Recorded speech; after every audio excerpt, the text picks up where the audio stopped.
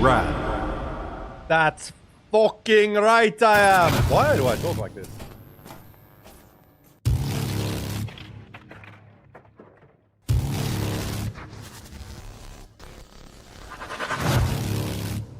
Let's go, ladies and gentlemen. It is time to once again go to the finals of ALGS in APAC South. It's regional finals time, match point finals time. We are keen as fuck and we are ready to rock and roll. Oh! I'm hyped. I'm pumped. I'm excited. I'm slightly wrecked. What? Never mind. Sorry, guys. I'm just setting up my YouTube stream. Today's the day, Brad. Gen.G, let's fucking go. Today's the round of regional finals. What's left to do but win the day? Not fucking wrong. Man, I just watched my own Twitch stream and I was like, yikes.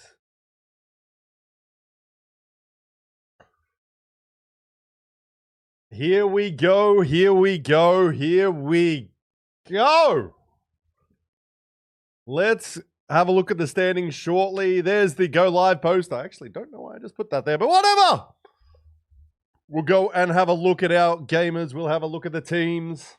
We'll have a run through. We'll have a prediction. How many games do we think we're gonna run today? How many games are we going? Who's winning? Who's qualifying for EWC? There's so many fucking things to discuss and watch and enjoy.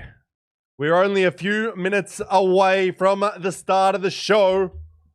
And boy, oh boy, am I ready to go! Woo! I am too excited. BCG coming to EWC. Yo, Don! See you, Don, on the Twitches. Gonna watch party every fucking region's finals. I respect that. Are you staying live the whole time? You and Pask just losing your minds together? Just going, cunt? What? Cunt? Cunt? What? Oh my god, this music's too loud. I'm too energetic. It's also because I'm having a Coca-Cola by itself. Dropped hello. Harley as well. Hello, SP. Manny, thank you for the follow. Oh, I gotta pop out my YouTube chat. Make sure I can see it. No, I couldn't watch last night's scrims. I was out and about, living the life. Not going live for the APAC South, but going live for the other three. Okay, cool. Well, you're more than welcome to join in here once we sort of get going. I always like to do the intro by myself. It also allows me to get all my, excitement, energy, crazy, out the way, upside down, inside out. I don't know. I'm so excited. I'm not sure if I've ever been as excited for a finals. I'm not sure why. I'm just super excited today. Maybe I'm just in a good mood, had a good sleep, feeling healthy, feeling good. So yeah, fuck it, let's just do this. We still got plenty of time. S8UL fans over in YouTube land. Good luck for you guys. Definitely one of the teams I'm rooting for, but like I've said many times, it's like choosing your favorite child for me, even though I'm not their dad. How long until games start? You're probably looking at 10 to 15 minutes. Probably 10-ish, 15 minutes, around that. We're slowly going to get everyone up and about. Killer Pos is first up. We'll have a few POVs. But man, I am pumped. Should we do a little prediction? Who might win? Should we do a little, not prediction, a little poll? How many games do we think we're going? When will the official stream be? There is none. You might as well just stay here and watch it with me. Because this will be the most fun place to watch the Apex. Unless, of course, you want to go support the individual players. I highly recommend that as well. Because they're awesome.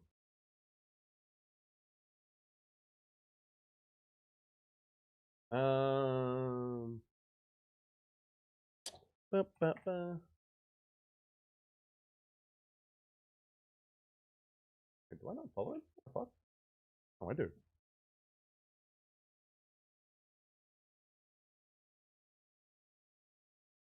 Nine matches. Jarko and ain't going to stream on YouTube either. Jesco might. Jesco just might not be live yet. There's still like 5-10 minutes before they might stream. 6 games max. I did see the results of last night's. I know S8UL did win scrims last night. But like we've said many a time, scrims, it's a different beast to our regular action. And we know it gets intense on match days versus scrims. But yes, if you're here, hope you're going to lock in and have a good time. I am streaming over on Twitch and YouTube, same name, both places. Watch where you want, do what you want. I don't mind. Let's turn off this bookmark bar. I don't like it. It's ugly. Much cleaner. Pray for DOA. Is that the new? Is that the chant? Pray for DOA.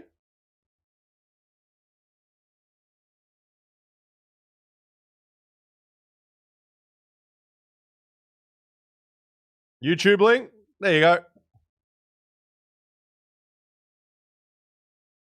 Hope you have some absolutely putrid comps today. Putrid. What a great word. When will the matches start? You're looking at 5-10 minutes. I mean, the funny thing is, I assume you know this, but it's like DOA, it's all about praying. Yeah, I'm so excited, but let's have a little look at... We're waiting for the broadcast to start, the players to join in. They're still warming up. No one's in the lobby yet. I don't even know if the lobby's open. But let's go and have a look at our overall standings, and we can discuss sort of what we've seen over the last few weeks, who everyone's favorite is. We'll walk through it, and we'll see who everyone thinks is gonna win. But I'm fucking excited. I'm having a can of Coke, and it says Legend. That's pretty apt, I think, for today. And I just grabbed this. This was random. It says Legend. Let's go. Tell us about the teams for the people that don't know all the APAC South teams. Good luck. Okay. Let's do it. Let's do it. We'll also run a poll first. Let's run a little poll first. How many games are we playing? How many games are we playing? Everyone knows how match point format works as well, right? I know we might have some S8UL fans that haven't seen it. They might have only seen it in scrims the last 2 nights. But we actually don't know how many games we're playing. 8. I can only put in 5 sort of things, so we'll put in... we can only put in 5 options, but I'll give you... We'll give you... we don't really care about additional votes because it's not about winning this. We'll just put it on for 5 minutes. How many games are we playing in finals? 6 or less, 7, 8, 9, 10 or more. Start the poll. Selling my soul for S8UL? It unfortunately doesn't roll off of the tongue as well if they were actually just called soul. But how you going, Kyle? You excited today? Are you streaming? Or are you just chilling? Because I know you guys had scrims earlier today. They might be just off stream. But it's always a fun day. Well, let's go have a look at our 20 teams playing. Want to stream, but very late. Yes, yes. Girlfriend wants sleep. So many things. No, lack of passion there. So that would mean you're over in the States then, Mr. Kyle. You're over there. I guess it's time to start to really lock in with the team leading up to EWC. Which honestly is probably the biggest LAN. Is that going to be bigger than champs? Like prize money in that? I don't know how it all works, but yeah. Been here for months. Oh shit, didn't realize that. Yeah, I'm a bit out of the loop as well. Well, obviously hope you do very well. Don't know how well I want you to do now, Kyle, though. You've won a LAN. It's like, can help the other APAC South guys? No. That's why I never like choosing teams to win, because it's like, I want everyone to do well. And it's like, even if you've won, need to win this one. I mean, I'm sure the higher-ups of Team Falcons would be very happy winning like a big major in Saudi. Then happy to top 3 forever after that. Okay, interesting. Is there... I'm speculating. I don't know at all. Is there any, like, financial incentive that goes a bit bigger for EWC potentially. I don't know how it works with anything, but good luck, mate. Seriously. If I never speak to you again, good luck. For us? Yeah, I don't know. I'm just wondering if there is, like for orgs, like for different players, maybe they incentivize teams to perform higher at different things. I'm just like wondering about this shit more than anything.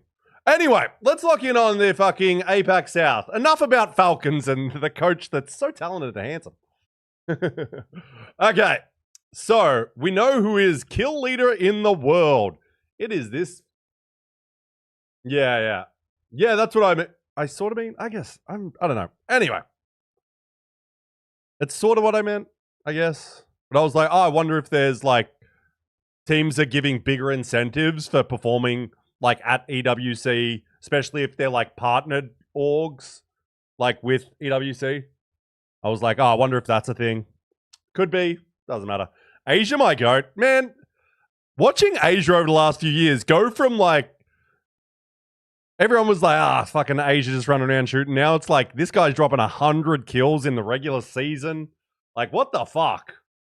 That's crazy. He's second or third highest damage in the world as well. Effect is number 1. I guess we can have a quick look. I think Hal is number 2 maybe, which is, Hal's is impressive just because it's like, the kills are a lot lower in NA. Where is it? Stats? Like, he's leading kills, but he's got, like, more damage. Yeah, there you go. Like, 80 kills, so he's got 21 kills less, but he's actually got a couple hundred damage more. So, that guy's still pretty fucking good at Apex. Fucking hell. Not a bad. Look at all the Aussie talent up here. Just John Stockton of the world. Yeah, not bad by the Falcons and obviously Shopify as well. But let's focus on APAC South. I get really distracted. I'm having a good time. Scrap together and pray that it's our incentive. Yeah, good luck. Good luck. But, well, as we can see, let's just have a quick look here. Asia has dominated. It's really been, these 3 players have been insane in our region this split. Like Xiaoji with no scrims, playing one day as a fucking duo, by the way. One day as a duo and he still gets 98 fucking kills. And then QQ has just been insanely consistent. Like, these 3 have been amazing. And then Sharky up there as well. Don't sleep on S8UL. Let's get back to the standings while we wait for this shit to get going. Let's just do a quick double check. This man's live. We'll be watching PMKZ again. This is the Thai broadcast. It's a bit easier to talk over him than Genome, just because I don't understand Thai, so you kind of... My God, this music is intense. What the fuck? Also, any song requests, let us know. We'll have some fun today. I will have a few drinks, because I haven't really been drinking on stream for a while. But we're like, fuck it. Today's finals. But VKG as well. Probably actually had the most impressive run of APAC South, because if we go look at the... what is it, schedule? You'll see that VKG, look at that, 4 first placed. 4 first place.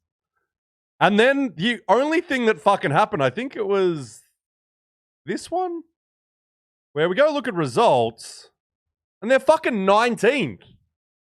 19th. They have top 2 in, I think, almost every other fucking set of games over the split. Then they got 19th in one. And it's like, what the actual fuck? I think they were contested that day. And yeah, as you can see, just not performing. But then you go back to standings. No, schedule. And then it's like, look at this. Like, crazy. 4 wins and a second. Like, that's impressive as fuck. So realistically, they probably had the best run, because you kind of discard the 19th place a little bit and be like, that's an outlier day. That ain't happening today. But then their other competition is obviously Gen.G, aka Green Stego. 3 first places as well. They didn't drop outside the top 5 at all. That is stupidly consistent. Like, their lowest places, I think, were 5th. Like, 2 fifths. Like, a third, 3 wins. Like, what the fuck is that? So it's going to be hard to top those 2. We've obviously seen in scrims this week, We saw S8UL and Gen.G win the scrims, but you're not going to put too much stake into the scrims stuff. S8UL name form because there were two names team, S8UL and S8 and 8-bit. Yes. We have discussed this a lot, but I appreciate S8UL fans that come through and tell us this. I definitely understand, but welcome in everyone. We'll have some guests today. We're still like 10 minutes away from the start of the lobbies. I'm keeping an eye on it. Don't worry. Back to the standings. I am getting a little chilly, so let's put that heater back on. S8UL, though, is a team that they came together at the start of the year, like bringing Sharky in and Legacy's full-time IGL now. So now very strong. They've worked together through the split, through ALGS Open, getting good results. They seem to just be getting stronger. They're peaking at a good time. And then it's a matter of do they bring it together for finals? Because they've had some pretty good results, but they've never been able to really dominate. But finals is such a weird, different day that it's like you kind of... It's not always the best top team that wins because it just doesn't always work out that way. Unless your name is Team Falcons, then you just fucking play out of your mind. Also, go watch the Jayhawk videos and Jumba videos about the Falcons win. Really is awesome to see it when you're watching the perspectives and you see everyone's thought processes, and Jumba and Jay are amazing storytellers. So do go watch those on YouTube.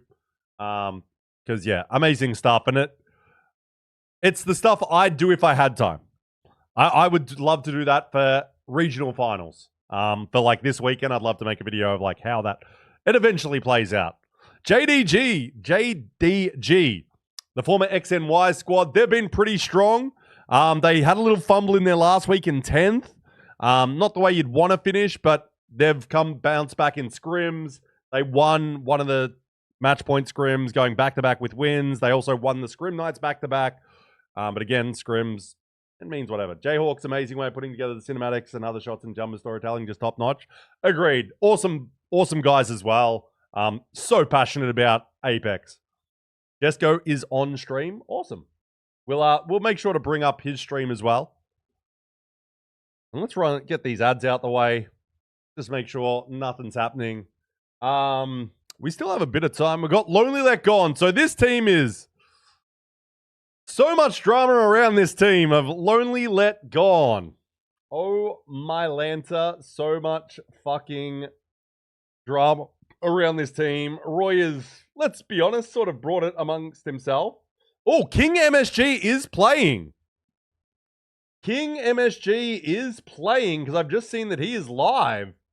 And he is with Lonely Let Gone.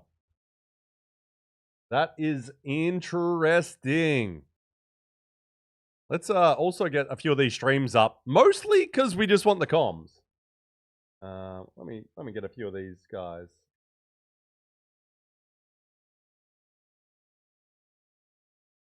Let me get a few of these boys up and a boot. And yes, we will get Mr. DK Dong. We'll get him in the stream as well. He is the coach of Omit. So I saw in like Twitter that it was like, is he that now their coach? I'm not sure if he's free agent or what, but whatever he is, talented, lovely man.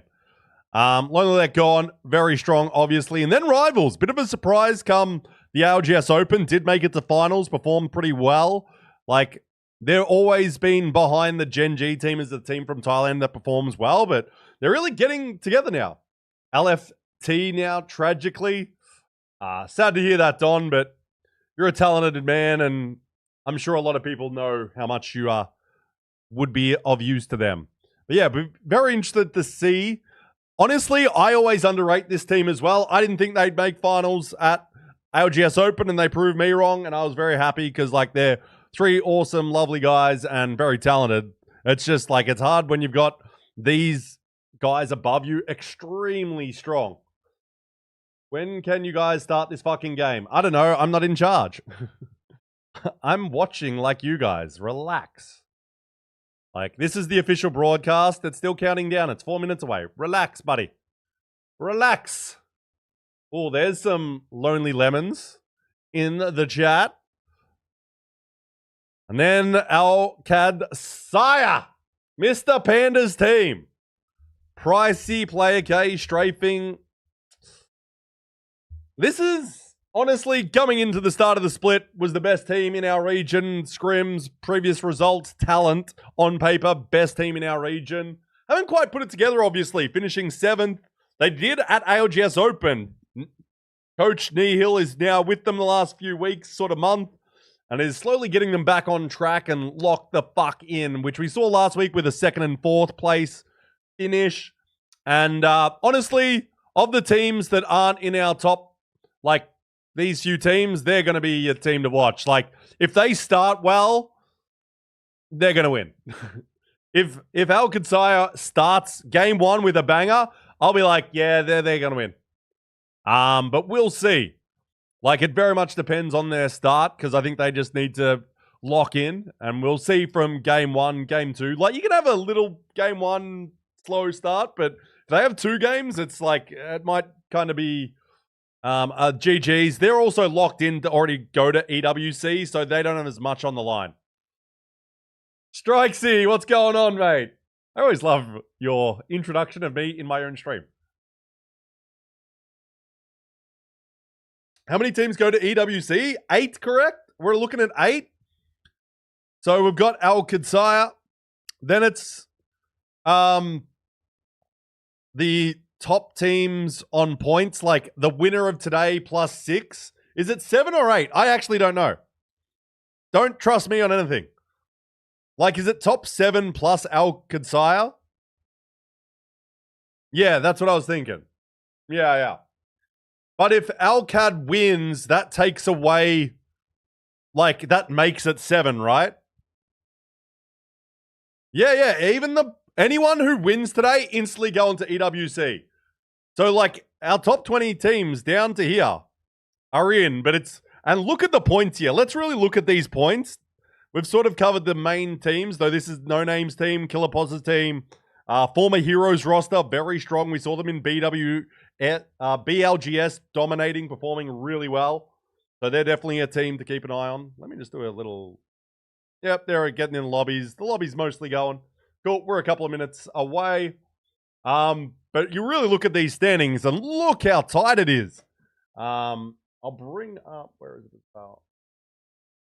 It's really, really tight. We have 8 spots, but Qad has one of them. Yeah, exactly. Yeah, that's why, Harley. It's like, it could be 7 or 8, right? If Qad wins today, they take away a spot. Is that how it works? But yeah, you got a little bit more to play for. There's a bit more space, but look how fucking tight it is. All the way, like, everyone's got to perform. Like, I'll bring it up from, because we want to look at the, this. We want to look at this. This is the points distribution.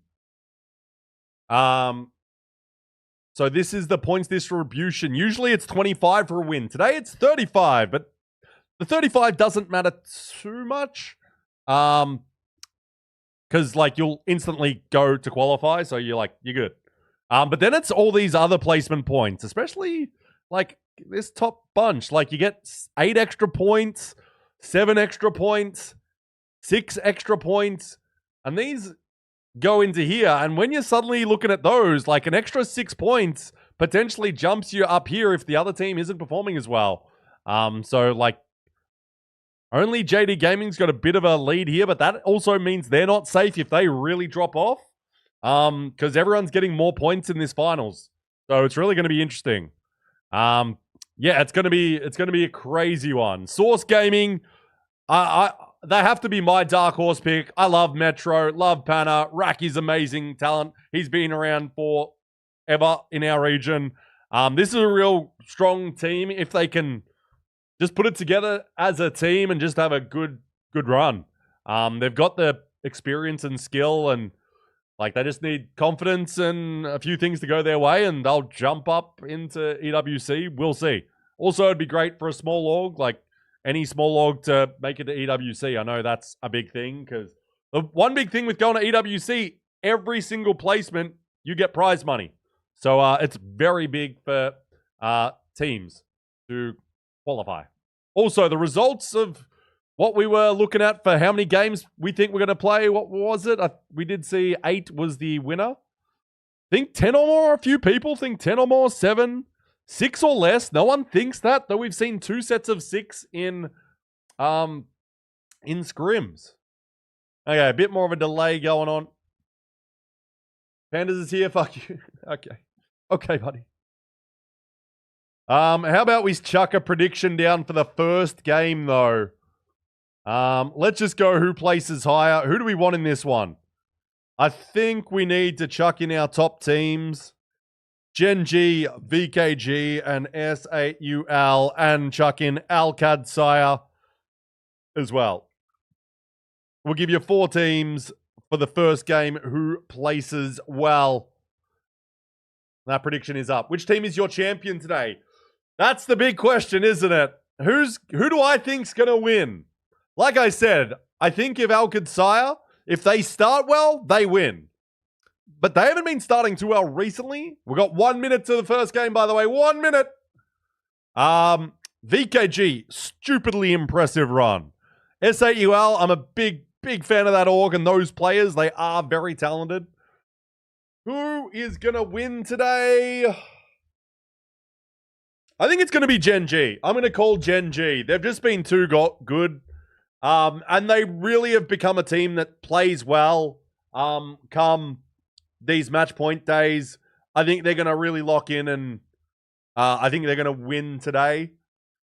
Hard to say, though. Like, any of them can go crazy. Any of them can go crazy. Like VKG, Gen.G, S8UL, Alcad. There's a few others I could list, but like Lonely Let Gone could just go nuclear. Who do you guys think, though? Who do you think is winning? Tell me in YouTube. Tell me on Twitch. Who is winning? Who is winning? I see S8UL. I see Lonely Let Gone. The road to EWC is paved in blood. Gen.G. We got fans. Asia the GOAT. He really has been one of the most impressive splits. YB R in 9. I would fucking love it. I'd be very okay.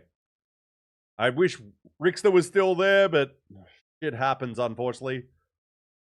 Going for Alcad, but thinking VKG. I mean, it's so hard. They're all deserving. They've all played at amazing high level.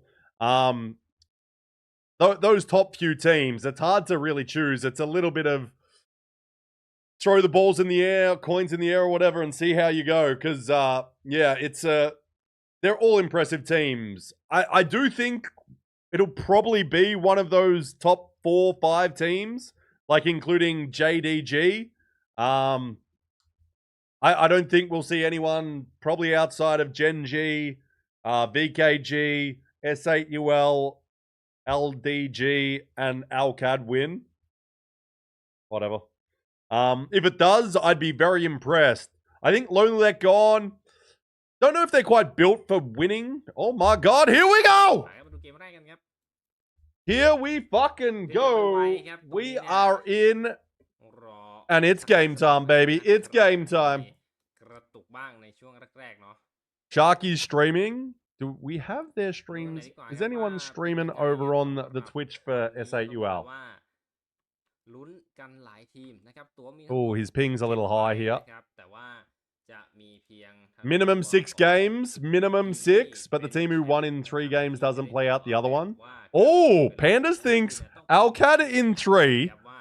And then it's just play out the 6. Both Jessica and Sharky are streaming. Go show them some support.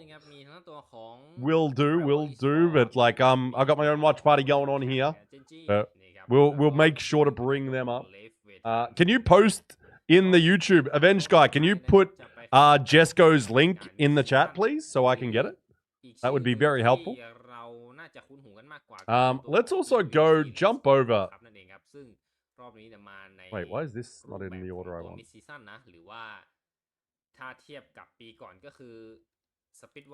What is happening? What?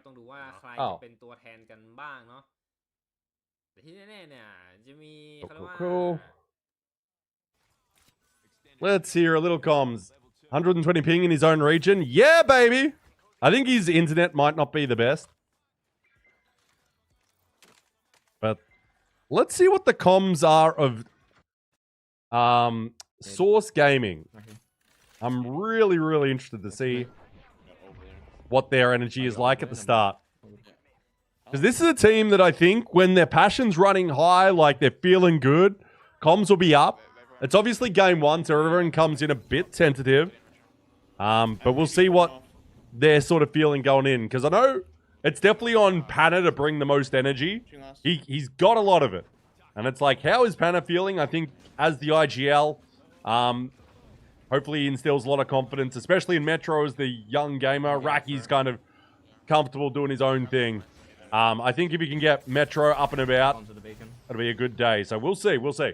I'm really looking forward to watching this squad. I really wish I just had a better computer so I could really jump between everyone a lot easier. But let's keep an eye. I'm going to be just jumping around a little bit. I do need to find the Jesco stream as well. Yeah, 120 ping, own region. That's a vibe, isn't it? That's a vibe. Let me know if you find any streams on Twitch that I don't have up. Because, yeah, I definitely want everyone. I want it all.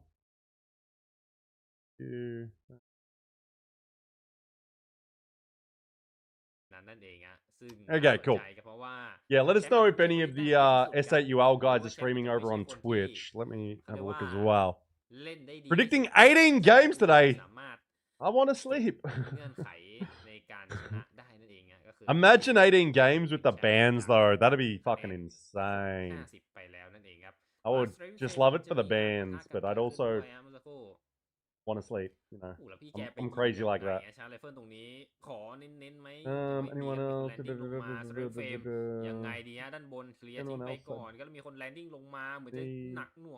I think we're kind of good for POVs. We got the ones we want. All first fights are going. It is actually Source. Metro. Oh no. Oh no. This is definitely not the start they want. Gen.G in 6. This is APAC South, baby. Hagrid, thanks for the follow. OTG Inferno. No, you need to go left, like, and wrap all the way around the edge of, like, the wall. On this side? Yeah. Yeah. Yeah, this is last day. This is regional finals, and obviously overall standings do matter. Like, your placement really matters today. It's still very much a normal day in terms of your placement. Actually, it's not normal at all. You get way more points. Let's see. Can he get out? See the team already be not going. Woo! Oh, Doa Ibu is the first team out.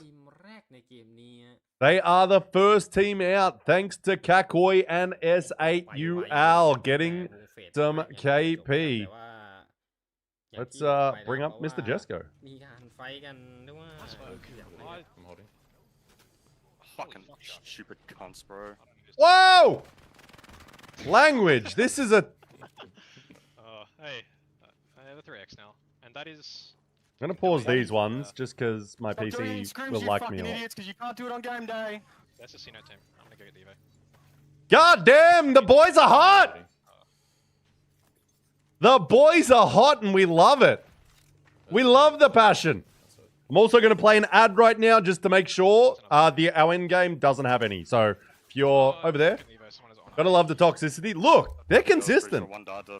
Also, remember, Sharky used to play with 0. He learned from the best.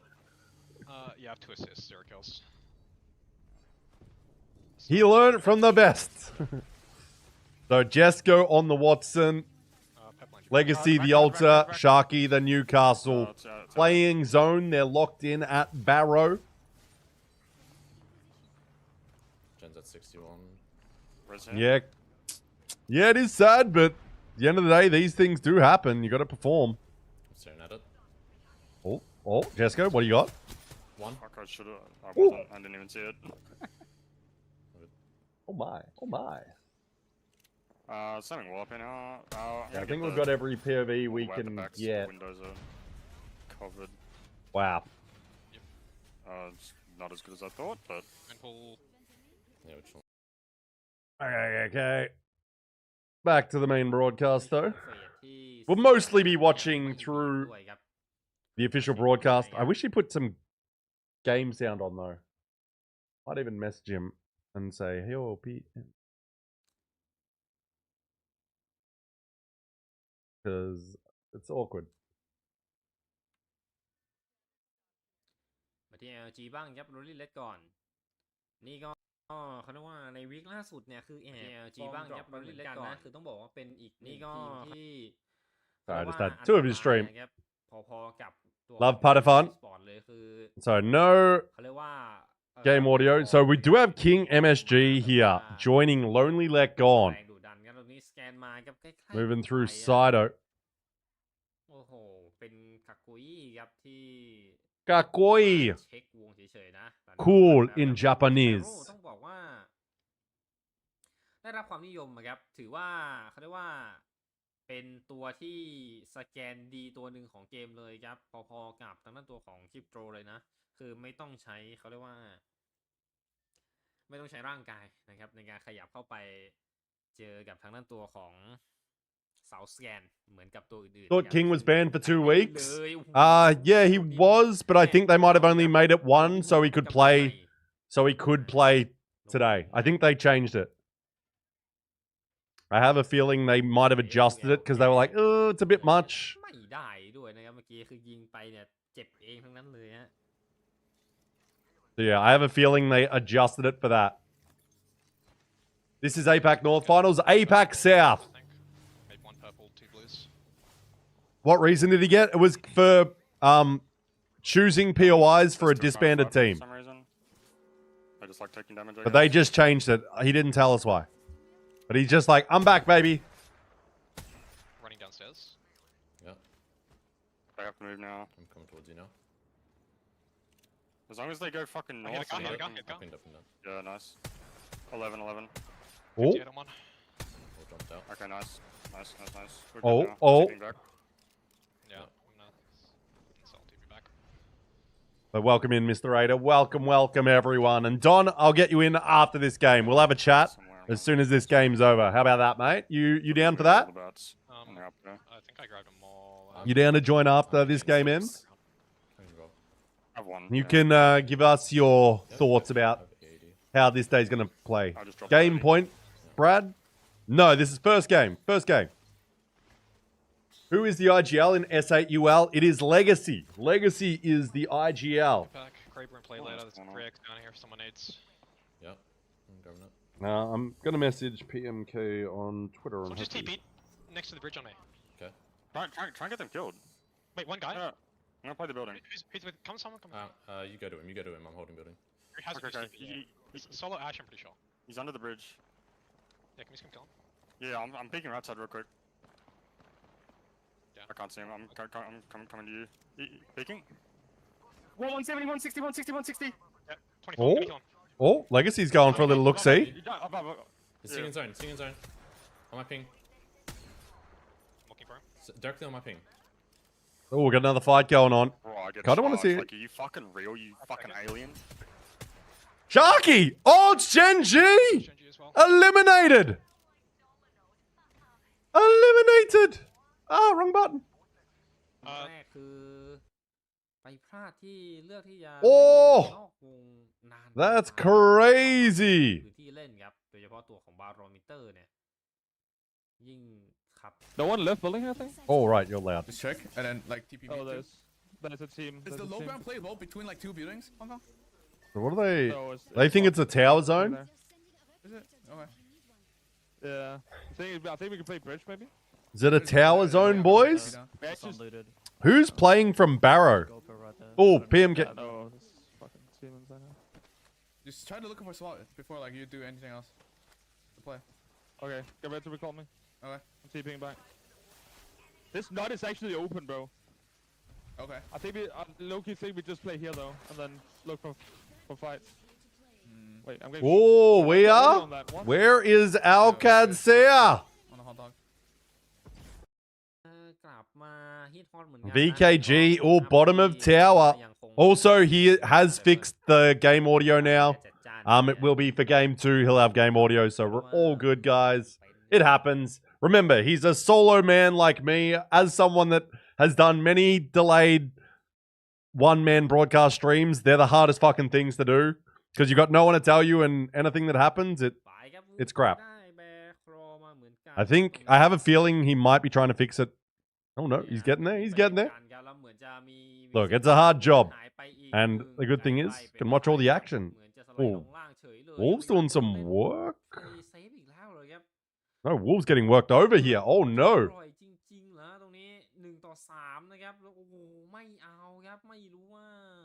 Yeah, that's why we can't have pandas in any Discord chat today. We're not having pandas come through because I don't want anything. I don't even want a hint of what might have happened. Ban him? No, but if they get on match point and we don't hear from pandas, it'll be because they won. Oh, Wolves. Oh, Wolves. Some strong teams going out early here. We've lost Gen.G, Wolves, and Ibu. Oh my. All I'm going to say is, Qadsiah, I was like, if they start strong, they'll win. If they have a good game 1, I'm like, they're going to win. Lonely Gorn's gone as well. You'll hear from me? Nah, if you spoil anything, you're dead to me. I'll talk my shit. Yeah, you can talk your shit, but not before it happens. What the fuck is that? Right. How do we keep just coming back to Sharky swearing? Just don't know where you put it. This is the best part. Sharky just like, cunts. Fuck is that? Oh my god. So they're going to move. It is tower zone. So we're going to assume Qadsiah is at the top of that tower. VKG below them. Which, depending exactly where it finishes, like the tower's obviously very strong. And if you can zip jump, maybe TP, it depends how you want to play it. Yeah, I'm sitting on it. It can be a very easy win, is what we're saying. Like, you usually don't necessarily get a lot of kills until end zone. Because it's obviously pretty hard to just, like, confirm any kills from up top unless they're just, like, crossing in the open and fucking they're just like, kill us now! I just got cracked as I hit it, bro. It's still kind of safe though. Right now, we're chilling. And Yanleys, how you going? You must be, you should be locked the fuck in, right? Yeah, and there's someone above here, hide. Team bottom mid, team top mid. You should be locked the fuck in. We have to hold our left side mainly. Sorry, I'm just gonna adjust this. Mainly. Yeah, nading it. Well, let's see. We'll get back to the official broadcast, but I do like watching these guys. Oh, they got Fuse ulted. Yeah. Oh, there's still there. That would be VKG they're probably shooting at, though on the outside of over there might be another team at this point. So we'll see. Res behind us left. We'll see. Go back here. Why the fuck are you not high quality, cunt? Huh? Huh? Audio? Hello? Oh, only return here. Oh, hit it! The young black Ricky is going to be eliminated. Price, he's doing some work. Oh, maybe can confirm a kill. When you get a little 3P, you can grab one of those kills when the other team gets finished. So Pricey with a little sentinel up top, Let's see. Yeah, there's 10-minute delay on the other broadcast we're watching. No delay on me.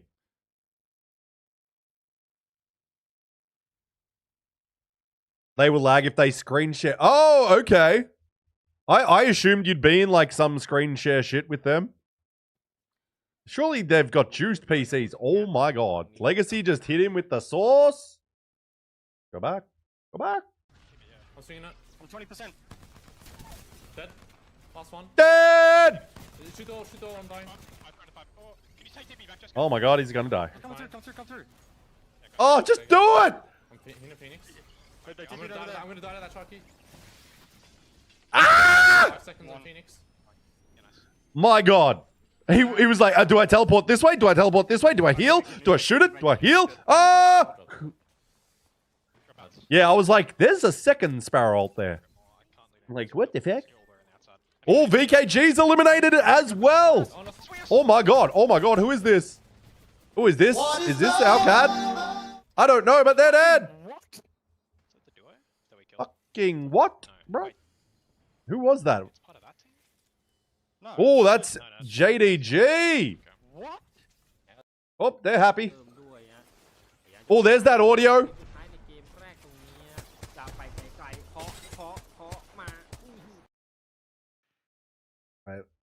Clear because we... Give me some more speed. Okay, Final Four, Frozen Cat. Qadsiah is here. Here we go. JDG is here. Oh, crab in hand. Gotta hit that. Oh. Alcad, if they win, I am changing my pick because they're going to win. And this is what I said. Qadsiah has a good game. It's a big yikes for everyone else. And look at that on a nice little position above rival, though. Oh, and remarkable team. But JDG got a very good spot here. And they're another of our teams that I did say is like, it's one of these 4-5 teams that I think is going to be the teams that come out on top. It looks so hard to beat Gen.G, VKG, Alcad, JDG. Like, those are the 5 teams you're really going to keep an eye on today. And then it's like, does a dark horse pop up? Rivals Esports, am I going to underestimate them for the millionth time? Probably. And hello, Repon, as well. Hello, my goat. But let's see, it looks like JDG or Alcad. It's going to be huge here. JDG's got the crab and's got the nice spot. Triple red fucking armors out of their mind! By the way, I've had more caffeine today than I've probably had in 5 years, so that might be why I'm a little wired. Here we go. This is going to be huge. Oh! Ah! Oh, Alcad, it is now a solo pricey. And that was going to be the one problem with being right on top of Rivals. That was always going to be a rough spot. Rivals is down, but Alcad is only a solo boy. Unless they get a reset, but I think this is JDD's game. Just a matter of who comes second. What the fuck is XD looking at? I don't think there's anyone over there. He's just locked in on nothing. And there goes Alcad, but a man is down. This should just be hold out easy. Do you have a Watson? Do you have an ult? Do you have anything that can just like make this fucking stupidly easy? There it is, JDG! It's Yanley's team with the game 1 victory! Oh my god!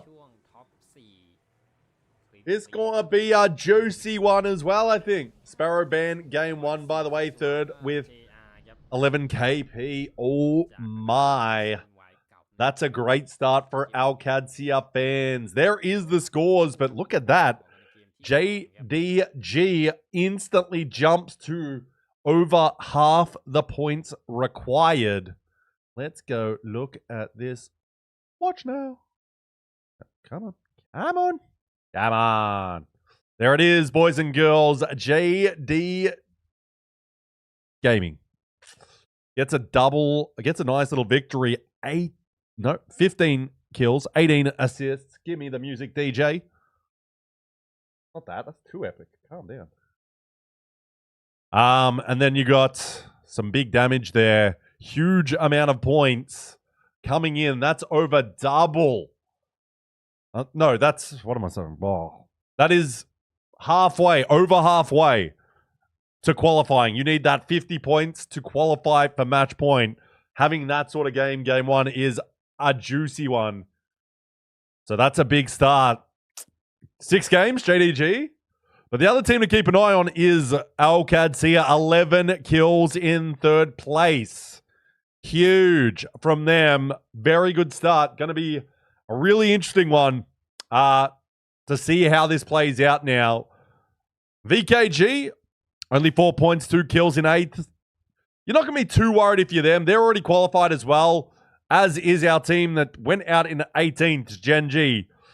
0 points, but they're still crazy. They're still crazy.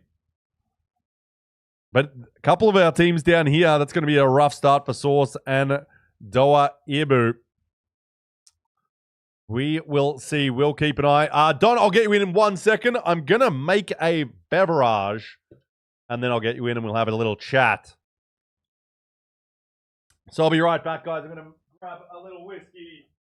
This voice is going to need it. And then we're going to lock the fuck in with Gen.G.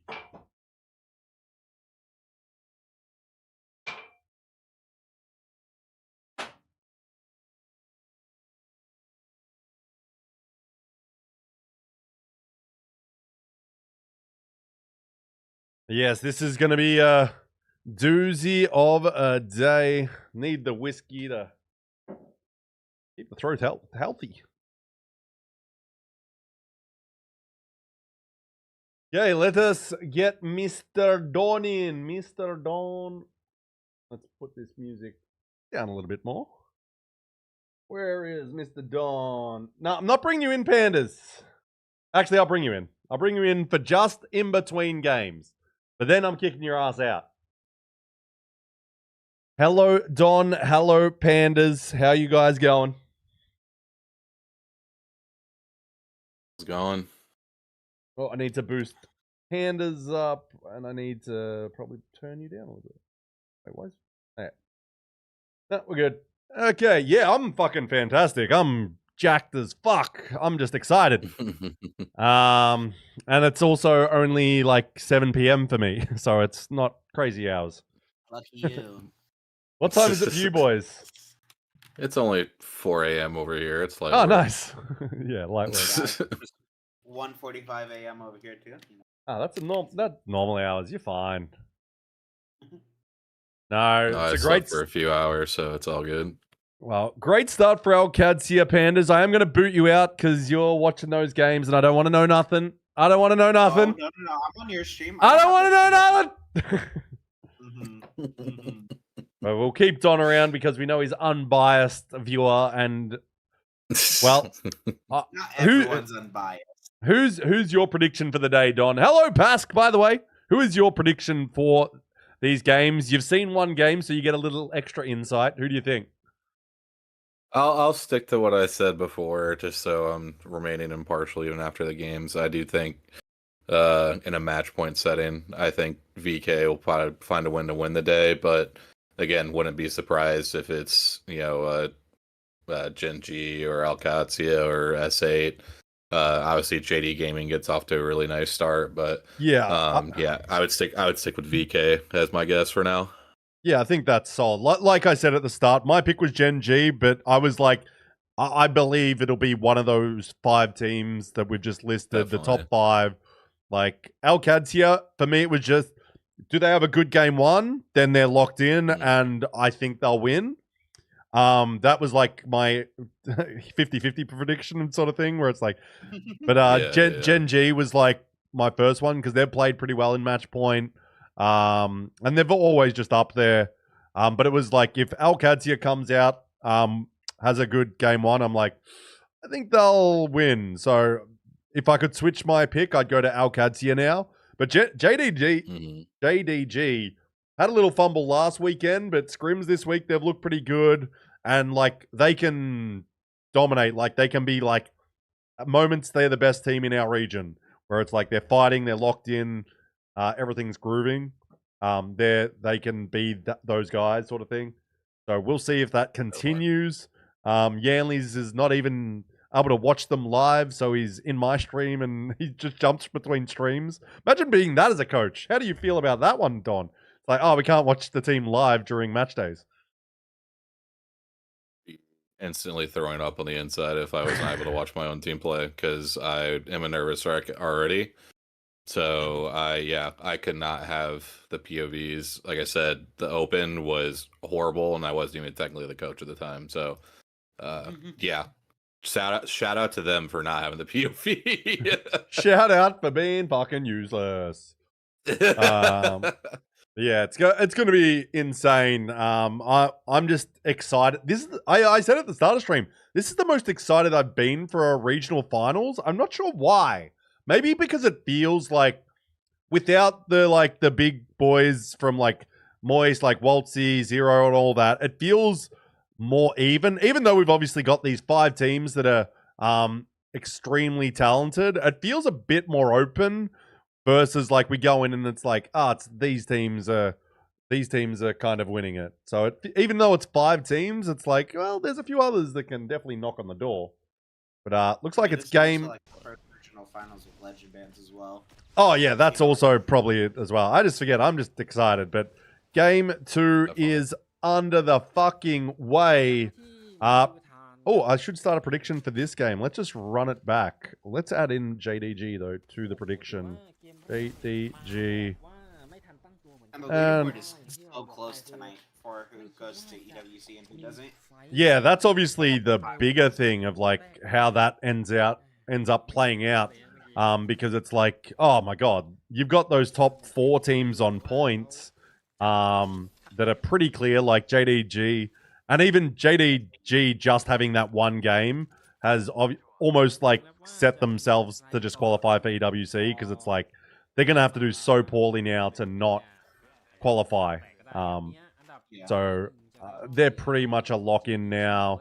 S8UL had a decent start. Like those 2 teams just need to not completely shit the bed and they're fine. And I don't see them doing that. So, but then top 4 cannot lose their spots at all. Like they are confirmed, like safe. No, going into today, they definitely S8UL could maybe lose, but like JDG could by like if they came last and all the teams up below them got like 3rd, 4th, 5th, 6th, 7th, like they could definitely drop out. Like I don't know. No, it's very simple maths because it's just like how many points do they get? And it's like, oh, they get 20 something and like they're only 13 up and if they get 20th, they get 0 points. So it's like, it's just very basic stuff. For some reason, I look at other people's doing math and I'm like, what the fuck are you guys on? If all those teams just finish well above them and this team gets 0, like that's the mathematics thing though, where it's like they have to finish last or second last. So don't see it really happening. It's like one of those things where it's mathematically possible, but it's very unlikely. Like, then again, Remarkable Team's been popping up a little bit in scrims this week, and they finish well there. And it's like, do they just win it and throw everything into shambles? Fucking hell. My god. But we've got Qadsiah's POV. The maths is if they get points, so they get like a 13th finish. How do I fix my receding hairline? I don't know. I wear a hat. Usually why is do the answer. you think I've got a hat collection? But also, I'm 40, so I'm allowed to have it. It'd be weird if I didn't. Let's be real. Like some of the Apex players have got it, and they're like 20 fucking 4. Like they're the ones that should be worried. Like professional gamer, 24-year-old. Not allowed to wear hats on main stage either, even if it's a black hat. That makes kind of... boy with the right idea. The way to fix the receding hairline is sub to B-Rad. Shout out to the mod for doing some work. Oh yeah, do that. Someone comes in the stream, try to give me shade. It's like, you got a receding hairline? I'm like, dude, I'm turning 40 this year. I don't give a fuck. Yeah, literally. Like, then again, I don't think they were. But who knows? You can never tell. Some people are like just having a fun time, then other people like think they got a gotcha moment, and it's like, guys, I'm 40 years old. I genuinely couldn't give a fuck about anything. I don't know why Frozen Cat's actually trying to take this fight. Such a bad fight. Let's see, Yeah, but the whole Dry Gulch versus Spaceport fight. Oh, I mean, they're also just a team that loves a fight. True. They do win a lot of them. It's just not right now. Like they've had a bit of a rough sort of second half of the split. They sort of, what the fuck? I always get freaked out with the Alter teleports because it throws you through the air and shit. Oh, Source is gone, Oh, Leviathan gone, They took that port. and Frozen is dead. That was a choice. Beautiful, beautiful. It was beautiful. What are you talking about? It's classic APAC South. Those are both out. But Source is dead early 2 games in a row. Did I curse them by calling them my dark horse team? Fuck! I think I did. Because on paper, they're actually very solid team. And like they've got a lot of experience. And then Metro's a young gamer that's like very talented. And it's like, well, they've got a bit more LAN experience for their IGL as well with Pana. And it's like, yeah, it's like, it wasn't obviously the best LAN, but every bit of experience is good. Oh, what do we got here? Who are we fighting? Wolves? Oh, they're fighting VKG and they got 1 down. Oh, they got 2 down. Wolves are cooking them. Oh, VKG's out of here. Oh. All right, this is what we like to see. Powerhouses fighting powerhouses. Oh my god. Oh my. Third party. Yeah, but like Wolves weren't. Wolves didn't have 1 down, so it didn't matter too much. They could get out, and as long as they weren't lagging behind, like they're out and about. That's what's crazy about the Sparrow being banned first is that Alter's still in play for some of these teams that want to fight aggressively. And obviously Ash as well, just like, oh, we're gonna TP on F. Though, funnily, you don't actually see many of those. Like, we're gonna TP straight on top of that team and just fucking go ham on a third party. Like, they're usually a bit more clever than how I play pubs, weirdly. Don't know why they aren't doing what I do in pubs. It sometimes works for me. Right. What I found interesting that first game is the amount of wattage we're seeing off the rip. So she definitely seems like a character that's creeping back into the competitive meta a little bit more and more. I mean, scrims the other night, it was Sparrow, then Watson was the second ban. I don't know who is getting banned in this one, but it could be a Watson second game again. So who knows? Maybe our scrims are actually accurate. There you go. Because some of the players complain. They're like, this going to play out on the weekend? And then it's like, well, fuck it. Maybe it will. It could.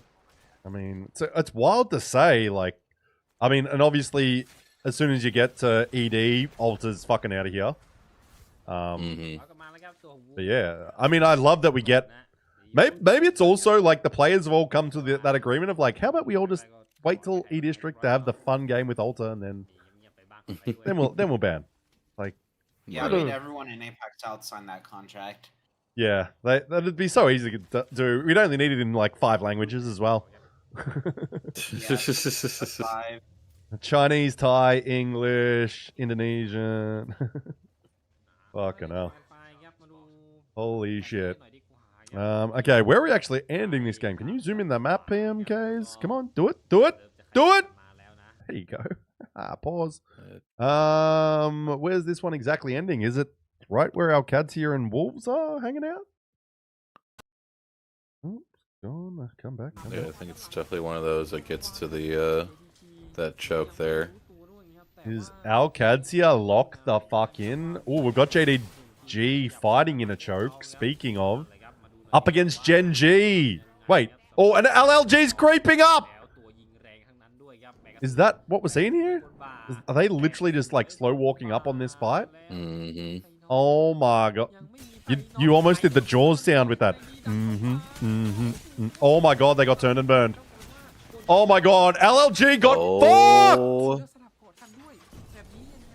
Oh my new. Ah! Hello?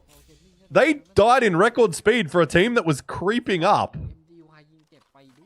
Holy fuck. Hello? Bend over, receive this dick. Holy fuck. I mean, yeah, I don't really have any other words to describe that besides that. So yeah, I kind of agree. Definitely one of the quickest wipes I've seen in a long time, especially when it's like, they're walking up and it's like, realistically, it's just 3 dudes shooting at 3 dudes. And it's like, when you get, the 100, 120 damage right off the bat without even getting shot back, and then you still get team wiped without knocking a guy, like, holy hell. Yeah, that's crazy. Jesus Christ. Gen.G is locked the fuck in. Oh my god. Now they're jumping in a little. Seeing the old X and Y boys showing S- up, to say the least. S8 is gone as well. S8UL is out of here, so นะครับที่ some stronger teams dropping out. Prob triple Devo, but yeah, everyone's rocking triple Devo pretty much, I'd say. ASUL เนี่ยคือ Like, it just is... Balance gun, though. โชว์ครับเดินมา Look, at least it's a gun we haven't seen in a long time. Oh, Like, for yeah. It's I just definitely nice. get that part. Because it's always that, isn't it? It's like, the gun's always broken. That's why you're using it. Like, that's how Yeah, balancing works. It's like, it's so hard to perfectly balance where it's like every one of these guns, because guess what? They're not even all built to be equal. Like, they're meant, like Devo's meant to be more of a medium range gun, but, then it's like you're walking slower, so you're probably not playing like around cover as much with it. You just kind of, but yeah. Yeah, who just rolled S8UL? They insta-died? Not sure. Wasn't watching their POV, and now it's a little late. I'm sure Sharky was going, fucking cunts! Because, man, every time we switch to the stream, he's just swearing, and I love it. ถอดเกราะไว้ Yeah, I'm here for it, man. Because that team's just like ส่งคลิปโตได้ด้วยนะครับ regular Aussie blokes playing video games. เขาเรียกว่าไม่ได้การดาเมจเนาะ They're just having fun with their friends at this point. I mean, that's realistically the best vibes you could hope for. แล้วก็ Oh, 100%. Like, if you can have those sort of vibes where, like, you're just enjoying playing, and then the แต่ว่า results...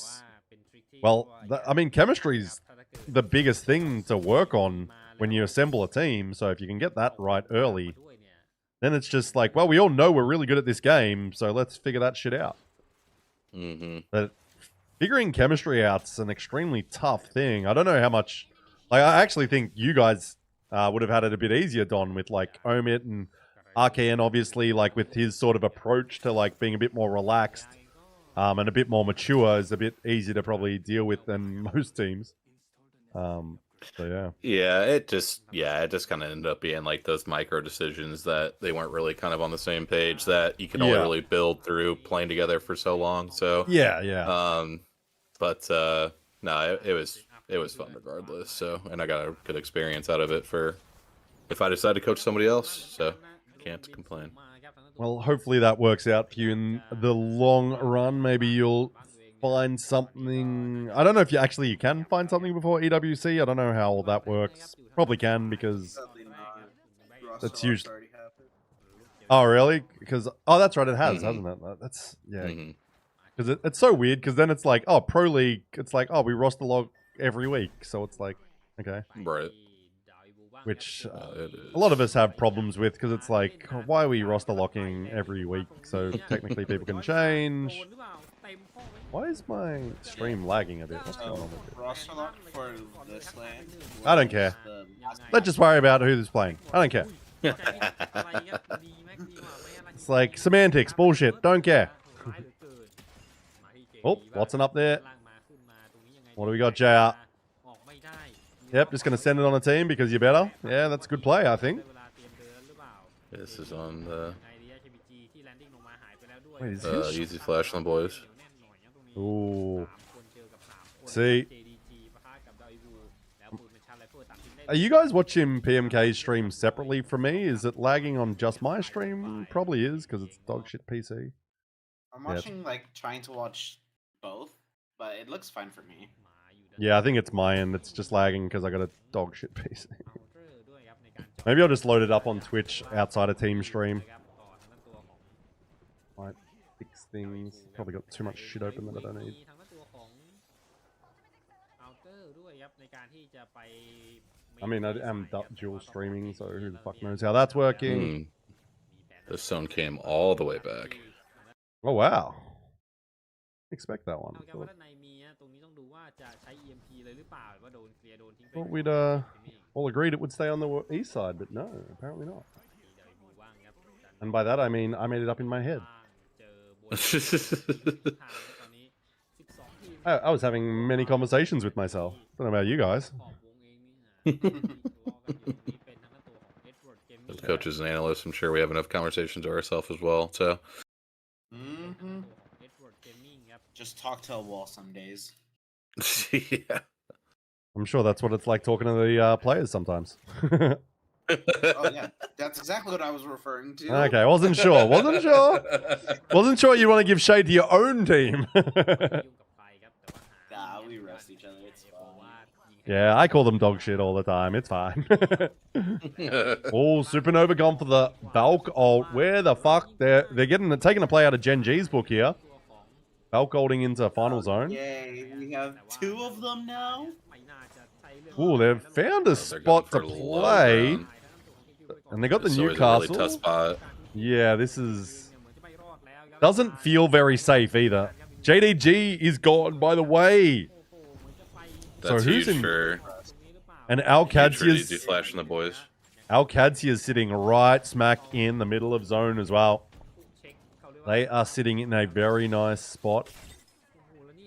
Miss Prime Valk? Me too, because I used to play Valk. I still would play Valk. The problem is you can't play Valk on high ping, which is every single game.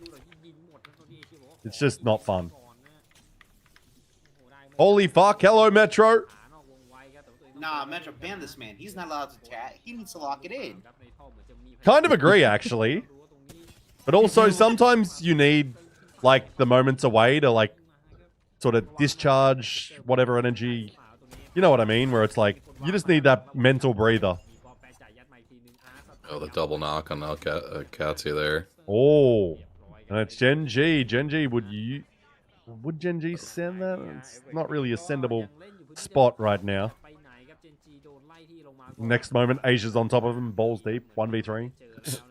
Probably.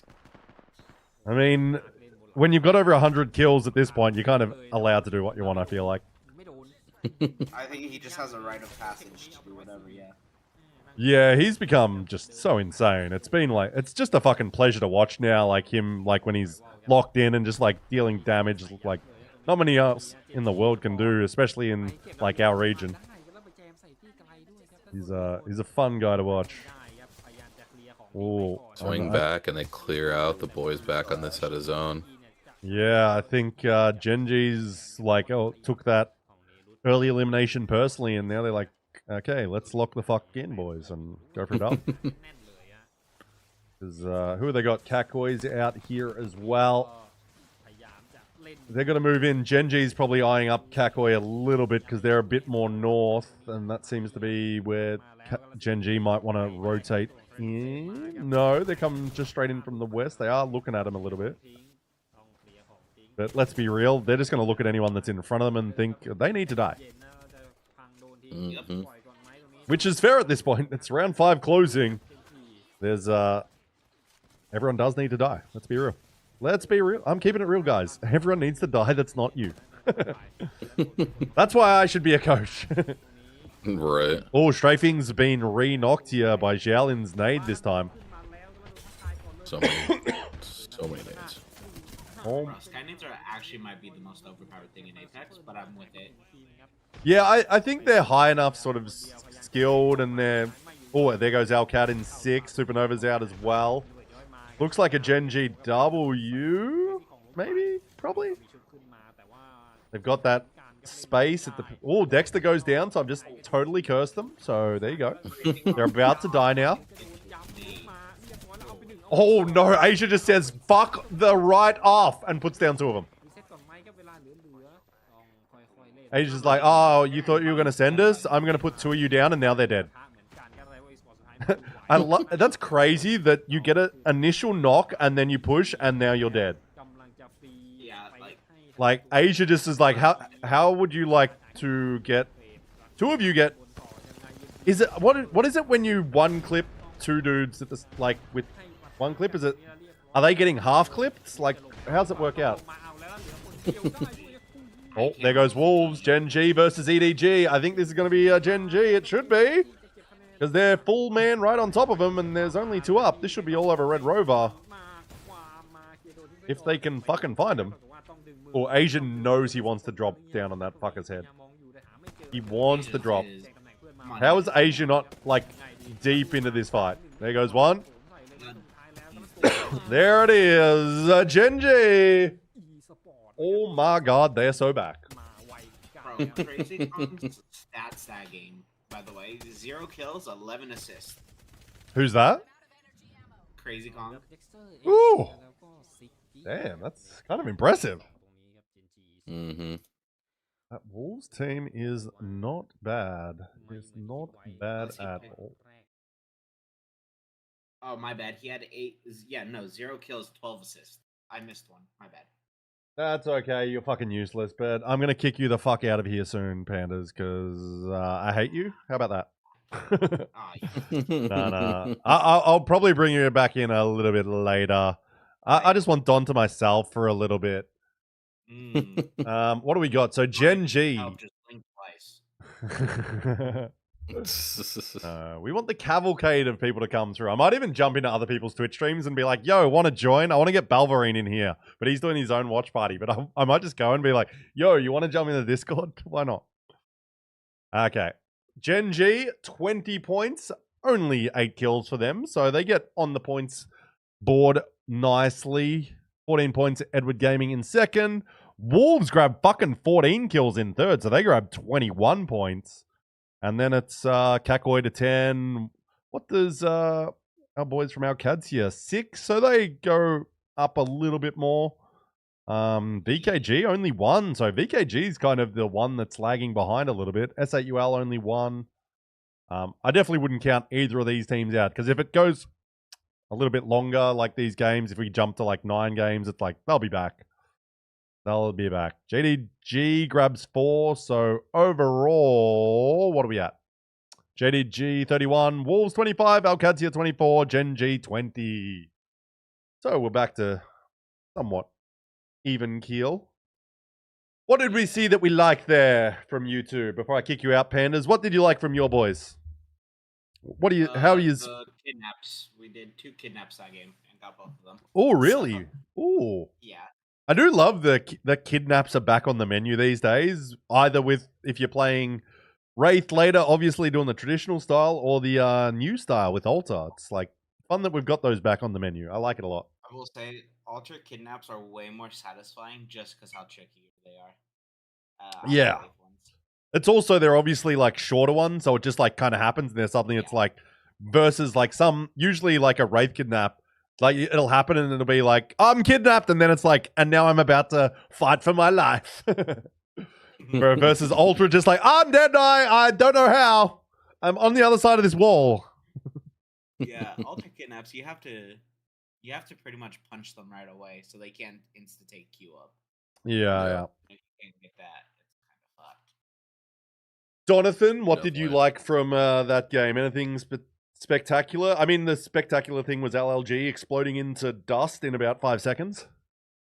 Yeah, that was absolutely insane. But yeah, I think it's always pretty interesting to see where these teams end up coming from when they win the game. And Gen.G comes from all the way from solar pods to win that. I guess I would say stasis ray zone. But I think it's big too for Qadsiah, like you said, to get off to a hot start. 2 zones that are pretty favorable, and to grab 24 points from that. Definitely very good on them, to say the least. So, and yeah, obviously Wolves with the big pop off there. No Name with let's say, is No Name actually the name he goes by, or like what does he actually go by? He's a lot of outside of our region knows him as I Hate the World. Okay, but his first name was No Name, and then it's like I hate. Basically, he's always, the way you can always tell it's him is he's got English emo names on a Chinese team. Got it. That's what he's known for. Like when like during scrims players change, he's always got a sad boy name. Fair enough. But yeah, no, him with the 11 kills and 3k damage in that game. Big shout out to the Wolves boys. Oh shit, Donut got 2.8k damage as well. God damn. Yeah, they absolutely popped off that game. So, and they were definitely on the team that's somebody to watch, because they were, I believe, the 8th place team coming into this day. So big, definitely a big start for them too. And they're a go big or go home sort of vibe team. Like they're a pretty young, extremely strong mechanical team from China.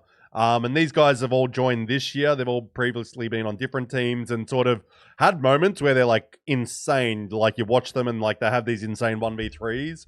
So they've all joined together and then got signed. And now it's like they're a young team. So they're developing chemistry and like think some of their decisions can be a bit iffy, but like mechanics and fighting, like they can do that any day. They're like just another one of those Chinese teams. It's like insane mechanics, just sometimes the decisions aren't the best, but when they're working well, it's like fucking hell, they're dangerous as fuck and can just go with anyone in the world.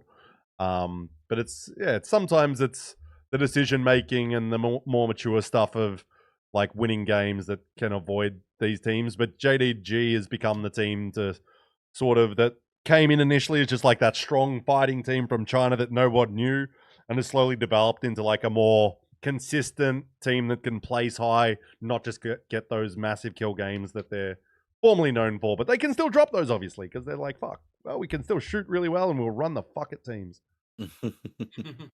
Yeah. So we'll see. But yeah, Qadsiah looking pretty fucking good. They've had some good zones and they're playing like strong zone. Obviously, which some of these other teams we still see like to play edge, but like zone has always usually been like, hey, that's gonna get you those placement points and wins that are important for regional finals. So Yeah. we'll see. But the big thing is when teams cross that match point threshold, you do see like those teams sometimes change. They're like playing skittish. Like I've seen this with like who is now Gen.G, but like sort of in year 3, like they were on a match point for PLQs and they played really skittish. Like they were rotating super late into zone and they weren't looking for those fights like they usually would.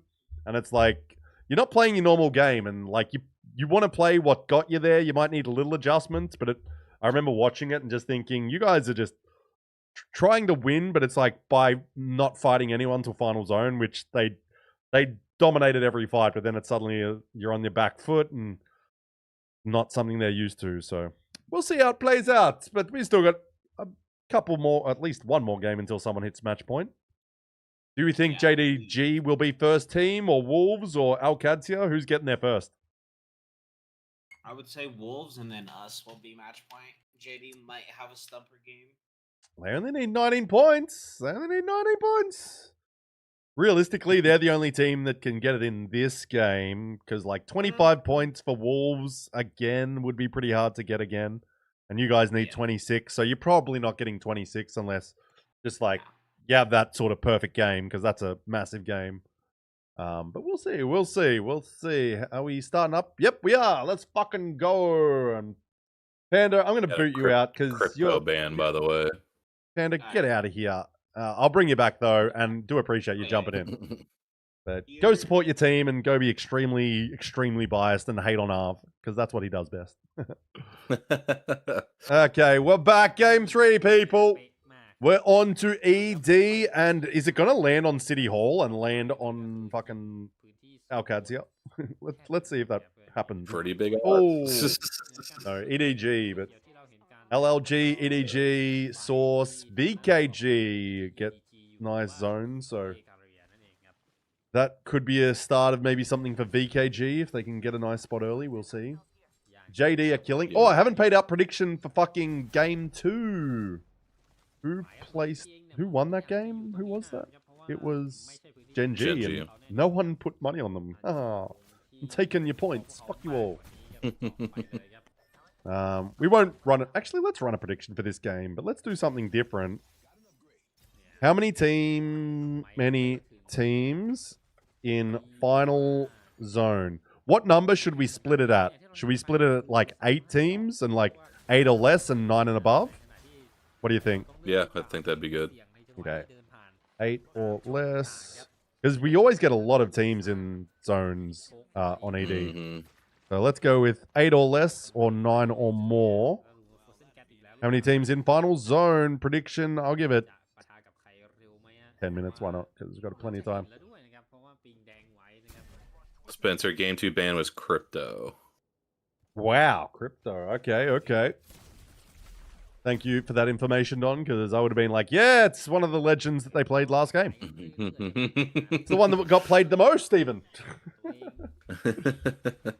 I mean, you technically would not have been wrong, so no one could have called you out for it. So I'm always right when I'm wrong.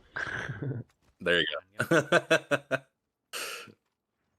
Yeah, this will definitely be one that should be pulling up to ED because we basically can never have a Galleria in zone. So, Ooh, ED could definitely have a run. I mean, that's a team that has actually won our region all the way back in year 2, with Roy on it, obviously, as their best player back then. But PD and 3MZ have got experience winning our region, so we'll see if maybe they relive the glory days. there you go. Unlikely. And the return seems to be pretty fucking good. Like, haven't watched too much of him, but pretty solid player. But now Yeah, it's just seen a time. lot of good things. Yeah, I mean, it's just Chinese mechanical players are just like, yeah, they're going to be godlike on MNK, and it's just like, are they that 1% better than that other guy on that other team sort of thing? Because they're just fucking insane. Okay, VKG taking a little bit of damage here, but they didn't have a huge rotate, but I guess they're trying to get maybe that north side. And they should be situated nicely, but they've got Lonely Neck on not too far away. And so this team has basically only scrimmed once together as a... No, they haven't even scrimmed fully together, because Chow J is banned from scrims in APAC South because of something he said. So, yeah. Did not know that. Yeah, so... And then they did scrim, like Roy and King scrim this week, but without him. Yeah. Yeah, it's just things that... just Chinese things, we'll say. Gotcha. Yeah. So Yeah, we don't gotta get into it. You're good. There's no... Like, it doesn't bother me. It's more just like, there's no point. Like... Yeah. Like, and it's like, there's no discussion to be had there. But... So they've never scrummed together, and therefore they've never fully played a scrim or a fucking week before together. Like, they've not had this 3-man play a Pro League week together until today. Gotcha. Oh, and Sharky's going down here. He will be cursing up a storm, and S8UL is the first team out. Ooh. Wow. Wow. Now they're sort of choking a little bit here. Still early days, obviously, and they got a few points on the board, but you never want to finish 20th in these games because it really can set you back. No. Like, then again, if you come back and you just win next game, you kind of even it out, but that's kind of the vibes you need. Because otherwise, yeah, you really do start to fall behind quickly. Definitely. Oh my god, this fucking teleport is about 20 kilometers away. Holy shit. He went up, down, and like, that path was crazy. Yeah, some of the pathing with that stuff is just always cracks me up. It's just like, yeah, I don't think that's what they planned for. And it also, like, it delays how long you get back and shit, and it's like... Yeah. Like, if it was just a straight line, it'd be like, okay, I'm there. But that guy went, like, up, down, added, like, an extra second. Holy fuck. Yep. Oh, keep going. So they haven't scrimmed at all this week. Not sure why, but they were the only team that didn't scrim this week. Maybe they just don't care. They're like, we're casuals. Yeah. Could be the sweet method of denying knowledge. Yeah. Yeah, that's just... Makes sense, I guess. Whatever. We don't talk about him. He doesn't play Apex anymore. True. Can't be giving the free publicity away. Squishy Beer Fart, good morning. Yes, that is the name of someone watching. Hey, what a great name. I was going to say, respect somebody that can be called that. I'll give them credit. God damn. We might go for a little voice comms listen-in sort of thing shortly. Maybe we'll wait a little bit before we get a bit more locked in. Might jump over and see what Source's vibes are like. Probably not great after their start, because first 2 games and not that many points on the board. So yeah. They might not be the team to listen in, but if they sort of get towards endgame, might be able to get some energy back in the squad. And by saying that, I'd probably curse them to die in the next 30 seconds. Probably. I've had a rough go at that fucking the last couple of nights. Like, I say their name, it's like, and they're dead. Then again, I did say Gen.G, and like, they went down. Dexter went down, but then they end up winning the game, so... Strike one, I'm back, baby. He's so back. Ay, ay, ay. Yeah, I Full believe kilo? where VK was pinging earlier, that is probably where this game will closely end to, so... Be interested to see Okay, Coach Don. We'll see if how you're that right. goes.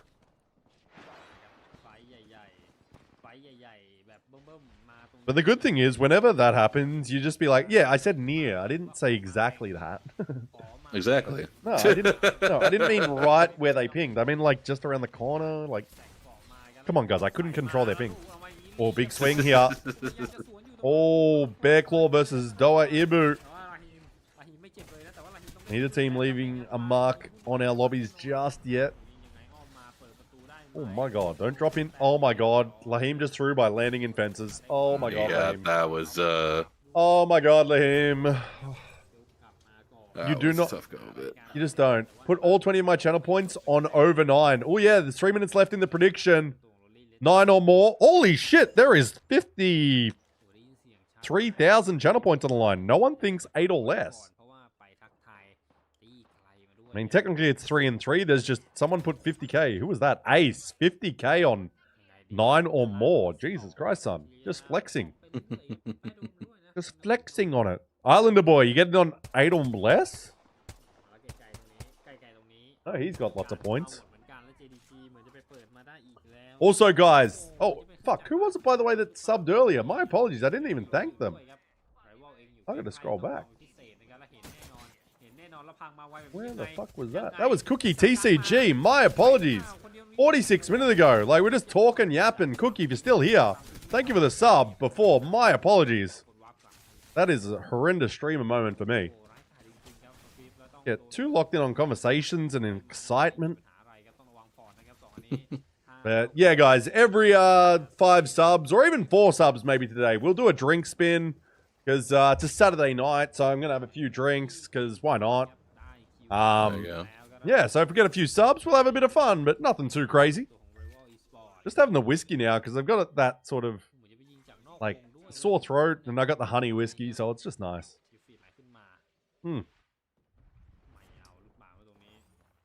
Oh, they have looting overlay now. What do you mean looting overlay? Oh, it shows when anytime someone goes into a death box, it'll pop up like they grab 2 grenades or 2 med kits. Or that whatever, thing. So. Oh, yeah, that thing. Yeah. I was like, what? Yeah. When did that come in? It was a nice little ad. Yeah, this definitely came in. I believe it was either at the open or right after the open was over. I don't think I remember seeing it at the open, so I think it was after that. Yeah, I remember it coming up and just being like, oh, I haven't seen that before. Yeah, it was definitely recent. I really like that change. I think it's a good look. Yeah, because that would be always that awkward moment, especially on the screen where like the player's not moving and nothing's happening, and you know he's looting, but you're like, only thing you can really tell is if like they armor swap or if they swap a gun sort of thing. Like you don't really know much else that's happening. Yep. Who's in the call? This is DK Don, formerly coach of Omit Gaming, as he is now looking for team, but Apex Legends coach. And we appreciate him coming in. He's watching here, but he will be doing his own watch party for the other 3 regions. Correct, Don? Correct? Yep, me and Pask will be co-streaming that for my lovely time of 2 in the morning tomorrow, so can't wait for that. Nice. Yeah, could be a good time. That's great. I'll give you a shout out. It's DK Don, right? There's nothing else to it? DK Don 06. DK Don 06. Let's see, that should work. Yeah, there, got you. So please, guys, go follow DK Don. You've only streamed like once or twice, haven't you? Yeah, I've only just recently got affiliate, so we're we're getting started with that. So nothing too crazy, but just like to use the platform to just shout out all the other regions and Obviously, the Americas is what I mainly do, but fuck those guys. yeah. But yeah, a lot of it's for the Apex, the podcast as well. So that's the main reason why I'm up watching this. Like, I think a lot of you guys know the Apex, the podcast, like with Wyatt. Now it's got fucking a cavalcade of characters coming through. You got Jumba on it most of the time, though I saw he was off the other week. Wyatt's the host. You've got Enoch there. You got yourself. Does Jade occasionally make a cameo on that? Or is he just too busy? He'll occasionally pop in when we're like breaking down lands or something like that, usually. Yeah. And then I've seen Burke on it as well with the land stuff. So they've got a few people come through there.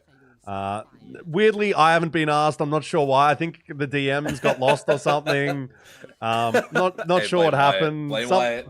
I have no control over guests. No, I'm not too fast. And it's like, I'd love to, but it's like, I'm not too fast. Well, you have the absolute worst time zone for us. Yeah. Like, I have to try to set that up. That is definitely the hardest part. They got Hawkus one time, and I remember even that. It was like 1 a.m. for Hawkus when they had to do the interview. So it was it was pretty crazy for the scheduling of that. Yeah. Oh, here we go. Kakoi's man down. Kisan's trying to fight up a storm against BCG. Watson fences are there. Are they going to... Oh, he's slowly coming through. Oh, Heck is so low. Oh, he's dropping down again. Baits the res. It's a 1v1. The 1v1. Oh, no. Oh, no. Oh, Hex almost died. Accidentally resing, but Kakoi's... How'd he die? What the fuck? God. Who came Another in? team came oh, in and shot him, EDG. PD comes in, and they clean up. I was mad as fuck because I knew the voice, but not the name. Oh, PD almost goes down there, but... Oh, Hex getting way too aggressive against the 3-man there. Yep. And now he's dead. I'm like, just try to get your team back and let him run away. Let go on, keep going. Frozen Cat, bye. Oh, we're down to 10 teams, by the way. We're down to 10 teams. It's 9 or more. You can only lose 1 more. We've still got a whole zone. I think you're... there's 9. I think you're about to lose this, everyone that went on the fucking 9 or more train.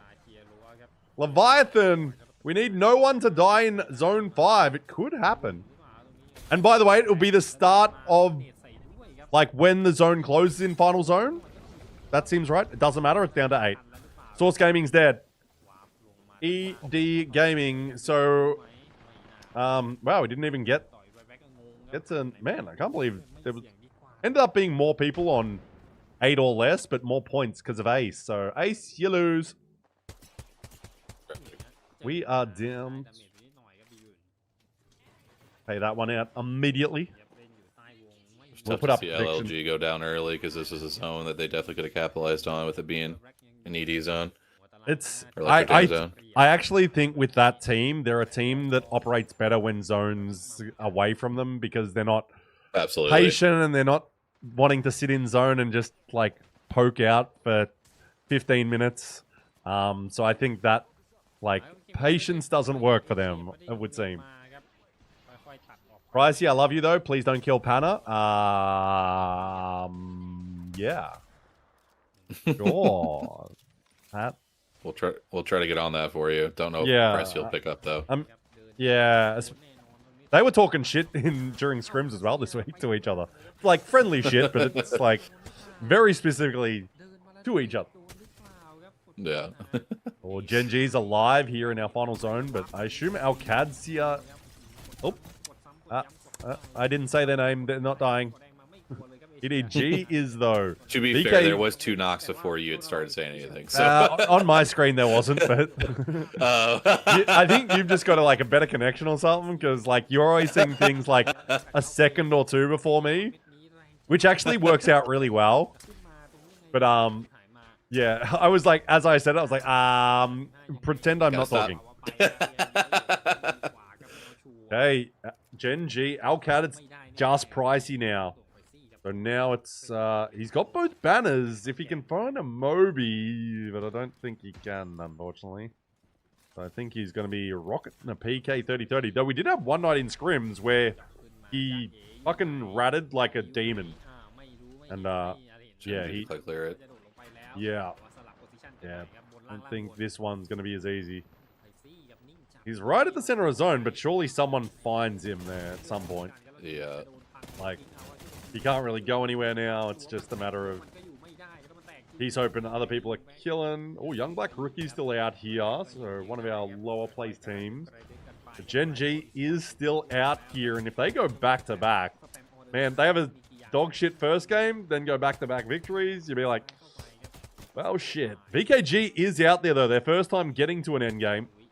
So, their LG is getting put down, but I assume they're going to be able to res that.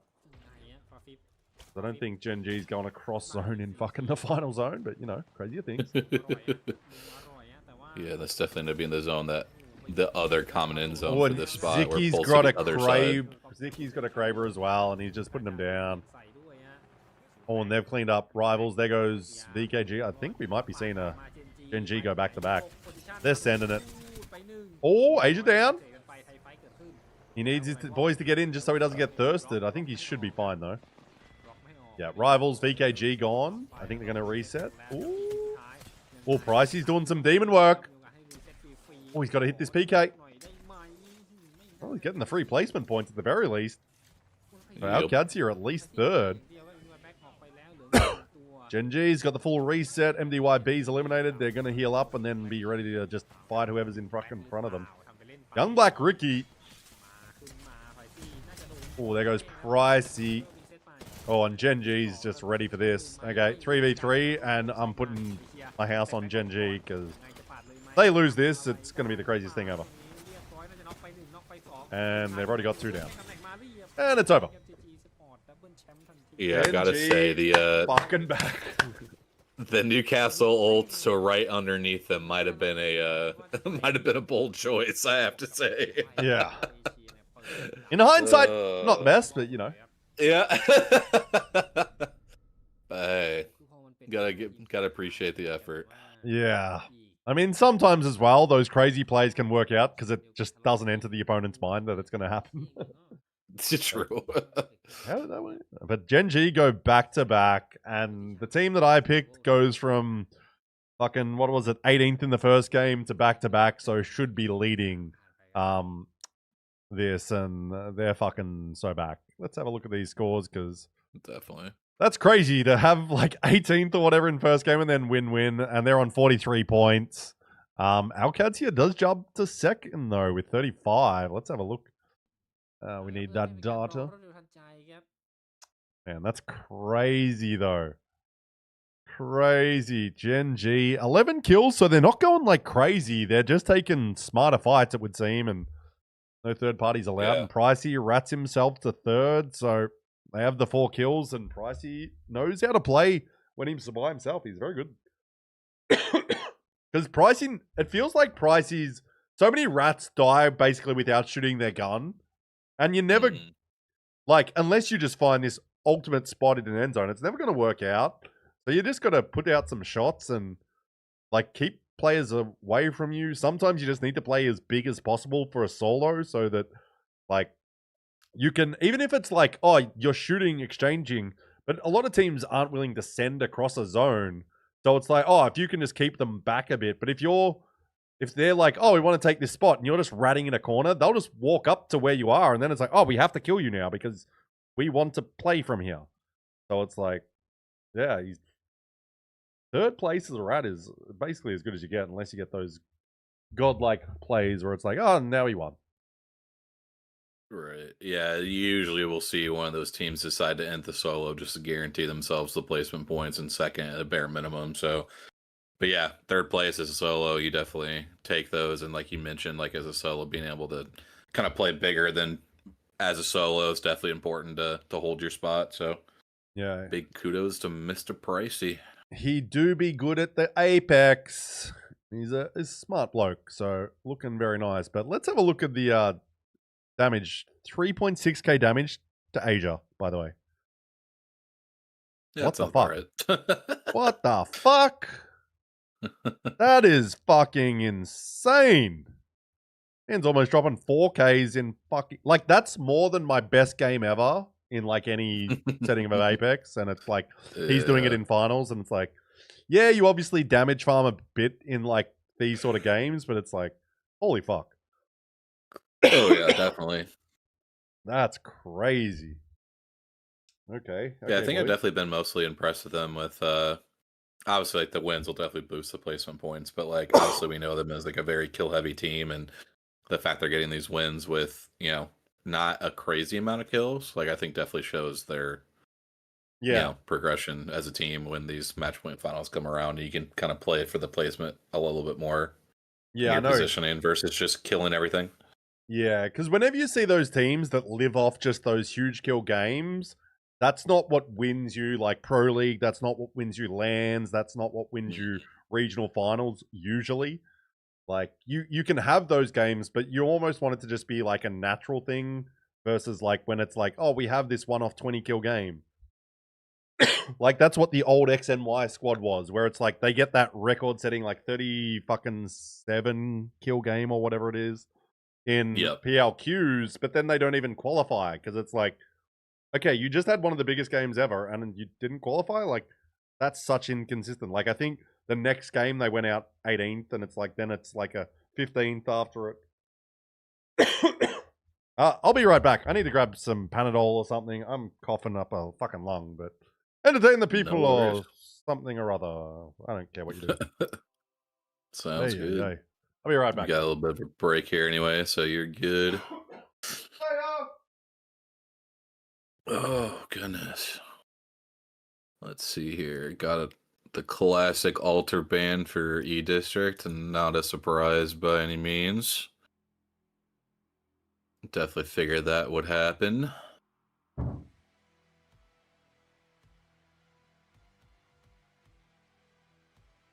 Yeah, definitely got plenty of time before this next game. Ask Panna for a Panadol. I've fucking jump into a river.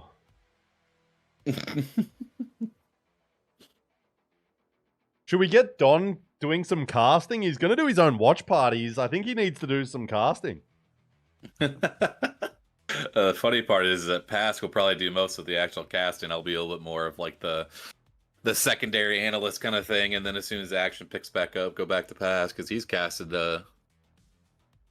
stuff before. So yeah, I actually seen it. Like I remember seeing something that he casted, like just like community or like tier 2 stuff. But at the end of the day, it's the same skills you're doing. It's just who you're doing it for. Yep, very true. Yeah, like he had mentioned, of course, Alter being the ban once we get to E-District. Yeah, of course. So, big shock on that one. Never seen that before. Yep. Like, it's only happened 100% of the time of E-District games. Yep. Thank you for the follow, Rakas. Thank you. Welcome in, everyone. Hope you're having a fantastic day. We're having a rocking time. We got DK Don06. Follow him on Twitch. He'll be doing watch parties for the rest of the region. Even if you're obviously wanting to watch Nice Wig or someone, it's nice to have alternatives. And also, Don's a lovely guy, so give him a fucking follow. No, thank you. Yeah, it's like obviously... Pask may not agree. He might hate me, but, you know, it's fun. Yeah, but Pask doesn't, like, sleep sometimes, so his brain functions can't be that great, right? Something like that. I'm not sure if he's still here. Okay, let's rock another... I would assume asleep. Yeah, I'd assume so, but he was here like 20 minutes ago, so who knows? If he's here, maybe we should get him in for a game and see, but I have a feeling he's gone. Let's rock a prediction. What would you like for this prediction, Don? What would you like? I would say, what do we think? Over, under... Well, we can do it. We can... No, let's do another type of prediction. Like, my usual prediction is who places highest this game. We've just done how many teams in final game. You can do one of those two, or you can make up your own. Or actually, how about this? I'm going to run like, who places highest, and you just can have a think, so you're not on the spot with it. That works. We'll do that. We'll just run... That works. Let's run just Qadsiah versus Gen.G. Let's do those two head-to-head, who places highest. And then if you've got another one you want to think of, you can let us know. But the next game. Oh, what gun types gets final kill? That'd be fun. That one might be just a bit hard to watch. It's also, it's like there's too many alternatives to put in. I guess you could put like pistol, assault rifle, sniper. But then it's like everyone's probably going on like SMGs sort of thing. But we'll think about it. We'll pay attention. Ammo type. That's actually not a bad one. Ammo type might actually be better. Because there's less. It pretty much you just put in light or energy. Yeah, pretty much. Because it's like, is it an R9 or is it a Diva? Pretty much. Or we could put in like special. It's like one of the red guns or whatever. But let's put this prediction on. I actually like that prediction. It's a new one. But we got 3K on Qadsiah. Is that Pandas? No, that's Don on Qadsiah.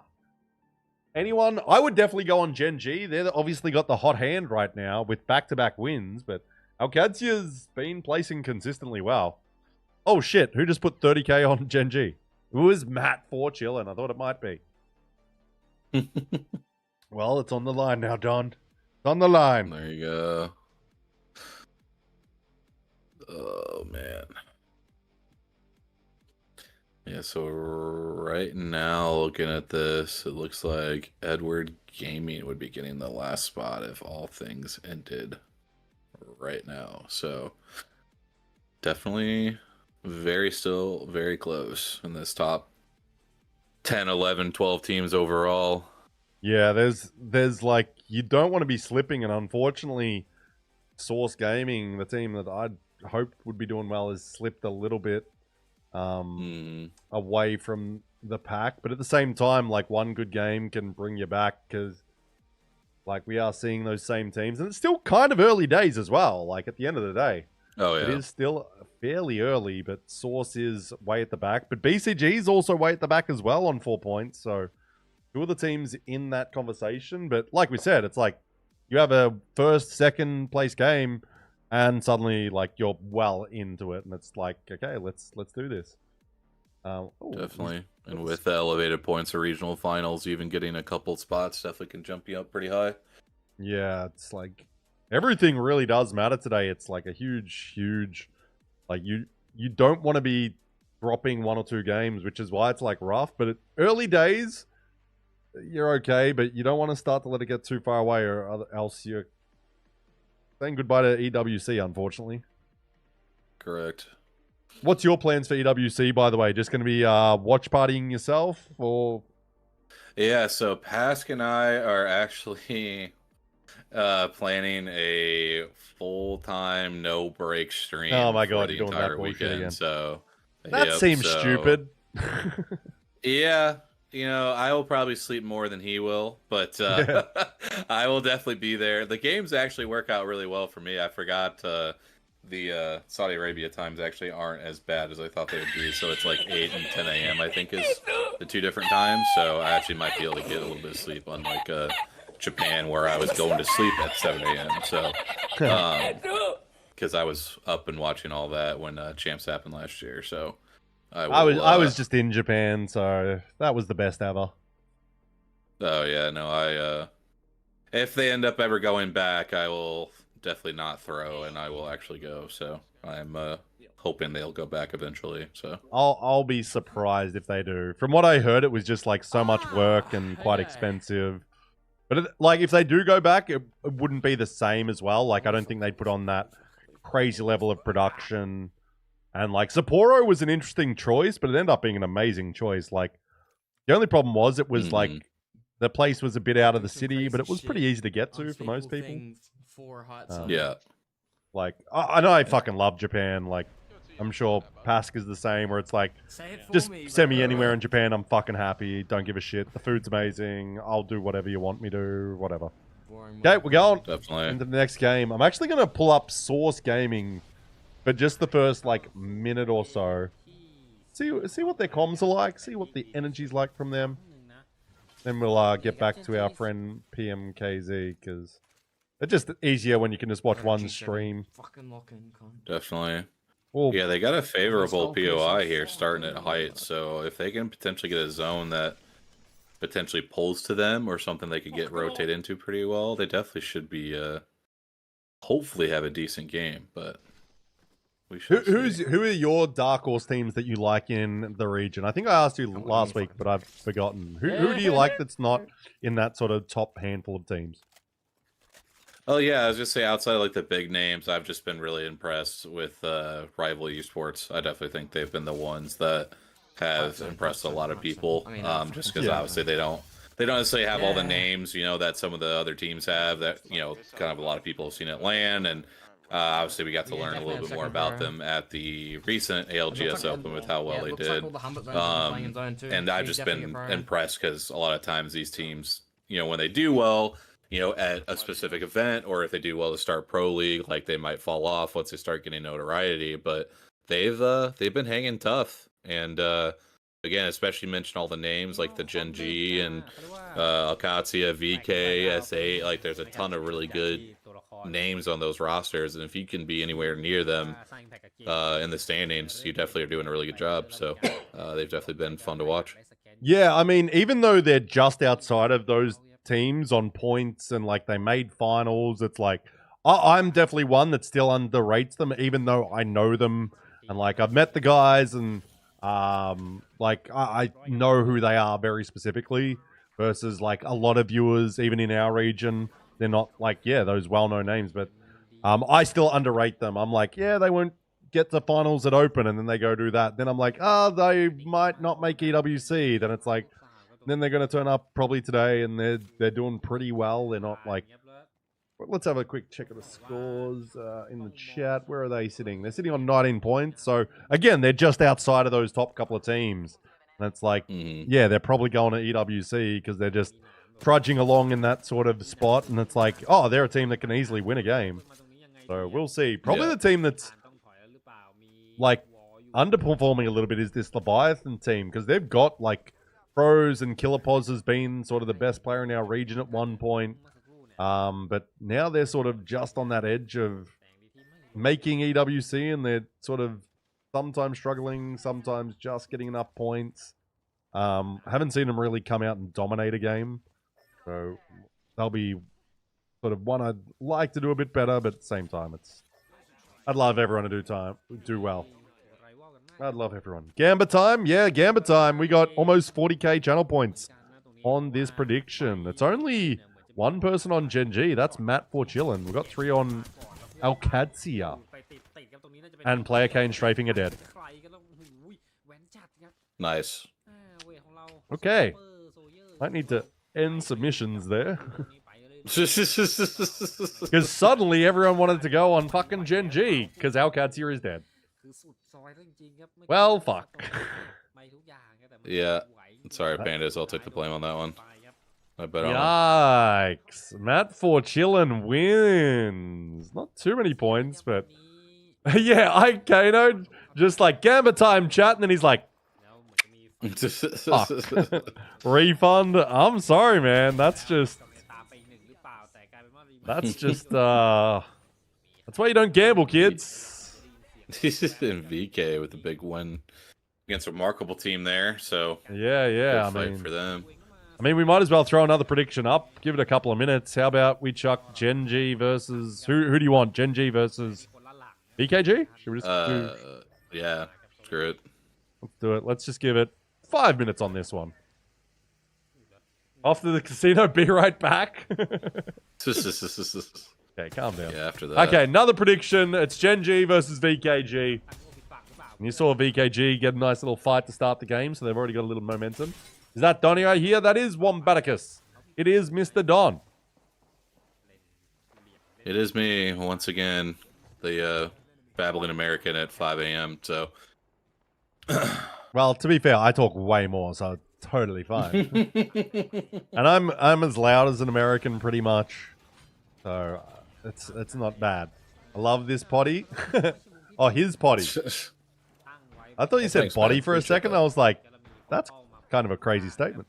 But yes. I didn't see the chat, and I was just like, thanks. Thanks. I've been not dieting at all. Yeah.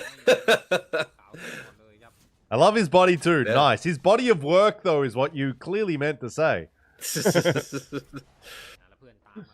The podcast is great. Actually, I've actually caught up on the last couple episodes a little bit. Some of it, in the last week because I was like, yeah, fuck. I do like it. It's just I forget about it sometimes, and I don't listen and watch too many podcasts right now. I was like, I got some. It's been a slow week at work, so absolutely crushing it. I had a video hit 1 million views this week at work, so that was sick. Nice, love that. Yeah. So had a bit of downtime, so I was like, fuck, let's get the Apex pod on. Yeah. What the boys are yapping about. I like how you guys. Speaking of a, no, go ahead. I was just gonna say, speaking of a good zone for source, like I mentioned, being able to pretty good quick rotate from heights. So they got a backside that they decided to play, which can definitely be an all or nothing kind of pull. Because if it doesn't pull all the way back, obviously it'll be a tough rotate. But many a zone do pull back there, so they might have a pretty good shot at a good game here. Team that might have it a bit rougher is S8UL because they're still down at Humbert Labs, so they're going to be one of the last teams into that sort of region, and they're more a team that prefers playing zone, so let's see how they go on the edge or if they're going to try to make their way into zone, maybe like how Gen.G does, where it's like, let's rip a Valk ult and just land on someone, probably. Let's be real. Oh, they totally are. They totally fucking are. I was joking when I said it, then as soon as I said it, I'm like, wait, no, they're going to do it. Wait. Oh, no. Team KZ's stream is crashed. Uh-oh. Uh-oh. I was like, it's my stream. And then it's like, nope, that's because he's still talking. I think. Maybe. Yeah, no, it's... The game is paused. Nah, his game crashed. He'll get back in the lobby in a sec. Yeah. Yeah. I've had that happen, so he'll be fine. It happens, and he's back. Yeah. And Remarkable Team is dead. Tragic. So in the 30 seconds that we couldn't see anything, Gen.G just destroyed that team. Seems about right. Yep, doesn't take much. Yep.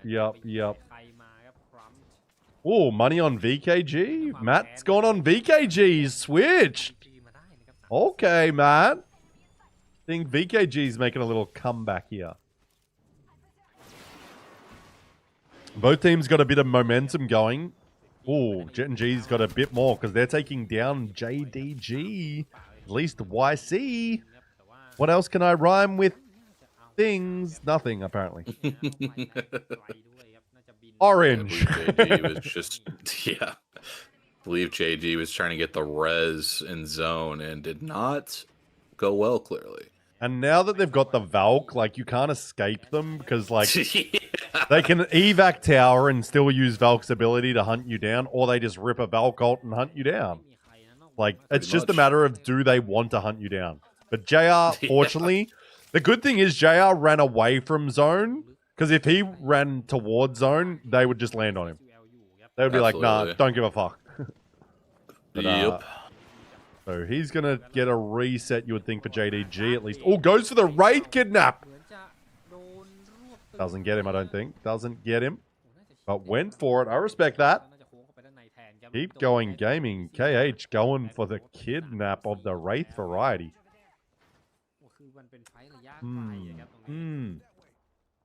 Oh, by the way, Don, I don't think I asked. How many games do you think we're playing? I will go with 9. I think it'd be 9 type. Pretty classic sort of number. I think the classic number is like 8 and 9 sort of thing. But in scrims this week, we played like 2 sets of match point scrims. They both went only 6 games. But like I was vibing with 9 as well. I didn't say it, but it's like earlier today I was thinking, I'm like, yeah, 9 feels right. So I'm on board with that. Matt, you think 7? Yeah. I mean, it's hard to say because like at the end of the day, like a teams can do well. We've seen it so many times. Teams hit match point and then it's like, and now we wait for 3 or 4 games. You know, we'll see if Gen.G, they should be hitting it this game. So, because they've already got a few points, it's just like, unless they die very soon, because they'd basically already be at 5 points, I think, or 4. Yep. So, what they need 7 this game. Lonely Let God is gone. Leviathan takes him out. Nicely done. Yeah, I had a feeling this wouldn't be ALG's day, just because, like, you've got a new third. It's just they're not built for, like, winning. Like, they're good at killing and they can fight very well. Their mechanics are insane. But they're not built for, like, winning this sort of day where it's like, this is the strongest lobby you've got. This is, like, you've got to win games. You've got to place higher. They're not really built for this sort of lobby. But at the same time, they can do well in group stages on LAN. Like, they can... Like, it wouldn't surprise me if they don't finish that well, but they'll also drop a 20-kill win at some point today still. Like, yeah, definitely. They're that team that we talked about before. Like, even though they've got experienced players, just because they don't scrim, they're a bit more relaxed sort of thing. Where it's like, yeah, their decisions aren't always the best, but they know how to fight and they know how to keep rolling through fights. So it's like, they can drop a 20-kill game. Definitely. So, we'll see. We'll see. S8UL. Oh, S8UL's actually snuck into the backside, to the south side of that sort of final zone. I'm like, holy shit. Cheeky. I mean, that's the thing with ED. There's so many buildings. You can always kind of work your way through these little alleyways and shit, and suddenly it's like, oh, we're in zone. Not a bad spot. Yeah. It looks like Bear Claw's trying to push somebody off a spot. Oh, the Ash ult in. Pushing is a very strong term, and they're using it to its maximum ability. But they're... Okay, Young Black Ricky, they're on the same building. But Young Black Ricky's got a portal already set up to move south. But maybe it's not a good portal. That might be one where it's like, we placed it right at another team. We can't use it. Yep. But yeah, Bear Claw's over here. It's going to be a interesting one. Are they wanting to fight right now? Like, what's the game plan? Like, I assume you're not... If you were the coach, you'd be like, yeah, I don't reckon this is the fight. Young Black Ricky thinks it's time. It's like, well, if you're going to send, we kind of need to. Like, if you're going to fight in a building, it's like, I think it's always better to initiate. Like, if someone's there and it's like, we're going to fight, it's like, fuck, we might as well be the aggressors. And, like, they put some good damage, but they couldn't clean it up because Watson fences galore. Yep. Oh, and they're at the fried chicken restaurant. Oh, Sauce is going down to Doa Ibu, and Bear Claw's losing heck. By the way, thank you. Are you, Mikkel? Thanks for the follow, MKL. Appreciate the follows, appreciate the subs, appreciate everyone just being here, and appreciate Don just being a great guy and joining us. Oh, and Bear Claw's about to be dead, because they haven't got one down, and they got 2 down. Zicky got picked from range, looks like, but I'm assuming they'll probably get the res. Nope, Asia's dead as well. Nope. What is happening to them? Staying with this fight, which I don't mind. I just want to see what happens there. Could also be it's still a ranged, like, pick and then somehow a thirst. What has happened to Young Black Ricky? Oh, wait, there's a third party, that's why. Kakoi's come in. Kakoi's decided this fight went forever. Way too long. Yeah, so I mean, I was thinking that. 23rd. The fact that we had a conversation about another fight and it was still going. And it's like, wait, this is... Oh, right. Never a good sign. No, that's a good point. 17 squads. 14 now. Giannis, you typed that? Now we've lost 3 in that sentence. We're about to lose 4. Yeah, that's ED for you. Like, you find certain zones and it just, like, half the lobby's in the final one. Yep. But Gen.G, they've lost Asia. Oh, S8UL is doing a little cleanup on rivals. Wonder what's happening with Gen.G in the meantime. Because Source also had 1 or 2 down, but they're back up. And Panna's putting some shots out. S8UL. Oh, dropping down his legacy. Getting a little... Oh, he's stepping around a corner and there's 2 men inside each other. Kakoi is gone. So the team that third partied. What? How did Bear Claw, the team that had only one man up at one point, be the team that survived that 3-team fight? Apex. Yeah. Apex. And Supernova's gone as well. So Source is obviously reset whatever they had and getting a little clean up like that for them, like that. I wonder if I'm just curious. Buildings in zone here. Yeah, I'm curious what's happened with Gen.G if they've brought. Might even just rip open Dexter's stream for a second. Nope, they've lost Asia, so they're a duo for the end game. So it might be harder to win, but not impossible. BKG's somewhere out there. We haven't seen them killing or be killed. So they're still chilling out. 12 squads were down to. Fifth zone is closing. So plenty of teams, plenty of kill points still out there. Yep. So VKG might just be setting themselves up nicely somewhere. We don't know. Source in zone here. Got the Watson gen down. Ballistic and Pathfinder. God, it's so crazy, these compositions with the bands. It's like, so beautiful to see. Oh, yeah. Oh, speaking of VKG, they're stepping out. Legacy is down. And suddenly, there is not much room to play for this many fucking teams. JD Gaming, Frozen Cat. Yep, 2 down. Soul, S8, I should say, S8UL is going to be gone. It's actually Dexter getting some kills and QQ. So VKG and Gen.G got to be right on top of each other, almost. I mean, you've got fucking 9 squads. There goes the solo rivals as well. There goes MDYB. Let's keep killing everyone. There goes Source Gaming. Step right up to the plate. Who's next? It's going to be Wolves. Wolves? Do we see a Wolf? Do we see an EDG? Backlaw Gaming, maybe. Who's next? They're all dying, but no team's dead. What the fuck? There's like 3 teams fighting. There goes Bearclaw. They're first out. I think BKG might be setting up for a W. Who called that early? Someone said BKG is going to win this game. Who was that? I'm like, they're out there. But EDG, Wolves gone. So EDG, Gen.G, VKG. It's Battle of the Gs. Battle of the Gs, indeed. And then who's the fucking other team? Oh, Gen.G is only Ziki, though.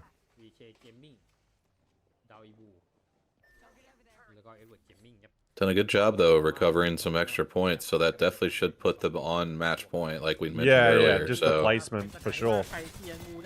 Oh, is Doa Ibu also a solo, so they're going to get third still, at the very least, is Gen.G. Yep. He's rocking the Valk, and I think he's about to skyward dive and just see how it fucking works out. Yep. Because he's just juiced an ulti. He's trying to just walk up. There's no way he survives, right? He's got to walk around a corner. There's someone like VK.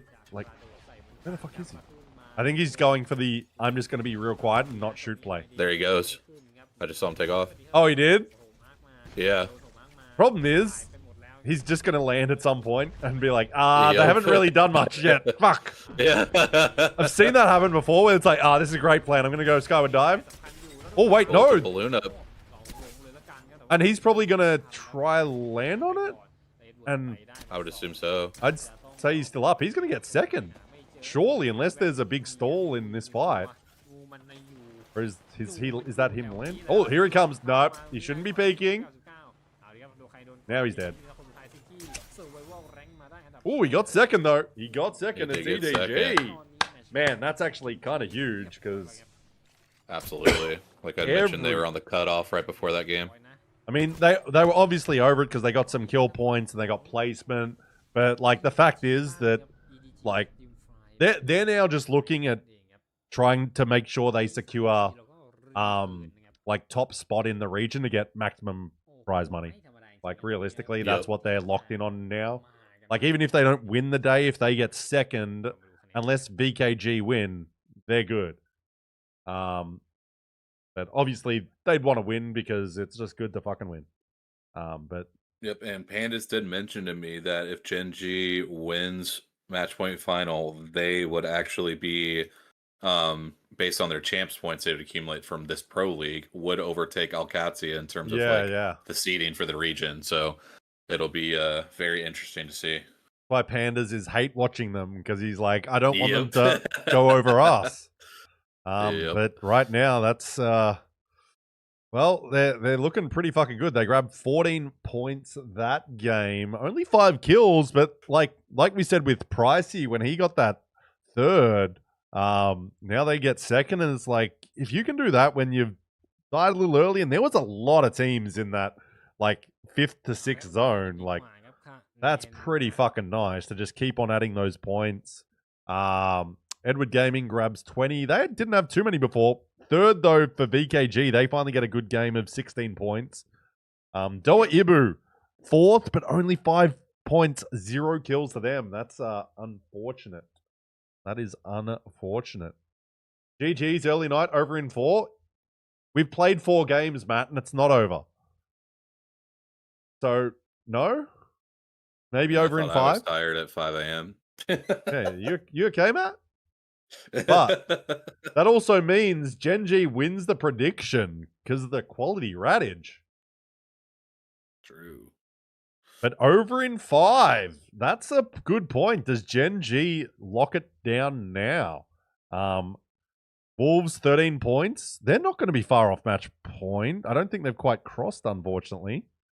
ALGS does not add, but let's look at the overall. Yeah, Wolves to 45 points and Edward Gaming to 43. But Gen.G has crossed over match point, 57 points. 12-point lead. Are we ending it here? That is going to be the prediction, unless you have something you'd like to see, Don. No, I think that's a good one. That's definitely the question everyone's going to be asking. So yeah, big so far for Wolves and Edward Gaming because they were 2 teams that were right on that cusp of those 7th, 8th place spots overall in Pro League. So I would assume if things kind of stood like they are, this would definitely be the 2 teams that would be grabbing a couple of those open spots that are still left. So yeah, we'll definitely have to see how this carries out. Again, just to remind everybody, if Gen.G does win this game, they will be guaranteed winning the Pro League, but the other 19 teams will still play a game 6.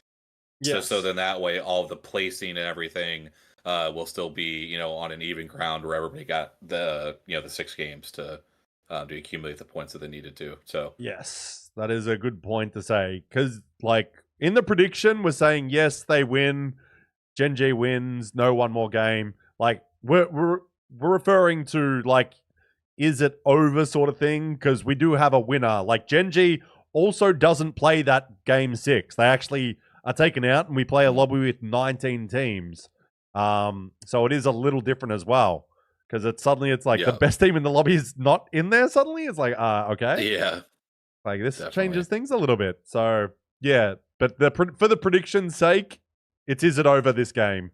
Gen.G wins or no one more game? It's only 1 team versus 19 at the end of the day. So it's low chances, but they're also the best team in our region right now. Definitely. Especially when you remember that they had a fucking, what was it, game 1? Was it 0 points? Yes, 0-point game 1. Kind of crazy. Yep. Imagine that. First and second. first, second, and then first. Imagine that. Like, god damn. Yeah, honestly. Damn. How many teams have one match point where they start with a 0, but it still ends in 6? That'd be crazy. But we'll see. We'll see. Oh, Matt thinks it is going to be on Gen.G, which is pretty solid. Pretty solid. Don, you going no? That's a solid choice, obviously. Like I said, it's essentially 19v1, but we'll see. We'll see. Let's actually go to, this is where it's fun to listen to the other team's comms, because it's like, so thoughts on landing on this team or running to fight them if we're nearby? Just throwing these out there. Let's listen in to Source Gaming. Any comms of that nature? Nope, we got 50 Cent though playing. Well, that's a good choice. I mean, it's bangers. Candy shop. Yes, sir. See what Black Road and the young Black Ricky's saying. Because Yeah. they're a team that needs to just win. Where are they Yep. actually sitting on the overall leaderboard? They've had some solid games, but they're still only sitting 10th. So, long way off. They just need to win. So, been a pretty good showing, but they're not. There's no energy. There's just music in a lot of these streams. Unless you're one of those top teams that's like really locked in and energized, most people are starting to feel the weight a little bit. What do you think in this situation for different teams? Like, more the situations as you look down the list, like how are Wolves feeling? How is Edward Gaming feeling? How's JD?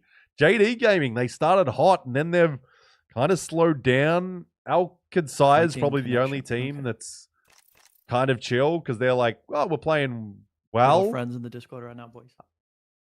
Friends Who? will be. Yeah, I think the biggest thing that you always want to look at least from a coaching perspective, is like no matter how good or bad you're doing, is getting the team to refocus on the next game. Because like the games you've played prior, like you don't have any control over that anymore, right? So like it's whether you're just one or you're popping off, or if you're struggling, like it's just like, hey, we can't get too high, we can't get too low. We got to find that sweet spot of where we're in that flow state, right? And just go play the game you know how to play, and just really focusing on the stuff that's ahead of you in the next game instead of focusing on what's behind you. Yeah, I always look at it like, because I always compare a lot of this to meat sports, as I've heard the term, which I think is a lovely term, of like basketball or football, where it's like, oh, that's just another quarter. So it's like, yeah, you come back, you reset, your player might have beat you that you were against for that quarter. We can come back, just reset. You need a little break, have a drink of water, whatever you need to do. Then it's like, come back fresh. And now it's like, lock back in. You know you can be better. Just get to that level again and like disregard it. And it's pretty easy to do. It feels in somewhat regular sports, having played those most of my life. It's like, yeah, you get beaten in a quarter. It's like, okay, I know I can be better than this guy. Like, let's just do that. Which sometimes I think that can be a weakness in a lot of these teams, because it's like, well, they are quite young. It's like, I know because if you're not there with a coach or your other teammates aren't doing it, no one's there to like talk to you. Whereas in regular sports, everyone's right there in the room, and I assume it's easy to do on LAN, where it's like someone like the coach comes up and like slaps you on the back of the head or on your ass and be like, hey, get back in this fight. Like, this ain't over yet. It's much easier versus like if you're just sitting in your room. Maybe you're a team that doesn't have a coach or something, and you're just sitting with yourself. Because like if you have a bad game, a lot of the players like kind of might go non-verbal sort of thing, where it's like they're not communicating enough about like how they're feeling and what they need to do to reset. They're like, I just need to mute the Discord and like sit here. But sometimes you sit with the negative too long, and that can be a negative. But we're having a good fucking time. And yes, Fat Monster, they are frying. The funny thing is, Gen.G had a 0-point game one, and they're still over match point. They're frying. They've had a first, a second, but they had a 0-point first game. Yeah, it is. That is Apex for you. But yeah, that's the other thing too. You definitely want to make sure you try to emphasize whether you're just the IGL, you don't have a coach, or the coach is like anything can happen in Apex, right? Like, I mean, we've seen like the Optic team, when they got to match point at the LAN, with Birmingham. 4 games, then they weren't able to close it out. Like, there's so many teams that have gotten a match point early, and it's just so hard to close it out when it's just you on match point. So you just have to reemphasize that for teams, for your team, if you're not that team on match point, and say, hey, like, it is very difficult. All we can do is try to be that second, third, fourth team that also hits match point. So, we'll definitely see if there's any teams that can kind of jump their way up and join the conversation here. For sure. You're spot on about the negative. Spot on being through it. My time as a coach was more focused on keeping the morale and vibes up. All players are good enough to play the fucking game. That's exactly it. And so much of Apex is like, we spoke about this last week. So much of Apex has that RNG factor. There's so many variables that happen in end games where it's like, yeah, you can get to an end game, but then it's like, you've got to be like, you got to have the right spot in there, and like these other teams have to sort of fall in the right order. And so it's like, you can only control so much as a coach, as a player, but it's like, yeah, keeping the morals of like, okay, we didn't win that game, or like we had a bad game, and it's like, but we know we can win it. And it's like, okay, let's get in that mentality. But that's something I always think about a lot with esports, because I'm not a great player. I'm not. I don't have extreme knowledge compared to a lot of these gamers, but I've been through a lot of the pretty high level of sports and like semi-professional, which is kind of where a lot of these Apex players are at in their pro career. They're more semi-pros than full-on pros, like the majority of players in APAC South. So it's like, okay, how do you have that mentality of like, okay, I know I can be the best, but it's not. You're not the best minute to minute. It's like you're the best over a stretch of time. You're not the best every second of every game, because fucking other people have their moments, and it's like, but how do we make sure we're at a high level consistently? And when we have those low moments, how do we get back to those high moments? And it's like, well, it's mental warfare essentially, but it's mental with yourself and your teammates, as we've. Yeah, it's definitely. like, yeah.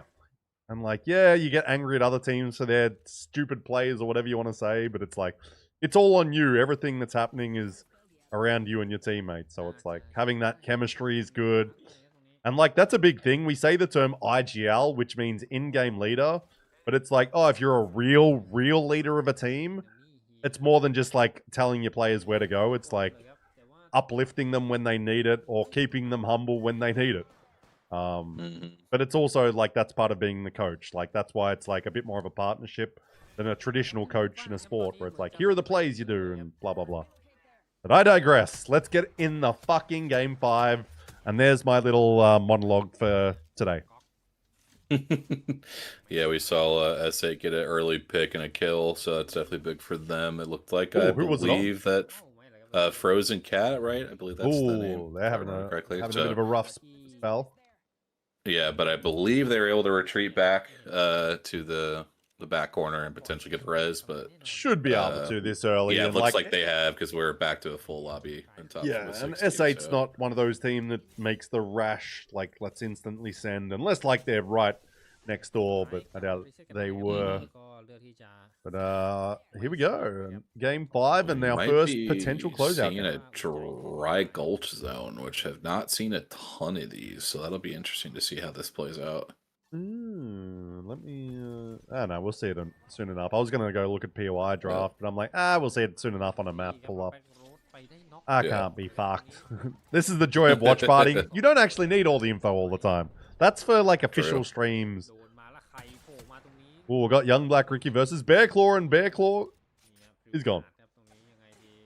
So Bear Claw was one of those teams that was sort of in that sort of pack of like 10 teams that could qual to EWC. They're having a rough day. They're having a rough day. Definitely. They're not even at 10 points yet. I think they're well at the bottom still. No, ALGS has gone down to the bottom. With Wolves and Edward Gaming doing well, that's going to be really bad for Bear Claw's chances. Yeah, Edward stepping up, which I'm not shocked that they'll probably end up qualifying, like if they do, because it's like they've got that experience of going to multiple lands, like having played, and like I said, even though it was year 2, like they have won our region, like they know how to play in these high pressure, high like tense games. I'm just doing a little refresh on his stream, by the way, just hopefully that helps. Or yeah, that's the Dreamfire boys, right? Yeah. Yeah, okay. And like that duo of 3MZ and PD might be the longest standing duo in the world. I'm pretty sure it is. Because they've been together since year 1. Yeah, I've definitely seen those names together. Like they've definitely been together since the start of year 2. And they, because like Leviathan and Wolves taking a pretty big fight here. Because when they had Roy, they were like the longest standing trio together for a while, I think. Like, because so many teams change so much, but those two have been together for literally ever. So they'd be the longest standing duo in the world. I imagine by quite a bit as well. Yeah, at this point. Like, I don't think there's anyone in NA that's been together an extremely long time at this point. I could be wrong. Not of like the major teams that I remember. And EWC, I don't know, but I'm not sure how long. Like alliance is starting to have been together for a while. Like Effect and I guess Harkis have been together for a fair bit now. Yeah. But yeah, not many. I don't think anyone else has been around together as a duo since year 2. No, especially since Fnatic had split up his roster too. Yeah, So I think it was what Leica and Yuka that had played together for quite a while. Yeah. They're always the region I forget, but it's mostly because I'm just like, so much of APAC South happens when APAC North is on, and then it's like, these days I'm just too tired to do everything on both. I'd love to watch more APAC South, but I actually need time away from Apex. And Gen.G's fighting and killing someone. Oh, they're fighting young Black Ricky. And JDG's doing some work on KPG. God, I love all these teams having the gaming at the end of their... This G. You get a G, they get a G. Yeah. Wait, someone's running a lifeline out here. What the fuck? It's whoever is about to die from JDG. Fuck, I should just call him JD. Keep going. Is dead. So is at least one of the lifeline teams. I'm not sure how many we got out here. Didn't realize the Mid Boys are back playing again. They cracked me up with some of the comps they were playing, but I digress. No, that's my word. I used that before. You can't use it. Oh, my fault. Yeah, get your own word, you filthy American. I mean, we like stealing stuff. That's kind of our memo, so. Yeah, but so do we, because we were built as convicts, so... Like, the western part of Australia's history is all based around convicts. So, we'll steal even harder. And then we'll call you a cunt. And Asia's flying in to kill another team. Ooh, is he going to get thirsted? I don't think so, because it's 2v1. Dexter's a little behind. Nope, they're good. Gen.G's getting a little momentum. And this is what the other teams don't want to see, is like Gen.G getting those fights in early that just like keeps the confidence rolling. Where it's like, because if they're feeling confident, they'll play their normal style, which is like obviously a pretty winning type of Apex, at least in these lobbies. Yeah. So it's like, if they're confident, they get that muscle, because it's like, you'd rather Gen.G has a quiet game where no one's fighting them, and they're just kind of walking into zone, like, what the fuck are we doing here? Most definitely. So, seeing them take fights early is not good for everyone else. As JD... I'm not even saying the G in fucking teams now. I'm sick of that shit. JD is fighting Wolves, and Wolves is gone. Wolves so our team... early. So they're not going to make match point there. It is only potentially JD Gaming and Edward that can make the big jump. Brains Ahan. Thanks for the follow. Sorry if I butchered your name. Retsu as well. My apologies. Thank you for the follows. Welcome in everyone to the watch party. We got DK Don here. This is APAC South Regional Finals. I'm maybe a little bit tipsy because I have been drinking whiskey. It helps with my throat. It also helps with my alcoholism. I don't know. But welcome in. Yeah, if it wasn't 6 a.m. for me, I'd probably be there with you. But I'm going to attempt to be a little responsible. Yeah, some of you guys on the pod crew fucking love a beverage. Like, Jumper's not one for drinking. I don't know if Enoch is at all, but I know fucking Wyatt loves a beverage. That's what got me on the podcast to begin with, so... And Burke, I know, loves one as well. Yeah, Burke's character. I love Burke. Like, he's one of my favorite people that I've met at these events. And, we grabbed a beer early because it's like, he didn't know anyone. And I'm like, I don't really go with anyone. I'm fortunate enough to have met the Verhols, so I know I've always got someone to hang out with them. But they're lovely people, so we're always like, if anyone needs someone to have a drink with or sit down and talk shit with, find us. And we're a bunch of giant men, so we're easy to spot. There you go. Yeah, Burke's definitely one of the ones that kept pushing for me to get involved with analyst work or coaching, so I definitely appreciate that, and definitely will be cheering him on Sunday. Hopefully, well, it's either that or YouTube Because otherwise, you're kind of doing a lot of work and there's no, like, big payoff for you personally. So it's good that, like, there's a bit of, like, for your guys' hard work, you get a bit back to yourself. Burke's obviously done his YouTube stuff a little bit and his analyst stuff, and you've just fallen into the coaching role as well. Like, I think it's great. Is this your channel's layout with the POVs, or is there is an official stream? Yeah, there's an official stream with from PMKZ. I'll give him a shout out, so you can follow. He broadcasts in Thai, so we sort of talk over him because it's easy. When you don't, because you can hear him in the background. But yeah, please go follow him, show him some love. Awesome dude.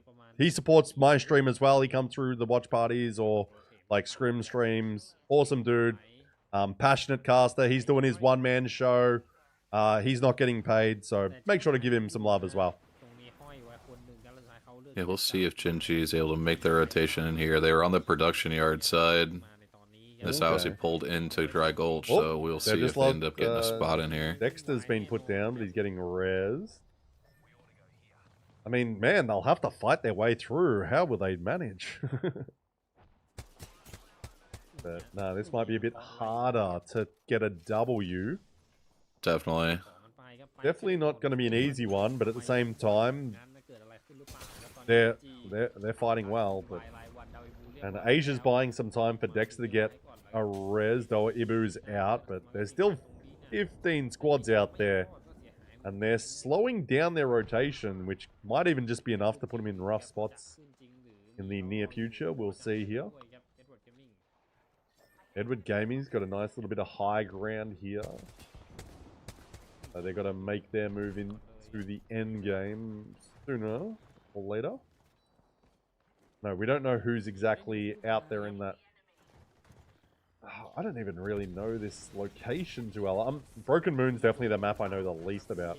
Oh, it's VKG who was actually in that northern spot, and they got a man down against JDG. Fuck these G's, like I said. This could actually be a huge battle. Yeah, this is definitely what would have been the god spot if they didn't go quite down there. I think they might have overextended a little bit, so they lose out on one, and looks like they're losing out on LQ as well. He's LD, by the way. The reason he's... LD, excuse me. Because the Q's an upside-down D. It's dumb, but... Got it. This is insider APAC knowledge. Nope, I appreciate it. Because his name is Lao Diao. Like, that's what the LD stands for. Got it. Thank you for that. No, it's like, I know more than anyone, probably, with, like, naming stuff. Just because, like, I always want to learn. Because for me, it's like, that's like how you, like, show respect and love to people. It's like, you get their fucking name right when you're going to say it a lot. And it's like, I also understand that it's like, our region's the hardest. Like, that's why I learned, like, you call them S8UL. You don't call them Seoul. You don't call them, like, S8. They're, like, very particular about, we want S8UL. And I'm like, okay, I'll say it every time. But I digress. Nope, that's definitely good stuff to know. I appreciate it for sure. It helps me out in the pod and stuff. Yeah, like, and like I've said, with like Jay or anyone, if anyone ever needs like just anything about APAC South, that's like, and it's easier, and it's like, especially when it's like knowledge about multiple things, it's like I can probably help things. So why everyone knows Sandwich? Yeah, everyone knows 3MZ's Sandwich. But I know why it's Sandwich, because it's San Minje. Which is how you spell sandwich, which is like, San is like, Sun is 3. So that's why it's like, not SMG, it's 3MZ, because it's, yeah. Gotcha. The more you know. But I also love those little things. Like, I'd much rather, but like, I'm much better. Like, I love doing play, but I love also like color stuff where it's like, oh, this random info that's like more about personality and the players. Oh, Qadsiah on the Valkyrie. Double Valkyrie from 2 different teams here. Yeah. Where can they go? Was Gen.G the other one is what I want to know. Oh, Edward Gaming dies. So did they make enough points to qual over? Oh, Gen.G's dead, by the way. Gen.G is dead. And we One got more another game. One more. VKG's dead as well, though. Lonely Let gone. Oh, they're all fucking dying. They're dying. But that does mean JDG is still alive, which is getting some placement points. ALGS is dead. They're not going to qual this game either. Rivals. Oh, they're making their run. Source Gaming. Hey, they're making it to an end game. We love to see that. This might be the start of their EWC run. Because they are a team, like, I'm fully going to say, I would love them to make EWC. Like, I don't usually say, like, who the order and that. I'm like, I love APAC South, but I'd love to see Source make it. Yeah, I've definitely seen Source pretty heavily involved with a lot of stuff, so it's always nice to see those orgs get the reward of those kind of things. Yeah, yeah. Like, they're active on Twitter, socials, as much as they can be for a small org, because we all know how difficult it can be to be active. Yep. When it's like, guys, Definitely. I'm working at, like, I'm sure they're working jobs so they can support the org and shit. Like, I can't be making clips or tweeting out content because it's like, I'm at my day job. Yep. So, shout out the small orgs in our region, like Bearclaw, like Source, that are trying to survive. And then we've got these massive orgs that have signed players. We love that.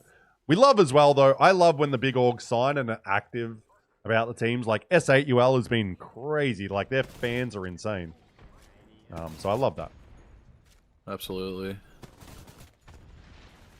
Okay, who we got out here? Rivals Esports, Source. I'm assuming JDG, who, if they get a solid W, Qadsiah is out here. So is JDG still out here, or did we miss that? Oh, Metro gets Krabered here. Oh, no. They've got some loot boxes, so they might... Oh, but a grenade finds his fucking face. And apparently Qadsiah has more grenades than God. Oh, and they got Rivals right above them. Nah, Gen.G's dead, Jing. Rivals definitely with the God spot here if they can hold it from all these teams wanting to push them off their spot. Is JD still alive? I need our boy to check it. Oh, they're going to try bring back Metro here. There is no way on God's green earth that happens. Unless they just get ignored. They'll have to time this when there's some fighting, but I don't think they can anymore. Yeah, I think it was maybe like, let's bring it down, and if we can, we will, but probably won't. Yeah. And they got Rivals right above them as well. Yeah, I don't Yep. see that happening. I think this might be... The other two teams are fighting, but there's just nowhere for Source to go. Nope. Oh no, JD must be dead, because Supernova's the fourth team. Okay. Oh, but they're pushing up on Rivals. Source actually might be up. Can they go up? Can Source go up a zip and... Oh, no, Source is... Oh, who's winning? Qadsiah versus versus Rivals. Think it's gonna be Rivals? Is it gonna be Rivals? I think it's Rivals. They're Rivals. They hold on. GG's. Rivals makes their comeback, and that's the team that Donnie said.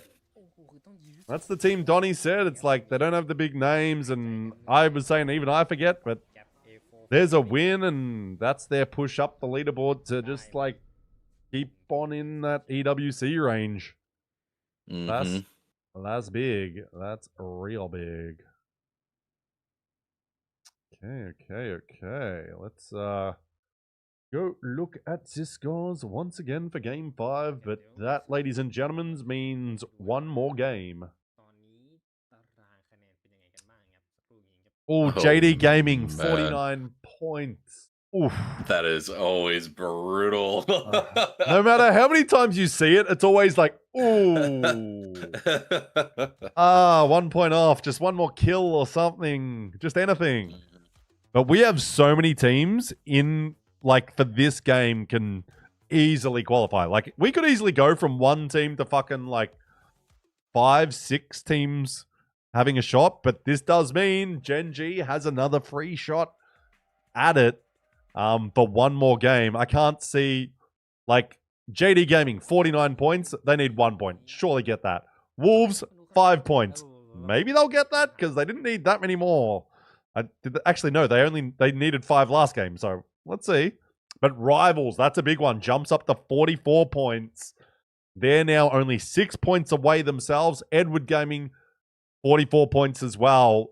Those two teams are right in that pack, as is Wolves, trying to qualify, like in that sort of from what, like 5th to about 13th, to 5th to about 14th. There's a massive pack of 10, all right on top of each other. And Wolves, Rivals, and Edward are in the top part of that.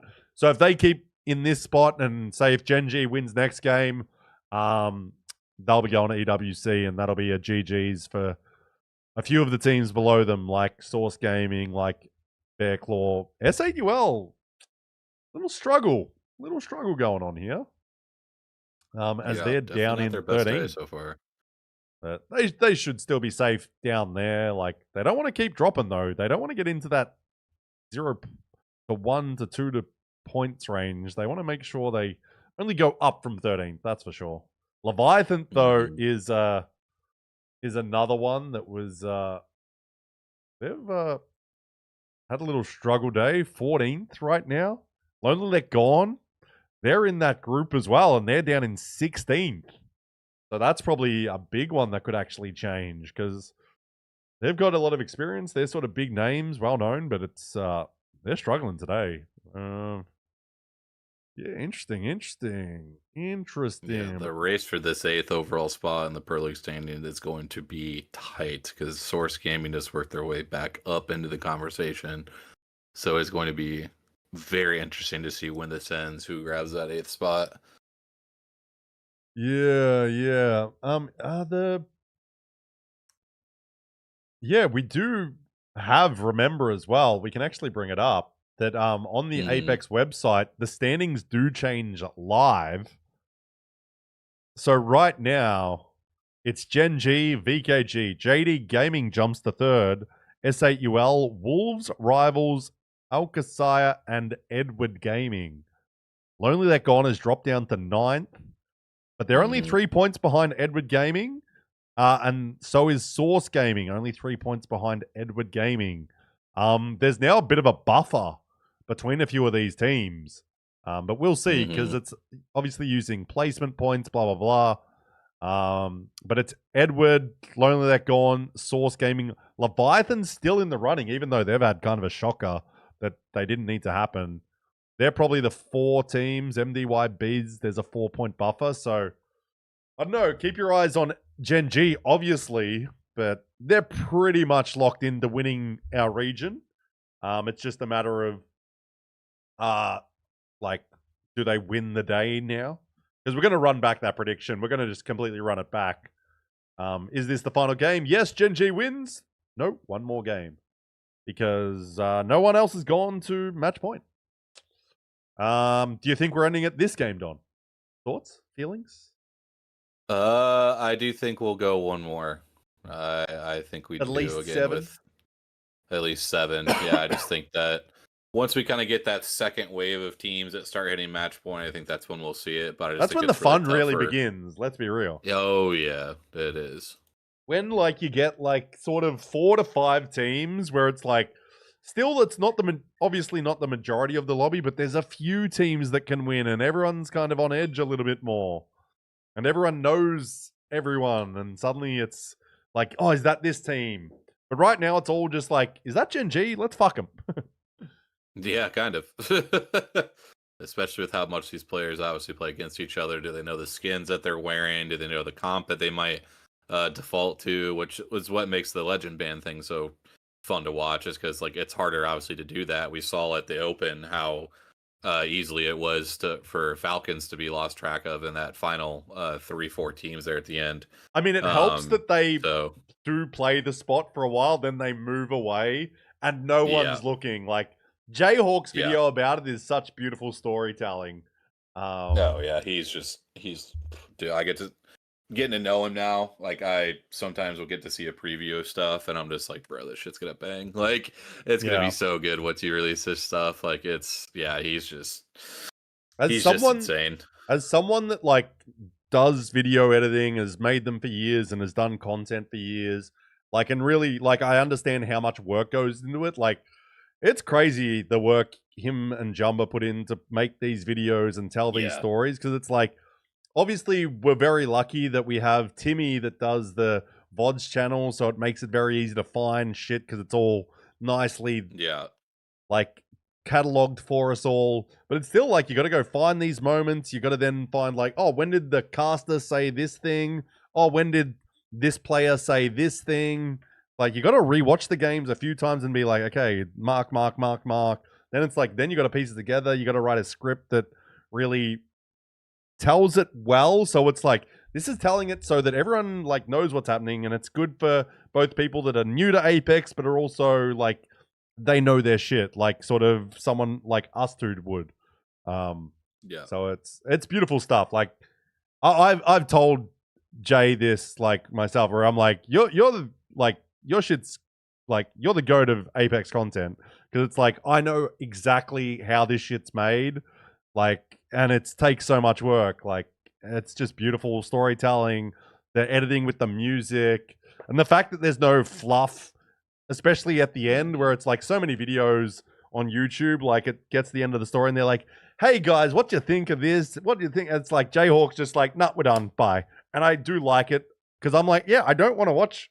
Like, hey guys, make sure to like and subscribe and check out my Patreon. It's like, nah, have that during the start. Like, but don't get to the crescendo and then be like, and yeah. So shout out to Jayhawk. Oh, Coach Neil's in the chat. Cad winning, next game VK. Wait, Cad winning, next game VKG, next game 7, LLG, number 8. We go 9 games. Okay. So, yeah, saying Qadsiah game 6, VK game 7, LLG game 8, ending game 9. Interesting. Newcastle is banned, so maybe they will be more aggressive.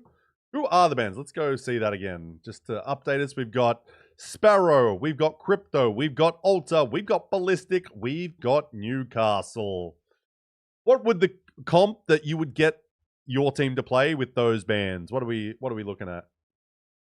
I definitely think we'll see a lot of Ash and Fuse. I think those will definitely be 2 popular picks. I think for some of the zone teams, we could still see some Watson and Cat as possibilities. So yeah, let's see Rival, for example, pulling out the Ash, Watson, Cat. I think it's definitely gonna be a really good choice. But for some teams that probably maybe want to fight a little bit more, I could definitely see more of like a Fuse pick being in there. It could be like an Ash Cat Fuse type situation. So we'll definitely see. It looks like it's gonna be one of these kind of no-name end games just outside of Cascade Falls and Jurassic. So those are always interesting to watch. And yeah, it looks like Qadsiah is trying to come take the spot. And I definitely have seen 2. I guess with this region, obviously, we'll see some Valk. We'll see some Pathfinder. So yeah, it'll be interesting to see. Rev Octane, bring it back. And Blood. Maybe later. We'll see how the bands go. We'll see how the bands go. Like, get to game 10? Who knows? I never want to see Rev Octane in freaking competitive. Just at some point, when most of the legends are banned, it might just have to happen.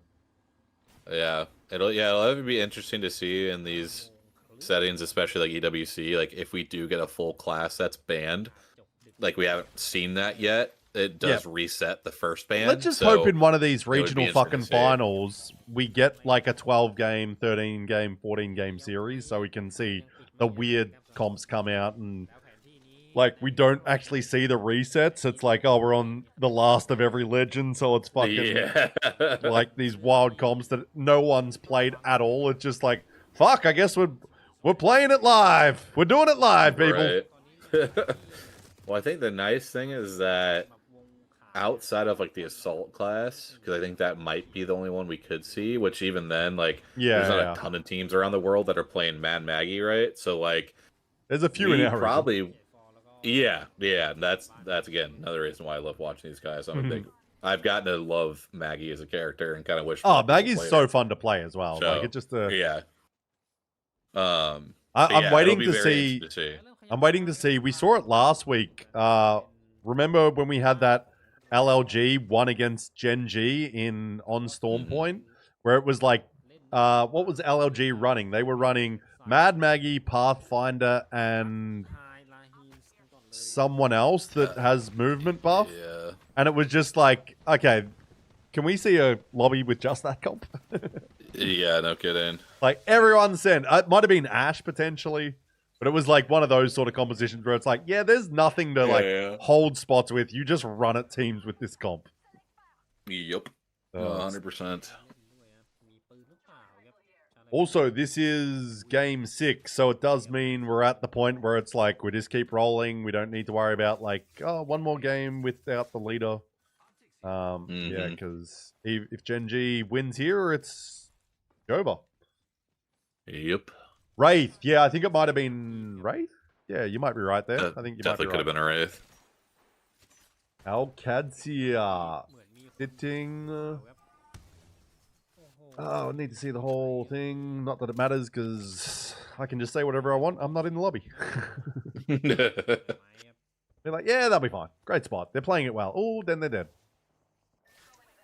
Yeah, it looks like Qadsiah. I'm assuming they probably wanted to get deeper into this zone, but I think Remarkable Team held them out of that choke, so they had to default to the cave. I mean, you always want to get deeper, right, Don? Always deeper is best. Yes, we're at that portion of the night. Yeah. I mean, yeah, it is 6 a.m. for me, so I mean, yeah, I'm good with the, I mean, I do lose a few brain cells watching a lot of Apex, and I have been drinking whiskey now for about an hour. But this is also just a funny joke, because, you know, who can ever hear the word deep and not think weird things? Oh, man. Oh. Big stretch there. Yep. Yeah, I'm just adjusting around my seat a little bit. God, my PC is starting to be like, can we do a restart or something? I need to close some windows maybe. Because, God, my PC do be old. Gen.G jumping in on a couple knocks here, looks like. Barrow, Crypto, Alter, Ballistic Band, yes, and Newcastle as well.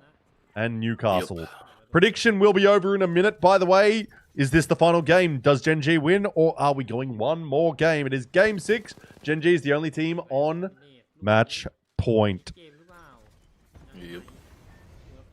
And we are streaming over on YouTube as well as Twitch. We've got DK Don 06. Follow him on Twitch, because I fucking told you. I'm gonna grab water real quick. I'll be right back. Yeah, no worries. So this is where we're finally getting towards the real fun part if Gen.G doesn't spoil the fun, though at the same time, if they win, it'll make me look good, because I did predict them to win today, and after they had that 0-point first game, I was a bit worried, but then it's like, oh, they go fucking 2 wins back to back, and they're back. I miss Sia. I don't. I don't know. It would be interesting. It would be interesting if what happened... I'll wait till Don gets back before I make this point. Just because it's like a fun thing. But we're looking pretty good here. But do I think the games will be over in match 6? Maybe not on Storm Point. But then again, this Storm Point gives a lot more space for Gen.G to fight, and if they're feeling good, which there's no reason they shouldn't be, like they can take these open fights, they can get into a nicer spot in the end games easier. It just depends if they pick a fight at some point where there's a third party come through, but they've been very good at mostly avoiding them. They've been getting to the end games apart from that first game. Let's see. The Gen.G's looking real fucking fine.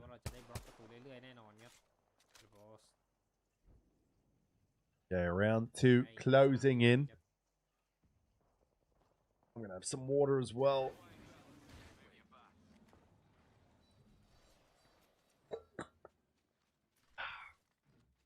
Starting to get towards dinner time. I mean, I do... When would they do a longish sort of break after this game, maybe? Supernova gone early. They're just going to do a quick refresh on this. I don't know why. I think it might help. Maybe? There, I'm back. So, I was waiting for you to come back, because I had sort of a, not like crazy idea or anything, but it's like, imagine if when we have these bans, what if like the legends change, like they go back to different states of like when they've been like Seer's been stronger or Valkyrie's been stronger or Watson, like they're different variations over the years. What if like every game was different? Like that'd be so wild. Where it's like, and now this game we've got Prime Seer, so it's fucking over OP as shit. So now everyone plays Seer. Just be like, it'd be so wild. That be insane. All the meta's over. Yeah, basically you get to relive a whole meta in a final. Big fight for Gen.G here, actually. Oh, they just win it. Dexter's, if there's a third party, now would be the time. Oh, Wolves is right here! I think, yep, they're out already! The third party arrives and there was only Dexter standing, and that's a GG's. We're going to game 7. It's already confirmed. Well, it's kind of, while you're away, I said Storm Point is actually a good map for Gen.G because it's usually more open for fights, less likely third parties. But I also said, if there's a third party, like, because they'll take a fight obviously early, but it's like, you got a third party. They're going to win their straight 3v3s, but the classic Apex Legends third party, and that's how they die. It's an easy one. And Source Gaming put them down to just one man at half health, and GG's. We're going to game 7, so... can we just fucking get through this game, I guess? Yeah, can we just hurry up and end it now? No, the big thing now is do all those teams that we saw, like, there's 3, 4, 5 teams, do they all go to match point? Does anyone else get eliminated early? That's the big thing. But let's run the prediction. How many teams should we put in the end game prediction for this one, Don? I'll run that prediction right now. I would say 6. I feel like it's a little bit harder to get more than that on. Yeah, so go like 6 or less and 7 or more, or 5? Yeah.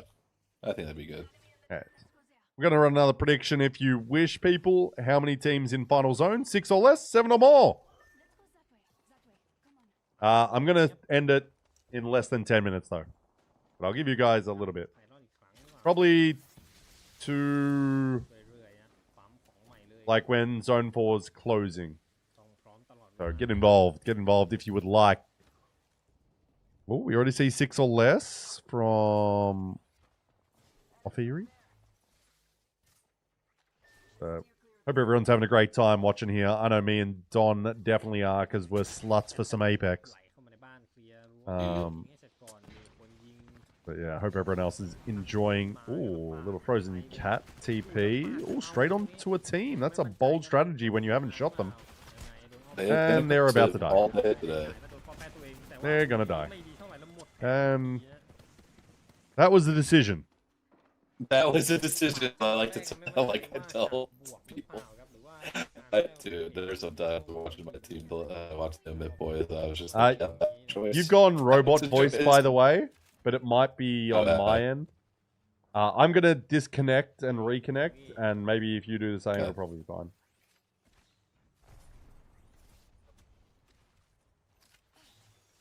Yeah, it's probably my end because my PC is just shit.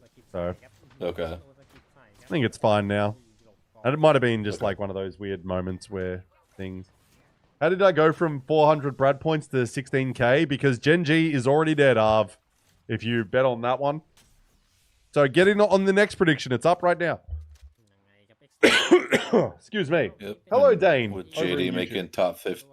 JD making top 15, they are now on match point. So huzzah! We have another team on match point. Now, do we get joined by Wolves? Wolves only need 3 more points because they've got 1 kill. And I think they've just done it because they've just killed Leviathan. They've got... No, they're... Qadsiah's died. Oh my god, they died so quickly as well. Oh, man. But I think Wolves is basically made it over as well. Who was next? It was Edward Gaming, right? They need about 7 points. Yeah. Edward and Rival were both needing 6 Oh, that's right. getting Yes. into this game. So they're not going to be too far away. QQ. Lonely Let Gone keeps on fumbling. Getting a new roster for finals turns out not the play. Definitely a tough choice. Yep, they're down the bottom, and it's probably going to cost them EWC, it looks like. Yeah. Great, it's going, yeah. Like, unless they just decide, yeah, we're going to win next game with 20 kills, which would instantly change the landscape. But, man, doesn't look like it, does it? They've really just struggled. Yeah. JD Gaming goes to the sky, looking to fly on in. This is, they're flying blind, but they're going to take a roof. Not a bad spot. Not a bad spot they've just taken. Oh, they got a team they're playing straight above a team, but I mean, the team didn't take any shots at them, so I think it's just, yeah, they might have almost flown into God spot for this endgame. Like, what do we got here? I don't know where this one exactly finishes. I think you got Rival Esports just under. I believe they should pull out just outside the fence line of that main building they landed on, so we'll see here. And what's your pull-out game like? Sorry, I can't help it. Oh, you're good. We're having a good time. We're having a good time. BKG does a little work. So VKG's just quietly could also... I mean, they've got like it's a minimum 41 based off their kills, at least. Yeah, that I saw, yeah. So and it's like they're just plus quietly. the They could just quietly cross match point over here. Mine is terrible. I have 5 kids. Islander boy. This is why you're mod. We don't need actual modding. We just need the fun.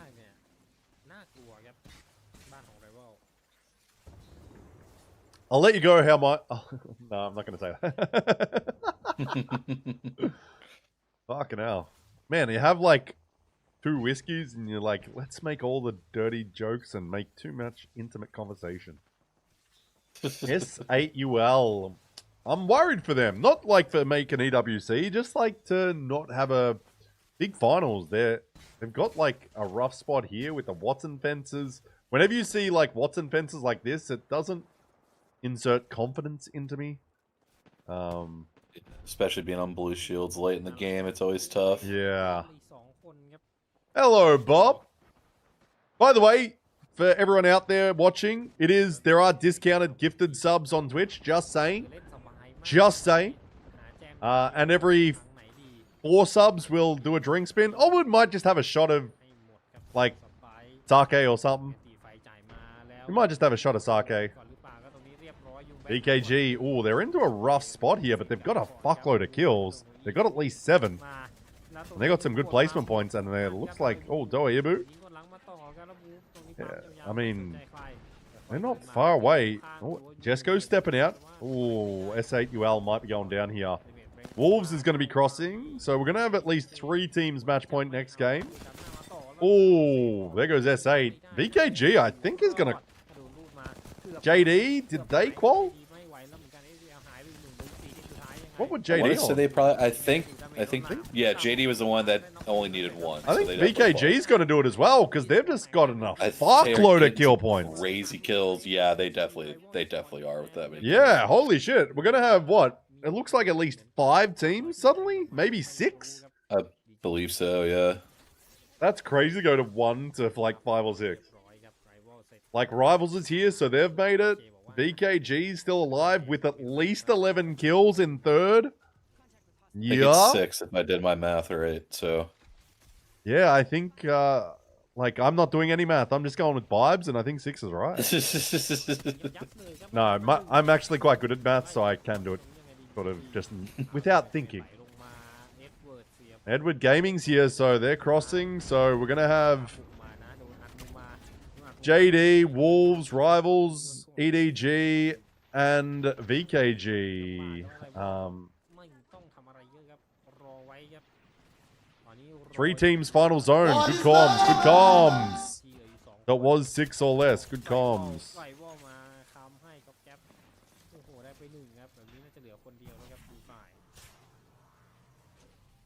And I reckon VKG's... Is VKG winning this game?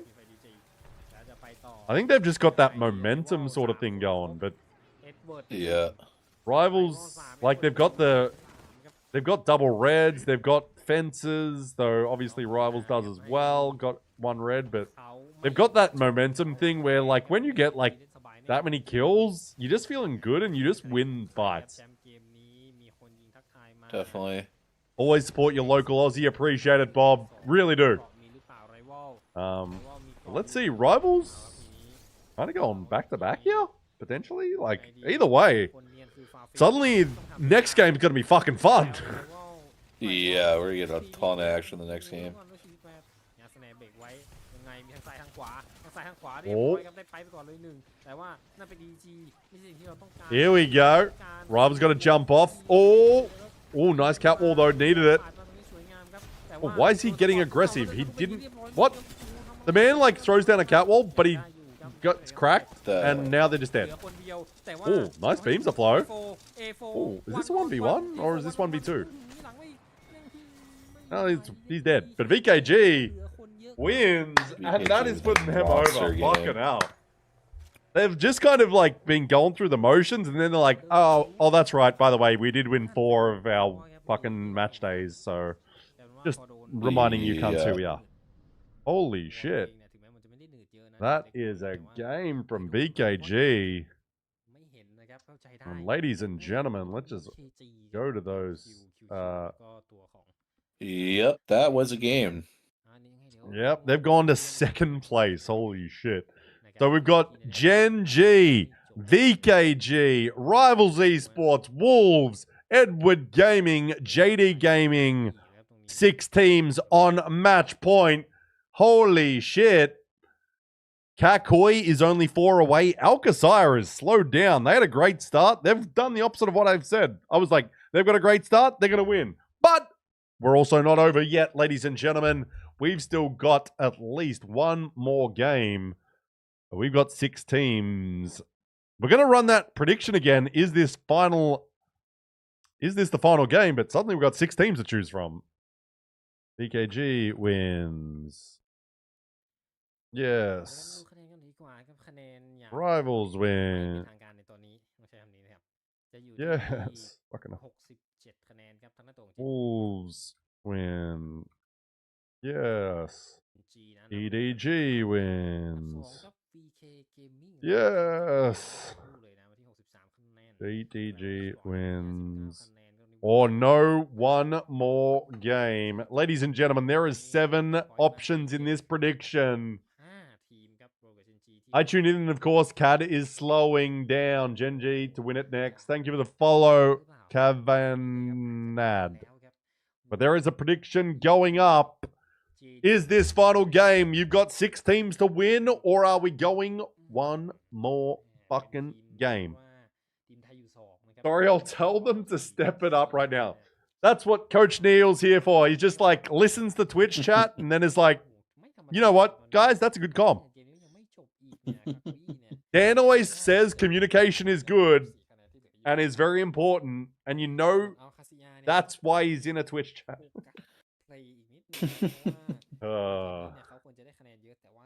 God damn. He's fucking funny. Dan is just like one of the just amazing people in the Apex community, like insightful as fuck, just like well-rounded human, I think is a good way of putting it, where it's like he understands there's more to Apex, being good at Apex, than just shooting a gun. And that's so funny that a coach is in here like, yeah, good comps, pass it on to my team. Hey, Strafing, guy in Twitch chat, you might know him. He reckons you should play better. Thoughts? Should try being better at the game. Fun fact, not dying usually helps you win Apex games. Some people just don't learn that in the first 5 years of playing this game. But that's why you're here, for these insightful moments from me and Don. Mostly Don. Me, I'm just here for the loud yelling of Apex terms that makes you guys think I know what I'm talking about. Yes, he's cracked. Yes, he's won. Yes, that's a G7 scout. Yes, he's Kraber. Fuck that cunt. Yes, these are all the terms I've learned from watching Just Sharky. Yeah. No shit. And just today. Yeah. Actually, I will say speaking we of did- Sharky, let's actually I'm gonna pull up Jesco's stream again because I have to close it down just because my stream is poop. But I want to bring him up and see what their comms are like. So yeah, I'm gonna bring him up. What do we got going on?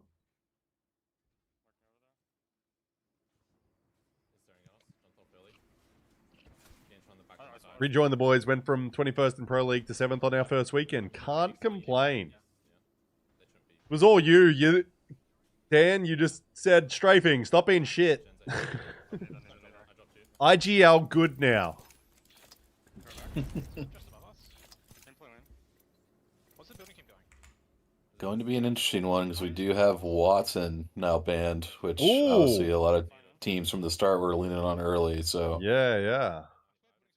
And then suddenly it's like, grenades are back on the menu. Because everyone's going to be copping them to the fucking face. Yep. Just be good, salary earned. Exactly. That's why I should actually be a coach as well. Because I say it a lot to every single team. People don't realize it. I'm just watch partying like, be good. And they're like, that's why they watch my stream. That's why Metro's always in my stream. He's like, man, Brad's so insightful. Man, his whiskey really helps. So what are you seeing now? What do you think's going to unwind in this game? As we go to Storm Point correctly, we're returning there for Game 7, so... Yep, we go back through, so yep, it'll be Storm Point. I have a feeling that it's going to end here. I think now that we've got more than one team, I think it's just going to be a lot harder to track. I think it's going to be a lot more chaos, obviously, in the end game, and just the odds that at least two of those teams making the end game. I could see it ending here for sure. So yeah, I mean, I do think the only team that's probably spoiling this is Qadsiah. Like, if they get back to that sort of first game mode where it's like, okay, let's do this. Like, we know what they can do. Like, they've shown it a million times. I mean, Dan's just not telling them to shoot straight. Like, get back in that VC and be like, win this game, guys. Sorry, I forgot to tell you the last few games. Oh, strafing, by the way, pulling up Jesco's stream. Strafing is making sure everyone knows where the teams that are on match point are landing. Though he's only said Gen.G, BKG, and JDG. He does know there's 3 other teams, right? Hopefully he's putting that in. Ah, there he goes. Yeah, he just did it. this might have been a character limit. 100%. Oh, you didn't tell them to fuck dudes today? Man, that's the first thing I tell myself when I wake up. Even on a regular day. Nothing to do with Apex.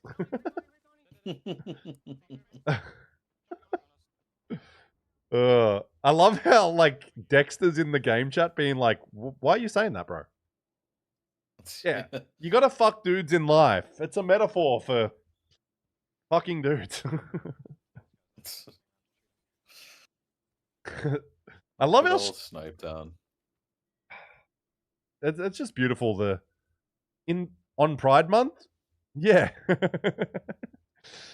Oh god. Yeah, it's not end games. It's not winning. It's fucking dudes. Fucking dudes is a mentality in life. It's not a place. It's a state of being.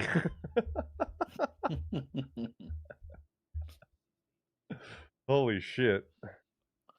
These are the best sort of conversations. It's a lifestyle? Well, it definitely can be. That's the actual one. It's Game a place. 7 match point. It's not a play style, it's a lifestyle. Holy fuck. That is actually a bit of a bar, I think. That might have to get pinned to the top of the chat, honestly. Coach Evil with the it's not a play style, it's a lifestyle. My god. I'm putting that down and printing it out and putting it on my wall, so when I wake up, that's the first thing I read. Fucking on a dudes is t-shirt. not a play style, it's a lifestyle. Holy shit. I'd go crazy on just a plain white t-shirt. It actually would. I'm like, I constantly want to do things like that, and I'm like, fuck, that one's... No one would get it in real life, though. You'd only be able to wear it to a Apex LAN, and people would be like, great shirt. Have a neon sign behind you saying it. Oh, this is what happens when you watch too much Apex in one day, and you're watching and you're having a few whiskeys. You know, it's just unhinged conversations with I'm B-Rad and Uncle Don, even though I'm well older than Don. I'm basically... I'm not going to say anything, fuck it. Because just anything sounds bad when I say it sometimes, because I'm old. Ay. Okay. As you can imagine, though, S8UL's comms are not great in this moment. They've had a bit of a rough patch. Unfortunate, because I'm a big fan of this team. I wasn't even at my mic, so... But, we'll see. Maybe they can bring it back this game. I don't know. Yeah, I just want to see more Apex at the end of the day. Like, I'm like, yeah, I got nowhere to be. Yeah. Are you eating? Definitely. I mean, we just saw VK Gaming. Like, obviously, like, they weren't doing bad, but, like, yeah, they obviously, like, didn't really have that pop-off yet, and we obviously all know what they can do, and that they had their game, so we could easily see, you know, an S8, an Qadsiah, even, you know, Source, any of these teams that... For sure. You know, have that one pop-off game and keep this thing going, so... Yeah, I mean, like, the fact that Qadsiah will go to the overall leaderboard, where are they? They're 11th, so they're still fine. And like we've said as well, like, Lonely Let Gone, they can just drop a nuke out of nowhere. Leviathan is in 15th. Let's go have a look at that overall standings thing again. Yeah, Leviathan would drop down to 11th, Source 10th, Lonely Let Gone 9th. Would be Edward Gaming still just holding on. Yeah, wait. Yeah, no, this is right. Fucking hell. Yeah, we'll see. It's every game matters, every kill matters. So it's just like you can't be going out early in this game. Like EWC, the door is still ajar. It's starting to be only centimeters though open. We'll see. Wait, I thought this is scrims. It's actually the finals. Yes, it's actually the finals, Bob. So you fucking kidding?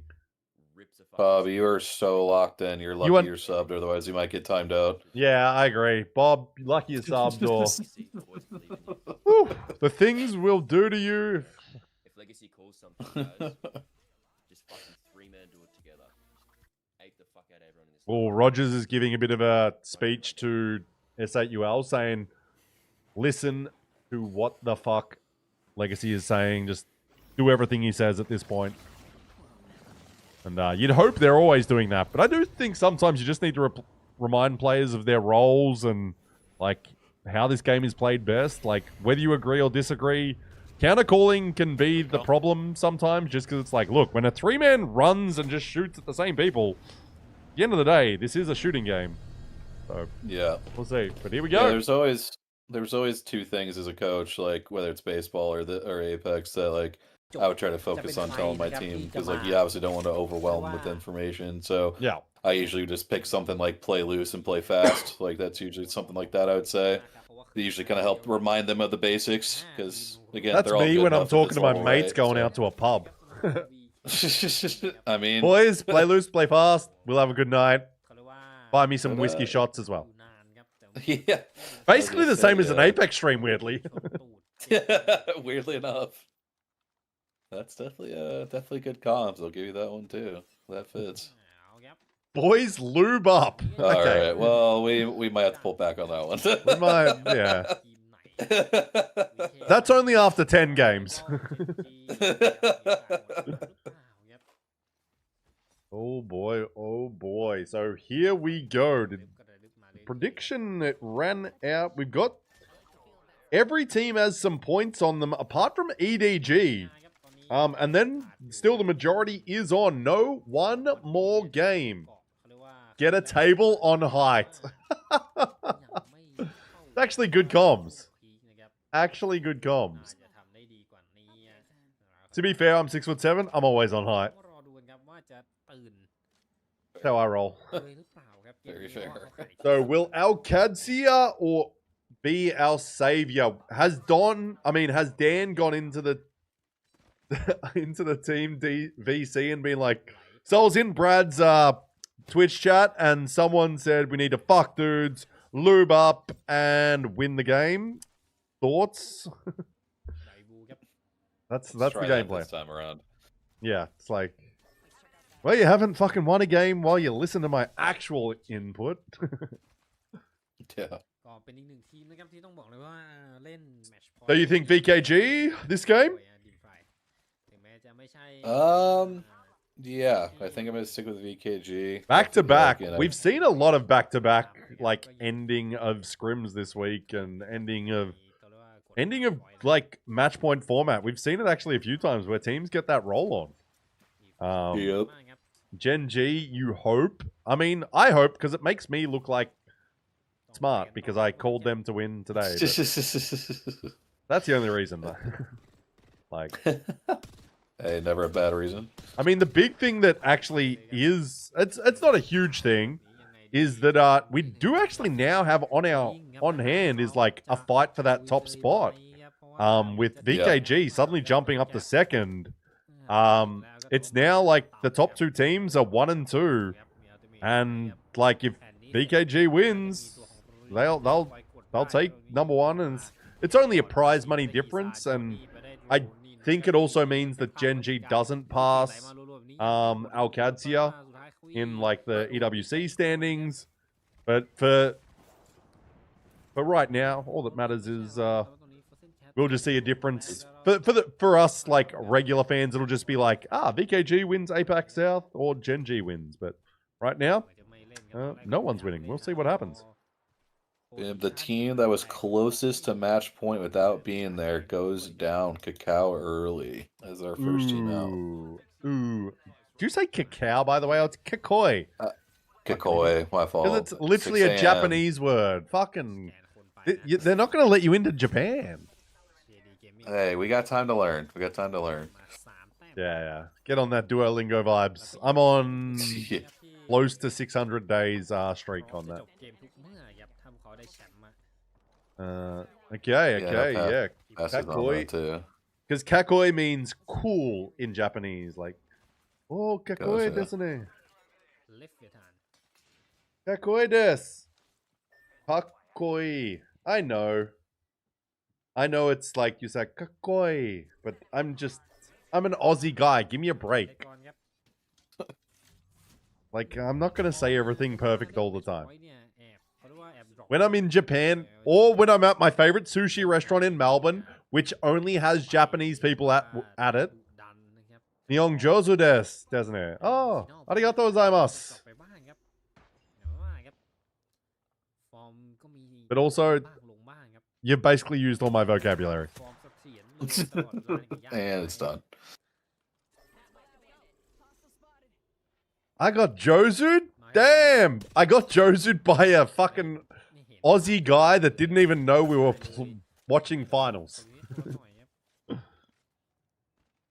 I did actually get Josu'd when I was in Japan, though. Which I thought was good, because even though it's obviously just like, oh, you say whatever, like, they don't mean, like, you're fluent. It's just the fact that I'd only learned Japanese for 30 days on Duolingo before I went.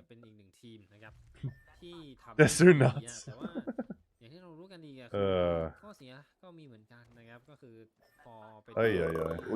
Looks like it's gonna be a classic North Pad zone here. That would be a classic one to finish on. I'm trying to think who's around. I need that map to come up, but we got rivals entering the trenches on the south side. So it's not on the diving board, so it's not all the way north, but it's trenches zone. Excuse me. แล้ว I ดู think ว่า if พอ I ทีม got ที่ the เรา overallโดยเฉพาะ gist S8? of this zone, I think this might be การ one เล่นครับ one that ห้องจะเริ่มเงียบ maybe นิด that นึงครับ we saw in EWC last year that now Qadsiah had won, ระวัง where they had the drop there at the end where they got the res with 3 teams left. I think it's gonna be very similar to that zone. We'll see. We'll see. Yeah, it's going to be an interesting one, but I appreciate everyone being out here having a good time. If this is our last game of Split 1 for ALGS in APAC South, this remarkable เนี่ยครับ team is เรียบร้อยครับ goners. Revival ครับโดน Forsen Appreciate Cat everyone ไป being ครับ out here. It's been great. มาตรงนี้ Oh, you're from Malaysia, Bob? I don't know why I assumed you were Aussie. I think it's because your name's Bob.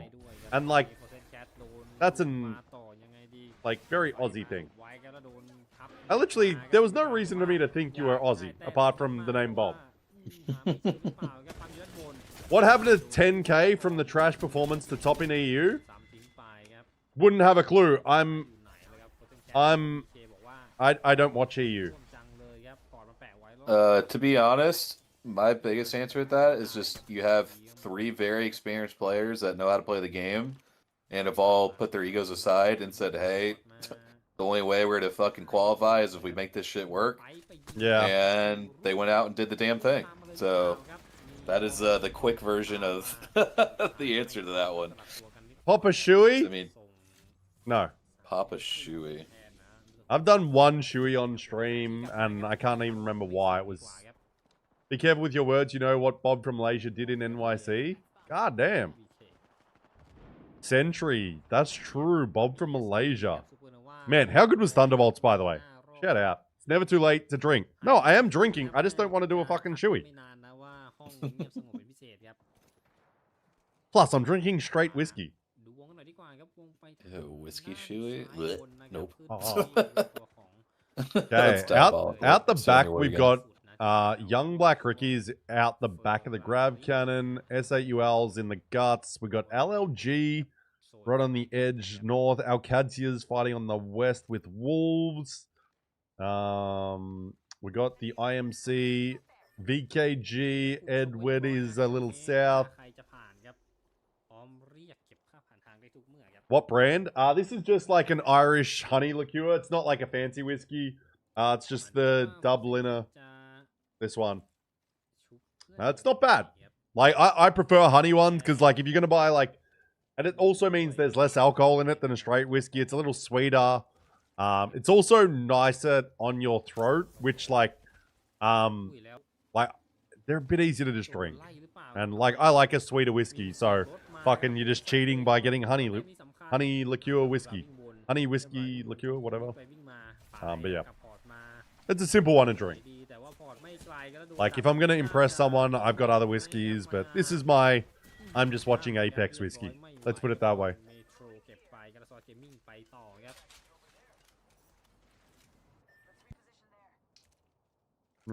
What do we got? So... มาครับไดบู Have we lost any of our match point teams? I don't believe so, right? ตัวของซอสเกมมิ่งครับ I have not noticed anybody in particular yet, no. No. They're all in zone. They're all near sort of each other. The funny thing is, I think no matter which one of them wins, they'll all qualify for EWC. If any of these teams, ไฟมาครับ like, unless they bomb out early, in this game, and like other teams go crazy, and like, I don't think too much will change. Like, positions might change, but I think the same teams will, like the same 8 teams will make EWC. So, we'll see what happens.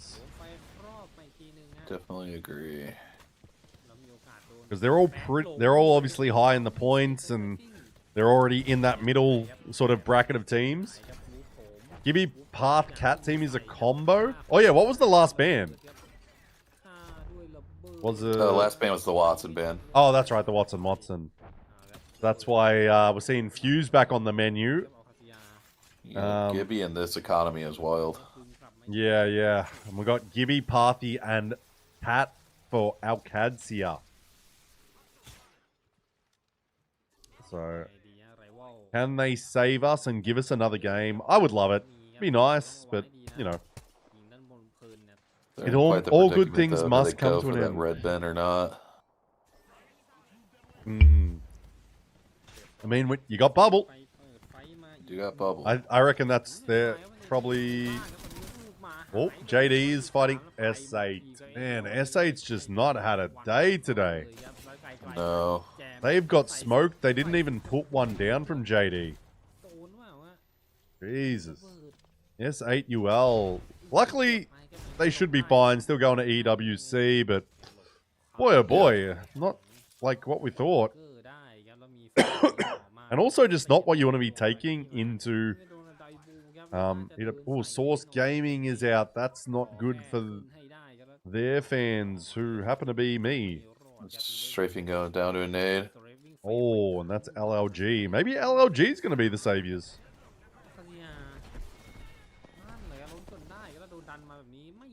Oh, Gen.G's out! First team down. Qadsiah is fighting up a storm up close. Could Don be the messiah of our region and the VKG call actually be the comeback? It's Wolves fighting them and Rivals. Oh, I think Qadsiah might be saying bye-bye. We'll see. This is going to be rough. Doa Ibu also going down. So another team that's sort of up there. But I think that might be them missing EWC if the game's going to over. And we've still got plenty of teams out there. We've only lost... We've still got 5 of our 11 teams are match point teams. I think we might be ending it here. Oh, Wolves down. There goes Wolves. Here, LLG's helping them out. Let's see if Rivals can stay alive here.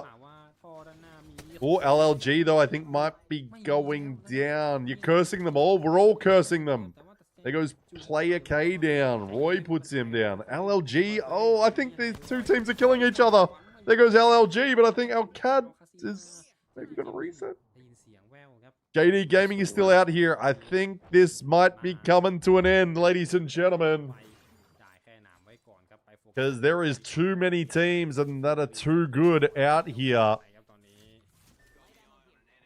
There is not many unless we have a savior out there who will potentially move us to another game. Haven't even seen them. Switch over to one. Oh, Leviathan, they're going down to Gen.G. So another one of our savior teams looks to be dying.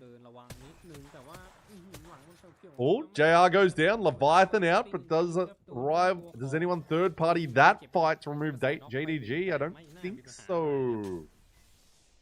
Nope, they get the pick up. Yep, armor swaps, resets. I think we've got 4 teams? MDYB, maybe. They're going to make a move. Okay. I don't know who's in charge of strafing team comms in his team, but he always picks wacky team comms for some reason. I think it's definitely like a group discussion, but I don't know. And look at this. Right in a nice central zone position is VKG. That IMC call was beautiful. I didn't think it would be coming back this way. I did not think so either. Yeah. And like for the IMC to be in the middle of zone, like 5 is not something I'm used to seeing, but I'm not great at this. Young Black Ricky, one of the savior teams, is moving in from the northwest. But they've got a rough spot to play from, and we'll see. Qadsiah, they had a mobile res, it'd be great, but currently they're just ratting as a duo. They do have the banner, but like you said, doesn't look like they've got a Moby. MDY is putting down the wrong teams! Oh, now our Qadsiah is under assault. Oh, we might be losing all of our basically fucking savior teams. There goes MDYB. I think our Qadsiah and Young Black Ricky might be next. I think this is a GG's. I think so too. I mean, there goes Young Black Ricky. Who's next? It looks like Bear Claw's probably next. I think this might be a fucking VKG. Rivals or... Oh, the double PK. See you later. With the full There's kill. a lot of bans out there. You got to remember that. There's a lot of bans. Like, what are you going to play right now? What would you be playing, Ren? With all the bans we've got. You look at... I mean, it's kind of surprising. The Ash, Fuse, Cat is a good composition. Ash is still unbanned? Yeah, I just realized that as well. It's like, what the fuck? So, JD Gaming, VKG, Rival, still alive. There goes Bear Claw. We've got 5. We've got 4 of these teams. Man, JD Gaming is dropping a nuke of a game. They've got at least 10 kills. I think this might be it, though, ladies and gentlemen. Be a tough rotation for them, though. I'm wondering if they've got Catwall. They also have the energized zipline, though, so that could help them get to a spot that they want to get to. Yeah, for sure. Rivals have lost one, but BKG is just healthy in the IMC. Yep. Who's in that southern building? There's got to be someone, right? That's got to be our... Oh, that's right. Fucking Qadsiah is still here. Until they're dead. Yep. Rivals wiped them out. They did bring back strafing, so all 3 of them were there, but now Rivals are gone. It's now just JD. It's the VKG. Who is our 3rd team? Edward Gaming, so it's definitely over. It's just who wins. Our final 3 teams. It's over, ladies and gentlemen. Who's winning it? VKG's pushing in. Edward is only fucking on 2 blues. JD Gaming, man down YC. They might be able to get him up, though. The Catwalls both fall at the same time. And VKG... Oh, VKG is... QQ's stretched up a little. He's got cover from his teammates, though. But boy, oh boy. Yeah, VK should win. Unless... It depends how this... Like... Does EDG just send out at VKG, potentially? They've got a Wraith portal, so something to play with there, but this is our final game. It's just a matter of who. Who you got, Donnie? EDG, VKG, or JD? I assume you're sticking with VKG. Yeah, I think just with the space they have, I would agree, but we'll see if one team decides to end them and see what happens here. I mean, you've been riding them all day, and you're stuck with them even after that first game, and they might be paying back dividends. And then, here we go. Oh, JD comes out. That's not the play. That is... They did decide to end VK, though, so this will be interesting. One down from VK. It's kind of even sort of fight here. A Chinese team will win, true. Edward Gaming, gone to the height with the Wraith portal. It actually works out. Now they've got a little... Oh my god, he's going to go back through the portal. JD actually reses. All these teams want it, so no one's going crazy, but BKG is the team that somehow is minus a man. And now he's going for a portal, QQ. Where are you going? You're going over to this rock. This is crazy. He's just giving a portal route in case they want a portal. I think it's more just like a time-saving portal versus this is a place to play from. Actually, could be a decent catwall, potentially. Edward Gaming's just holding on the interior. They really want this dub.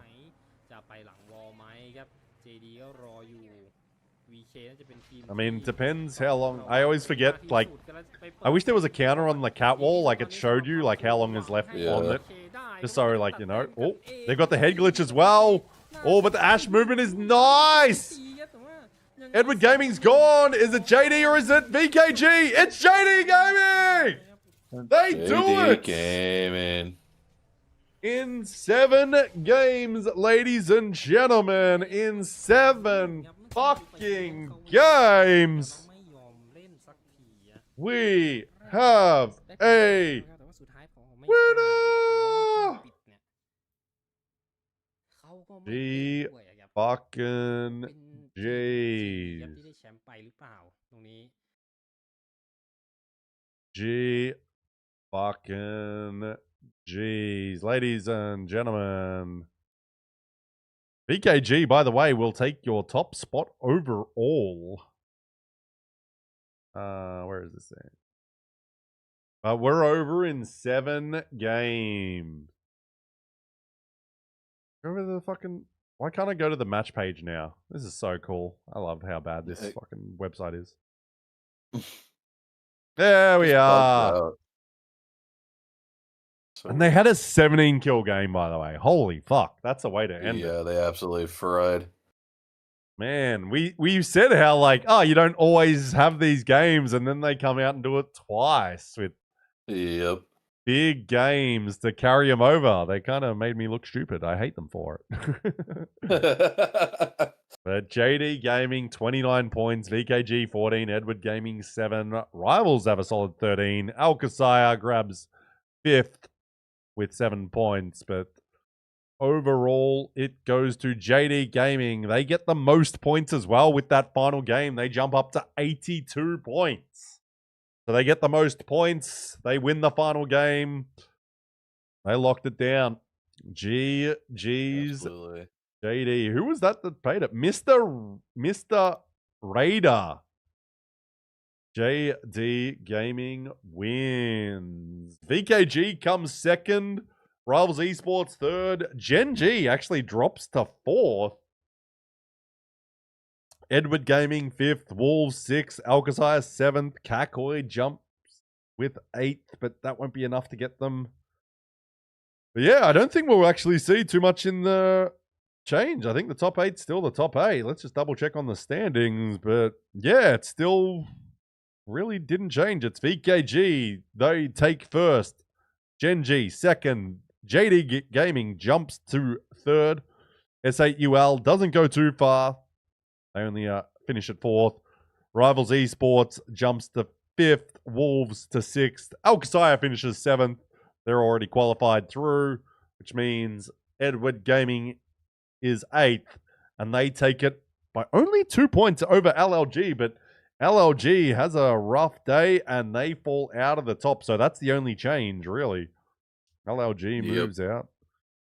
And yeah, there it is. There it is.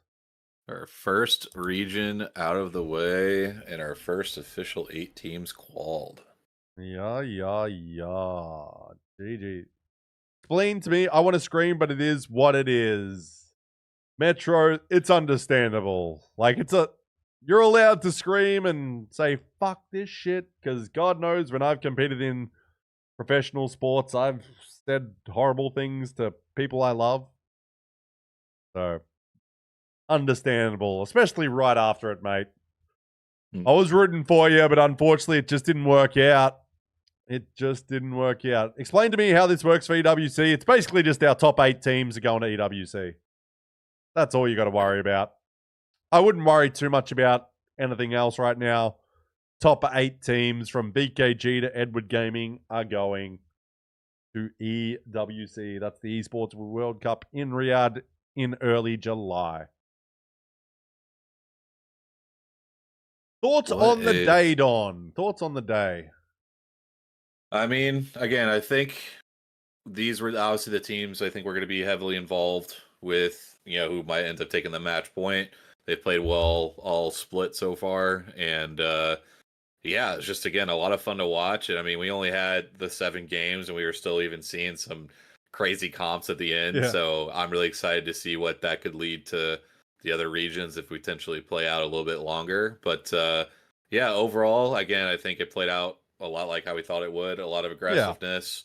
And again, a lot of the teams that we thought would make it to the top. But again, just I love watching this region. It's so different. It has its own kind of play style and uniqueness to it. And it's just another fun day to watch. Yeah, man. It really was somewhat expected. Like we said, it would be one of these, the top sort of 5 teams. S8UL was the sort of outlier of that. But it really did come down to the teams you'd somewhat expect. And then those top few teams that have just like been good throughout the split, but not quite up with VKG and Gen.G and JD now. We're right there. So no real shocks today. Like S8UL didn't perform, but it doesn't really cost them too much apart from a little bit of cash, really. But JD Gaming like went crazy, so like yeah, there's only so much you can do at the end of the day. So they fall to fourth, but yeah, Lonely That Gone, they drop out. They have a disappointing day, but when you bring in a new player that you haven't scrimmed with, that's kind of not that crazy to it happen. Sadly, Source Gaming don't make it. Like we just had Metro come through the chat. I was really hoping they'd make it for his sake, but Same. shit happens at the end of the day. You've got to just play the cards you dealt. Wasn't their day. Like they just had a rough start to the day and it was hard to claw back. They only missed by, what is that, 6 points. So not much in it. That's just a few placement spots that few things go your way and, you know, they make it EWC, but unfortunately they are not. So yeah, we don't really have, in our region, they're all like larger orgs going to EWC. Like, I mean, that's why they signed these teams. We got VKG, who's like, they're not a big org. They're the smallest org of the ones going because they're just a small Chinese sort of group. But then you got Gen.G, JD Gaming, S8UL, Rivals Esports, Wolves, Qadsiah, Edward Gaming. Like, they're all bigger orgs. So congratulations to those 8 teams going to EWC. Any final words, Don? Because I assume you probably want to go to fucking sleep. Yep, gotta go grab a little bit of sleep before I gotta be up. But just no, just want to say thank you for having me here, and yeah, I'm just looking forward to the rest of the weekend to see how everything shakes out. And yeah, just feel free to pop on over to my stream or Pass's stream if you guys want to watch a little more Apex this weekend. So, but thank you again. I've appreciated last weekend and this weekend. B-Rad, I appreciate it. No worries, man. I appreciate you coming in. You're a great dude, great vibe, great knowledge, and just a good fun time. But guys, I'm shouting you out now again. Please give Don a follow. He'll be watch partying the other 3 regions during over this weekend, their regional finals with PASC. They're doing dumb shit together, I'm sure. But pretty much. They're insightful, they're fun. You'll have a great time watching those guys. So give Don a follow. And have a good time. Also, hello, Alex. Hope you're doing well. But yeah, thanks for joining, Don. You can venture off and get to sleep, mate, because there's a lot of Apex going on. Oh, yeah. Yeah, take care, B-Rad. I appreciate it again. And take care, chat. See you guys. Later, mate. Bye. Really going for Source. I hope they run it back. Yeah, I hope so. I'm sorry, Brad. I think we fell short. Yeah, it happens. Unfortunately, those are your final standings, ladies and gentlemen. Sad. Yeah, I was really hoping for Source. I was really, hoping they'd make it, but it happens at the end of the day, and hopefully we just see from them come back and improve. But who knows? I don't know what the future holds. Apex, it's fickle. Things change quickly and it moves fast, but APAC South Split 1 is done. We're going to be back for Split 2 and we will be back with a vengeance. That's awesome to hear, man. Yeah. But now the next thing for our region will be PLQs in August or something. That'll be the next like official thing. I'll be there watch partying. And I'll probably do a rewatch party for EWC. I might try watch some scrims. There'll be more streams, content. If anyone wants to say anything, now's the time, or forever hold your peace. How about we do a shot? We do 1 shot of whiskey for to finish off the split. Oh, maybe we could. I wonder if Yanleys would be up for a chat. As well. But boy, oh boy. Appreciate everyone being out here today. It's a fun fucking day. Watch parties are always a vibe. Always a good time. Oh, there we go. Woo! My first split in this region, just wanted to say your casting in the sport has been beyond amazing and generally you're appreciated, brother. My pleasure, and appreciate you like being in our region. I know it can be hard on the sleep schedules and that, but I just love when anyone, any org, any coach, player, whatever, anyone like gets into our region, just because it's like our region is can struggle at times with obviously a lot of things. So it's great, and like it doesn't impact me compared to a lot of these players, but I just want I want the best for these players, these teams, as much as possible, because I'm an old man that this doesn't really affect my life at the end of the day compared to what potentially can happen with these young players hoping to make something out of themselves out of esports. I'm just here as a big fan at the end of the day. So, yeah. That's all I'm doing. Hopefully making a bit of noise and drawing some attention over here that I hopefully can pass on to these players. Whether it works or not, that's for other people to judge. But it's been a great day. APAC South being a movie, yeah. Funnily enough, today was kind of like a pretty normal day in a weird way. Like, there was nothing too wild out of the ordinary, really. There was like moments, but nothing that you're like, oh, that was... There was little things, but yeah. Played out somewhat how we expected.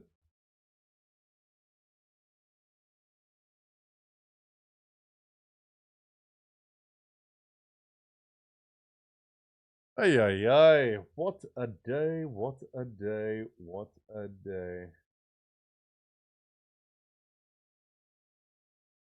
And do appreciate Don coming through as well. Great man to come through. Who else is out there? MK, plenty of people watching. Nice.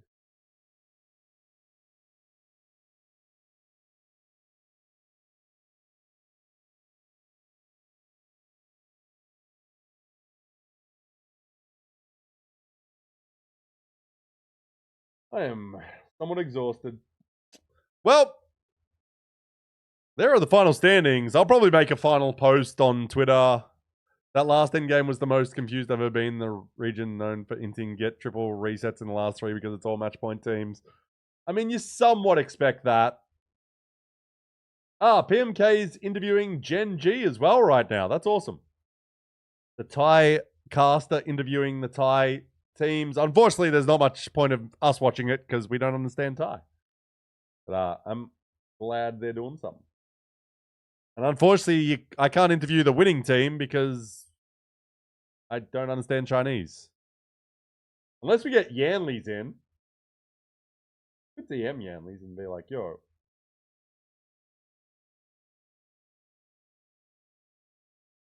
See, I might do that. Let's see.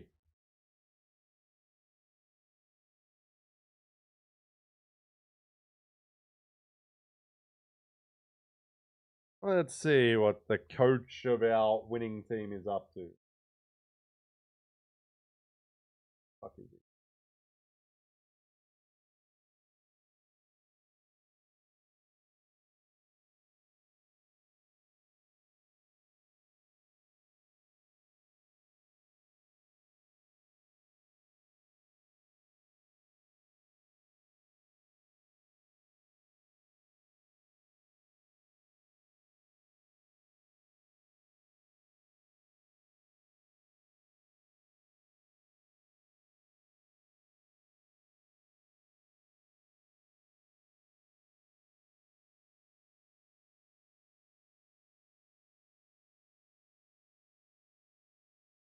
I'm just gonna hold up to see if Yanleys wants to have a quick chat. The winning coach. Look at that. Look at that, ladies and gentlemen. LLG drops down.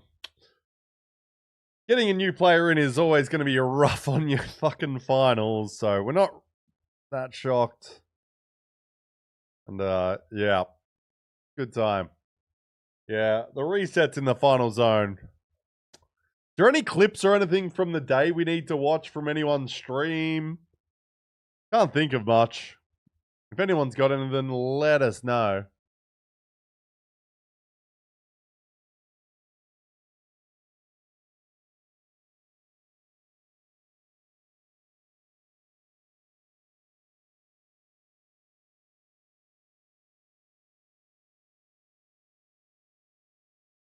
Okay, cool. I'm gonna get Yanley's. I'm gonna get Yanley's in. We'll have a quick chat with the coach.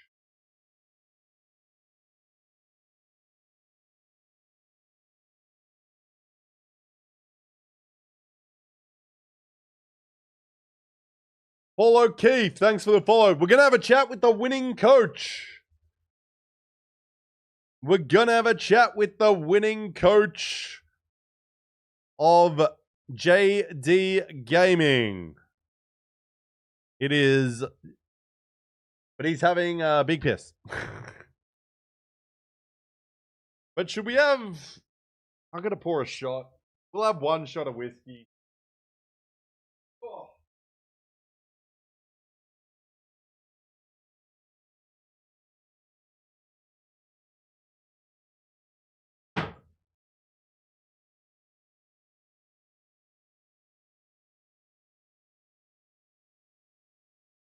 We'll have a shot of whiskey before Yuri's / Yanley's joins. G fucking G's.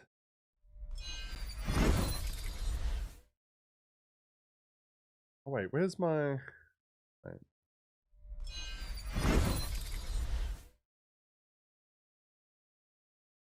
Yes, we're going to have a little shot. Thanks for the follows. Thanks for a couple of subs as well. Thanks for just hanging out today with Don.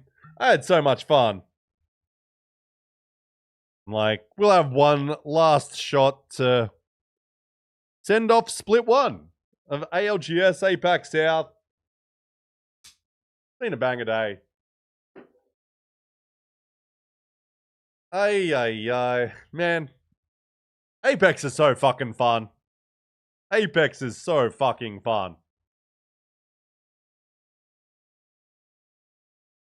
It's pretty fucking sick when we get down to it.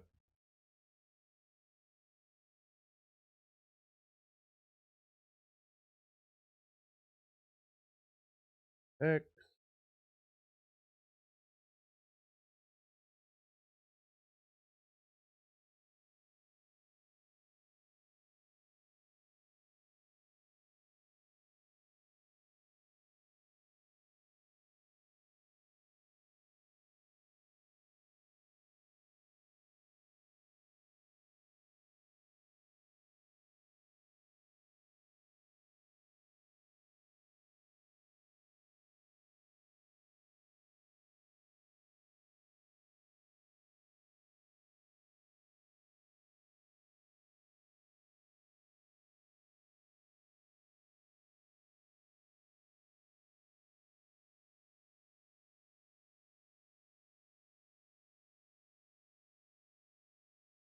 Shit.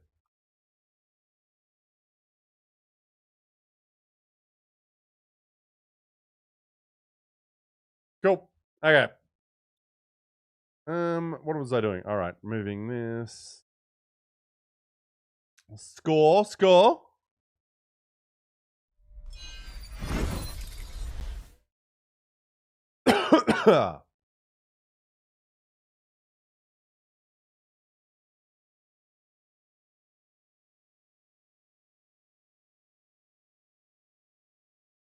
Did Metro make EWC? Unfortunately not.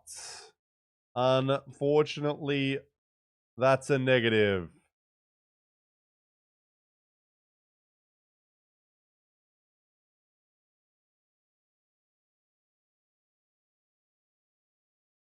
Rip, yeah. Unfortunate. I was really hoping, but these things happen. We're going to chat with our winning coach. Let's get Coach Yuri's in. Let's have a little chat with the winning coach of J.D. Gaming. What is up, Coach? Congratulations. Congratulations. Thank you. Oh my god, that was a set of games. Watch. That was a set indeed. How are you feeling? Like, because Like you told us earlier in the stream, you can't watch the players' screen share. So you're only talking to the players between games? Yes, I practically watch it on like a 10 minutes delay, like everyone else in chat does. Yeah. Fucking hell. Yeah. So I have to trust my players when they tell me what happens, and like I try to break things down just by what they tell me, you know. So I take their word for what it is. Yeah, it's like that level of trust, I guess, that needs to happen there. The level of honesty. No, it doesn't work for us. Yeah. Well, obviously, I mean, it worked today, I guess. Whatever the fuck you said was obviously amazing because, man, they came home with a wet sail. They even had the most points and, like, they have massive games. Like, we've previously seen them as X and Y do this. But it's always pretty good when we see them as now, like, a consistent team with placements, but then they can still rip those 17 kill games out. They're not as big as, like, a fucking 37-point kill game or whatever the fuck that was back in PLQs, but man, it's a pretty good day. How have you spoken to the players obviously since winning? How's everyone really feeling? Like they just super hyped, I'd imagine. Yeah, everyone's fucking hyped, you know. In fact, like I think they all opened up their streams and everything, and they're like talking to their fans right now over Bilibili. Yeah, that's awesome. Why is he really just said fuck it and ripped open the stream and opened up Delta Force? You know, just hopped onto Delta Force. Apex players are so weird when they do shit like that. It's like, oh, we won. I want to play another game. Anyone down for some Delta Force? It's like, you can just relax and enjoy the moment a little bit. But gamers want a game, I guess. Yeah, but this win felt really fucking good for us. I think this, in our eyes, felt the least fraudulent win we've ever had. Like this proved less to our fans and more to ourselves. Like we belong here, you know. Because our last couple of wins, we won, but we didn't really felt like, you know, we really did our best to win it, you know. But this was very convincing. Like we played it well. We felt. It's also, this is like the most legitimate stage outside of a LAN that you can win. Like it's ALGS, it's winning the regional finals. Like the only thing you can do better than this is like win like the full region, which like you've won regional finals, but it's like, oh, if you can win regional finals and the region like VKG did, who had an impressive day as well. They were like, it was one fight away. It was you or them. And like, it's just mere tiny little things that happen. Like it was kind of more in the hands of Edward Gaming that kind of chose a little bit of who wins. Like obviously it's like, it's a matter of tiny moments in that final fight with three teams all on match point. We all knew that was it. And then it's like, oh, who does what? Like, do these, and you assume like, do you know if the players knew that like, or noticed that it's like, oh, there's three teams, we're all on match point? Yeah, so the pre, like, I wouldn't say pre-game, but like the mid-game talk that we had was that I made sure Gerald specifically on the team remembered the other 5 match point teams that were with us, and his job that game was solely to track like the 5 match point teams, you know. So we came down to the end, we actually know that they were the two teams, but we had to take a bit of time to like figure out who was which. Because of comms and, like positions and zones, And it's obviously like, it's easy to say, oh, just track the teams. There's 5, you can write them down or whatever. But it's like, oh, when you're like fighting your own fight and then there's other teams dying, you sometimes might miss like the kill feed moving. And you're like, dude, I was fighting for my life. Like, I can't be... especially with like match point format as well with ban system. Like, come game 6, game 7, like people drastically change their comms. Like some teams just like completely play a different style of play when legends get taken out and stuff, So it's an added chance. That's why that's what I was telling the boys, man. The win just felt fucking good. Yeah, for sure. We felt like we were in control, you know. We felt like we proved, you know, that even through bans, we just weren't cheesing a play style. Yeah. Nah, it's very impressive, and like, it's so great to have watched this team like come in. Like I remember the first like, what was it? Like pre-season when they were X and Y, this 3-man Chinese team came in. People like, are they cheating? Like, who is this team? We don't know. And like we've seen their progress over the 2 years sort of thing to go from like, oh, they're like just a team that shoots well, but their results aren't that good, to then you join and like, oh, they're getting solid placements. And now it's like, and now they're, top 3 in the region and very, very strongly. And now it's like, I think the next step is just now like, okay, let's do some damage in the finals at a ALGS LAN. Like, that's obviously, I assume your next goal is like not just going to a LAN because you've done that. It's like, okay, we've got to make finals and we've got to do something there. It's like whether it's top 10, top 5, win. Like obviously everyone wants to win, but you don't always just say like we have to win this LAN. Like that's not, I assume, how you always approach a LAN. Yes, yeah. So like our goal come this LAN is just we gotta make our dent in finals, yeah. It's about time. Because like the last couple of LANs we had like issues of visa, we had like no time to practice because people were traveling like through like two cities and stuff like that. Yeah. This time, I mean, knowing how EWC runs the events and knowing how the government gets involved in helping to acquire visa, Yeah.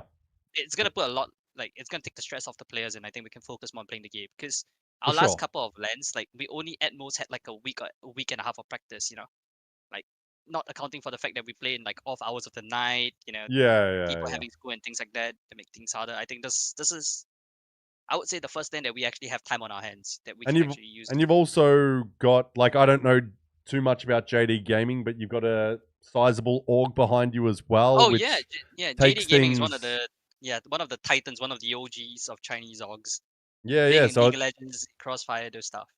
So that, I assume, also takes some stress off, like visa stuff and like having to worry about, because so many teams, they, especially in our region, like usually not maybe coming into EWC previously, but like you'd sort of be looking at orgs as you're coming into finals or after finals. But now with EWC, like a lot of orgs are incentivized to be a part. So it's like, oh, we don't have to worry about that part as well. There's no like wasting time around like trying to find an org, got to deal with like visa stuff. It's now like you can really just be like, okay, we're just got to play some really good Apex. We need to improve. We need to be ready to play against the best teams in the world. We've already played against them, so now it's like, let's take it up another level. So yeah, hopefully it keeps just going well for you, because it's obviously finished pretty fucking well for this split.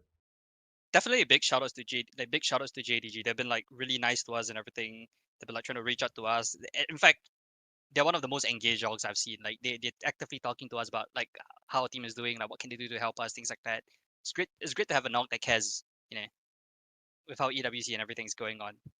Yep. That's awesome, because that's, I think, one of the things we don't see as like fans is like we don't know how engaged orgs are behind the scenes, because that's what really matters. Obviously the financial stuff's well and good, but it's like, oh, what do they help with the other things? Like, because I've heard of other orgs when after people have separated, it's like, yeah, they weren't great to deal with and they didn't give us that much, but hey, they gave us money, that's good.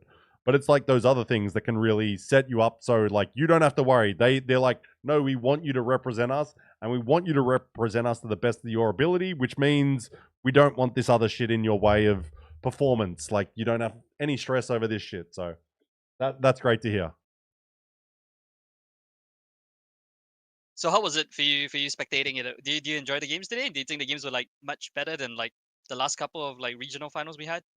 Yeah. I mean, I was super excited coming in today, because I think like with the ban systems, it was like obviously going to be like, the only thing was I hoped like it was going to be at least 10 games so we could see those crazy bans and whatever. But like I was just super excited, and also like it felt like we had those sort of top 5-ish teams that I thought like definitely one of those is going to win. But it's like, oh, we've got a few of these other teams like Wolves, Edward Gaming, Rivals that potentially could pop up. So it wasn't like set in stone previously, where we've had maybe Reignite, Dark Zero, like Moist Esports. It looks like, oh, they're just probably going to win. Like this felt very open, especially Qadsiah. Obviously, ALGS Open was amazing, but they haven't brought their best. So it was like, oh, how are they going to play today? So it was really entertaining. And I just wish we played more, but your boys were like, nah, 7 games sounds good. Yeah, I think the entire like ban system just makes every game so much more interesting to watch as well. You know, like seeing how teams break down their top processes and like seeing what picks goes where, kind of thing. Yeah. And it's so much more fun and engaging for the coaches as well, because I've never felt this engaged in the last couple of splits, because like last couple of splits you didn't have bans, right? Like you just kind of stuff. And then obviously when you put that with the POI draft as well, like things are constantly moving for you guys. It's not just like, okay, we've got this POI and here's the meta, so play these 3 legends and go play Apex. And I'll just be there to make sure you guys don't mental boom. So, yeah, like I definitely get where you're coming from, and it's like so much more fun to watch as a viewer as well. So it's all round, it's just like I awesome. don't know if I love Broken Moon at the end of the day, man. I think Broken Moon was the curveball right there. It made things more fun to draft around and like theory craft, but like Broken Moon was not a very enjoyable map if you were a player. You would need. It's also probably. I think as a viewer as well, it's probably the least fun of the maps to watch because, like, EWC is so different with its verticality, and obviously everyone's playing Alter at least in the first game, and then Storm Point, like, it's very familiar, but it's so well built for competitive stuff, so it gives a bit more space. We're obviously all very familiar with it now, having played that as comp for so long. Whereas Broken Moon, just like, this is like a lot of the map doesn't stand out as much. We all don't know it as well. And it just like, it doesn't have that end game factor that ED does, where it's like, oh, you can have 10 teams in a fucking end game on ED because of like the buildings and that, which I'm sure some of the players hate because it's like, this is fucked. But as viewers, those end games are fun as shit. Yeah, for sure. But what was the best moment for you today? Just watching your team, like which game did you? Was it the final game, I assume, or were there moments earlier that you were like, oh shit, we're looking real good? For me, my personal like moment that I kind of enjoyed the most, or I knew my team had it locked out, was I think there was a game we went out really early, but with like 10 kills on the board, kind of thing. Like. That gave me hope, as a coach. It's like it shows that my team is willing to like go out there and get those points, chase the points, not just wait around for things to happen. Like we might have went out early, but we're still at least consistently gaining points, and their morale is not getting, they're not taking a hit on it.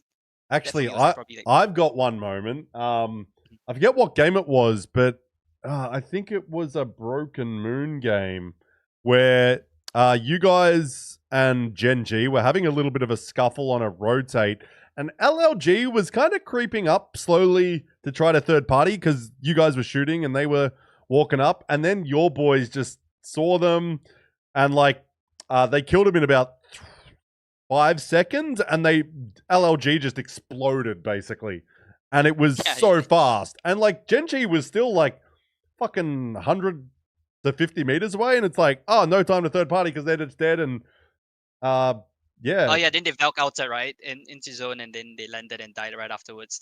The one they landed on the bridge, you're talking about that game, right? On Broken. Yeah, I think so. Yeah, and like, yeah. I was just like, man, that's crazy. And like LLG's no slouch in a fight. It's not like they didn't have a great day and they dropped out of EWC running, but like they're still a team that knows how to fucking shoot their guns like pretty well. And your boys just fucking mincemeated them, and it was crazy. So that was. I think we're also very fortunate for the gun meta. The gun meta really plays into our strengths. We're finally off like the gimmicky weapons. Like this weapons kind of are mechanically demanding. Outside of the devotion. Well, I was gonna say, I'm pretty sure your team's running triple devotion most of the time. Yeah, I mean everybody runs triple devotion, right? Oh yeah, yeah. Running it, are you really playing the game? At the end of the day. No, at the end of the day, you do have to adjust the meta, and it's like people will be like, "Oh, this and that," but like people are always wanting to find the busted guns, and Devo is now, and it's like, fuck, 3 Devos can wipe out a whole team in one clip. Yeah, but at the end of the day, you're probably fighting against the team with 3 Devos, so it's like, well, you're still got to be better at it and know your positioning and when to disengage a little bit. Yeah. Yeah. I just like the variety in comms right now. I think there's a lot of options for like edge, a lot of options for edge gameplay as well. You're not just shoot into like either one style of zone or one style of edge, like how the previous metas were. Like back before this was everyone was like shoehorn into playing crypto plus something if you wanted to play edge, right? So you could fight. But nowadays there's options on the table. It's made it a lot more fun to play in general. Yeah. Man, it's like Apex at the end of the day is at its most entertaining right now, and your team plays a very entertaining style. Like they still got that little bit of craziness in their game that's like you wouldn't want to take out of, like you need that aggression and Apex works best as like if you're an aggressive team. Like we see it with Gen.G, we see it with you guys. Like you can play zone as well, but like if you're a team that naturally sort of flows better moving around, like your boys, it's fun to watch. And like with throw the bans in, the gun meta's adjusted. Like yeah, and now it's just a matter of time to go to another LAN in what is it like? Is it 3 weeks? EWC? Yes, it starts July the 10th, if I remember correctly, the event. But I'm Yeah, pretty sure like they're gonna fly 3, teams 4 in works early. sort of thing. Yeah, for sure. Hopefully, have a nice little run with scrims and some maybe some games when you're in Saudi Arabia. I don't know if teams did that last year for EWC. Like, did teams fly in early? I generally don't know. But hopefully, now we've got so many orgs. Like I was saying that like VKG is the smallest org sort of thing of the 8 teams going. Like everyone's got major orgs behind them, really. Yeah. I guess you could say so, but VKG is also the biggest org in Apex. Like they're essentially a namesake, a staple at this point in like Chinese Apex. Yeah. Like I just don't know the size and that compared to these other orgs that obviously like have I would soccer say, teams and that, but like they're not I would small, say obviously. maybe monetarily speaking, they aren't the biggest, but they definitely has the most. Like they have the loudest and some of the best like fans in China. Oh yeah, they got crazy we fans. have- Like I love their fans so much, and like It would pain me to see VKG get signed one day to a different org under a different name. You know, like I think that I think they've built so much good memories of the org and like everyone there. And there's always one VKG fan. He's always at LANs. He's always got a pink shirt on or something. That's always the guy. You know the guy? Yep. I've seen that guy before. I think He's always the guy at the front, like going crazy, like screaming VKG at like the fans. He's always up the front, and it's the same pink shirt. And I'm like, that's the guy. We don't want to lose him. But hopefully we'll hear some JDG chants with you now having a bit of an org. So maybe we'll see some fans. EWC, though, doesn't seem to get as many fans traveling to it, unfortunately. But who knows? Like, hopefully we'll see you guys at Champs, wherever the fuck that is. You might know. Don't tell me because you might lose your job or something. My lips are sealed. I can't say nothing. Yeah. But you know my PayPal, you know, we could like like, give a couple of letters of like the country to you if you like. I'll just find someone else to ask. yeah, but Champs are still quite a long way out. Yeah. I imagine it's not as long as last year where it went to February. Yeah, last year was delayed. Yeah, last year we had a delayed Champs. Totally worth it though, going to Japan. Like totally worth it. Fuck it, I'll say it right now, man. If they want to do another trip to Japan in Sapporo, I'll fucking take it, man. I'll take one. I have no complaints. I have no qualms, man. Fly me there. Yeah, I mean, fuck. If they go to Japan again, I can get my boss to send me there again. Because I was paid to go last year by my regular day job. What I'm saying is, we had a LAN in every continent except for Singapore, you know, and Australia. Like we have one in like APAC. Might not have one in Singapore, and then we have one in Australia as well, you know. Oh, that'd be a dream. By the way, no, there are no more games. We are talking to the coach of the winning team, JD Gaming. This is Yuri/Yanley's. You'll see him around my Twitch chat, around Twitter. This is the coach. Formerly XNY, now JD Gaming, has won in Game 7. They dropped a 17-kill victory to finish off the day, so they dropped a banger. And yeah, we're just having a nice chat to celebrate because I'm a big fan of Yanley's and this team. So I was like, fuck, you want to jump on stream for a quick chat? Because I don't know, I love Apex and I'm like, you're not going to sleep. Like, no, the players are going to play fucking Delta Force apparently though to celebrate, which is me. I'm like, oh, I'm going to buy a bottle of whiskey straight away and like, let's go out. But tad harder. You're not all in the same room, but you can celebrate. No, you can't celebrate with a drink at EWC, unfortunately. Yeah, I don't think that's possible. Yeah, I'm not risking it either, you know. No, I definitely don't think. Yeah. But then again, you couldn't get a drink at the New Orleans LAN, which is crazy because that is an alcoholic city. Oh yeah. Yeah, you couldn't buy beers and that at New Orleans, the land. I see. Yeah, because But I yeah, was but this is talking to gonna be an people there. interesting land with the format, with everything. Come to think about it. Yeah, Land's got a real it's interesting the format. 10 games a day. 10 games a day and like 2 groups with 10 games. Yeah, Yeah, it's top 8 quals, last two get drops in groups. Yeah, you basically play for your life every day of the event. which It's is actually pretty fun. I kind of like it. I'm assuming the teams don't, but it's like it's nice when there's always something on the line. Like, because group stages used to be just like a reordering, basically. It's like, oh, you go here and here, but everyone still is playing the next day. So it's like, what are we doing here? Whereas like now it's like we got shit on. Yes, it's all done. Like I've just said, JD Gaming 1 in 7 games. Talking to coach Yuri's, and yeah, now we're just talking about EWC because that's what's next on the menu, and it's a matter of JD Gaming doing some damage there. Like, we'd love to see an APAC South win. We've got 8 teams going. We had, what was it, 5 teams in the finals at ALGS Open, right? It was 5? Yeah, it should be. Let me look at. It was VKG, Gen.G, S8UL, Rivals, and Qadsiah. That sounds right to me. Yeah, so yep. So 5 teams. So hopefully we can get maybe a couple more. This is obviously maybe a tougher LAN. Like, how do you see that, like, ALGS Open and EWC? Like, do you think it's tougher playing more games, or is it tougher playing, like, always against the best? It's tougher in the sense of the game itself. I think there's definitely going to be a lot more mental strain. It's a lot more psychological because how it's 10 games, or in a day, and you risk dropping out the entire event if you have just one bet set any time in the event. I mean, the one good thing with EWC is that everyone, no matter where you place first and last, everyone does get rewarded prize money. So that's a pretty cool thing, at the very least. So dumb question. This regional finals is for EWC quals plus quals for this splits ALGS LAN. Yes, because EWC and ALGS LAN is the same thing. Yep, there's one less LAN. EWC and ALGS mid-season playoffs is the same.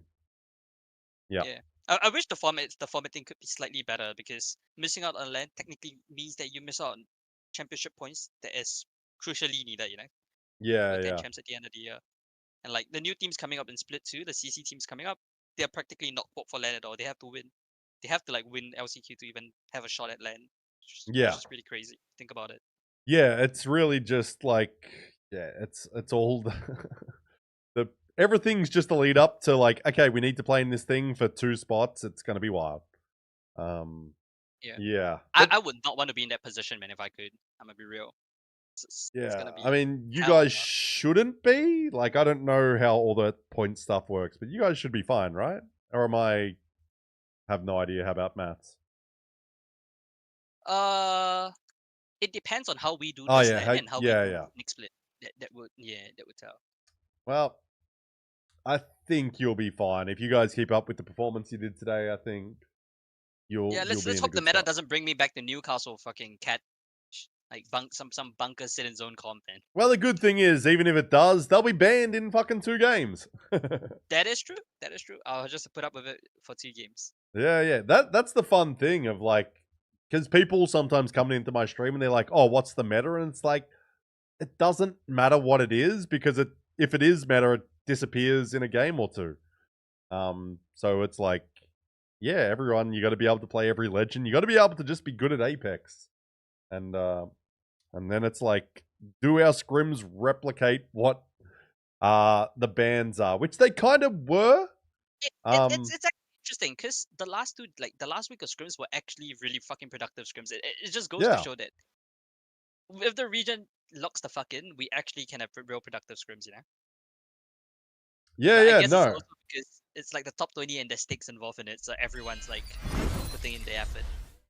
No, I did notice that. Like today, like I was looking at the bans and I was like, yeah, they're kind of as they were in scrims. Being that early, that was the one. It was like, oh, Watson was going earlier in scrims, but it's like overall not too bad considering we've had like completely wrong and opposite in scrims.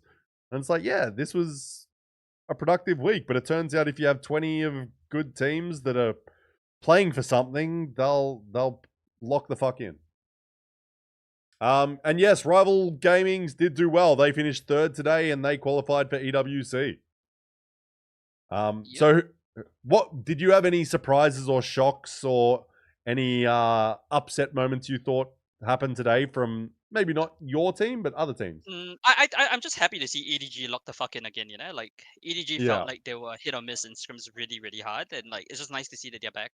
It's good to see that Return is filling in the position that No Name left, because No Name left a spot that was like really crucial to like DF's success previously, right? Yeah, and obviously they previously had Roy, so it's like Roy and No Name are two very high quality players. So it's like, yeah, you got big shoes. I was hearing that they were having a bit of trouble deciding roles and like positions in the team and everything, but I'm glad to see that they pull through at the end of the day. You know, it wouldn't be a LAN without DF there, would it? Yeah. Yeah, I was saying that because I had Don, like the former coach of Omit, during the stream, and I'm like, oh, DF is like, especially 3MZ and Pete, they're the longest running duo in the world of Apex. Like they've been together for fucking 4 years. And it's like they're a staple of our region, so like nice to see them back. By the way, we did see one game with Gen.G where Asia dropped 3.6k damage in game 3. Like, man's going for 4k badges in fucking regional finals is crazy. Yep. Oh my god. Yeah, I saw that. The damage differentials is actually pretty crazy. I mean, I don't know if you've seen the numbers. Rivals actually had the best damage differential for a team. Yeah, I'm looking at those. They had a right 6.9k, practically 7k damage differential, which is insane if you think about the math behind it. You know. Yeah. Rivals been playing good. I think Rivals is that one team that I don't think anyone else that's been following this region will dispute as an up and coming team.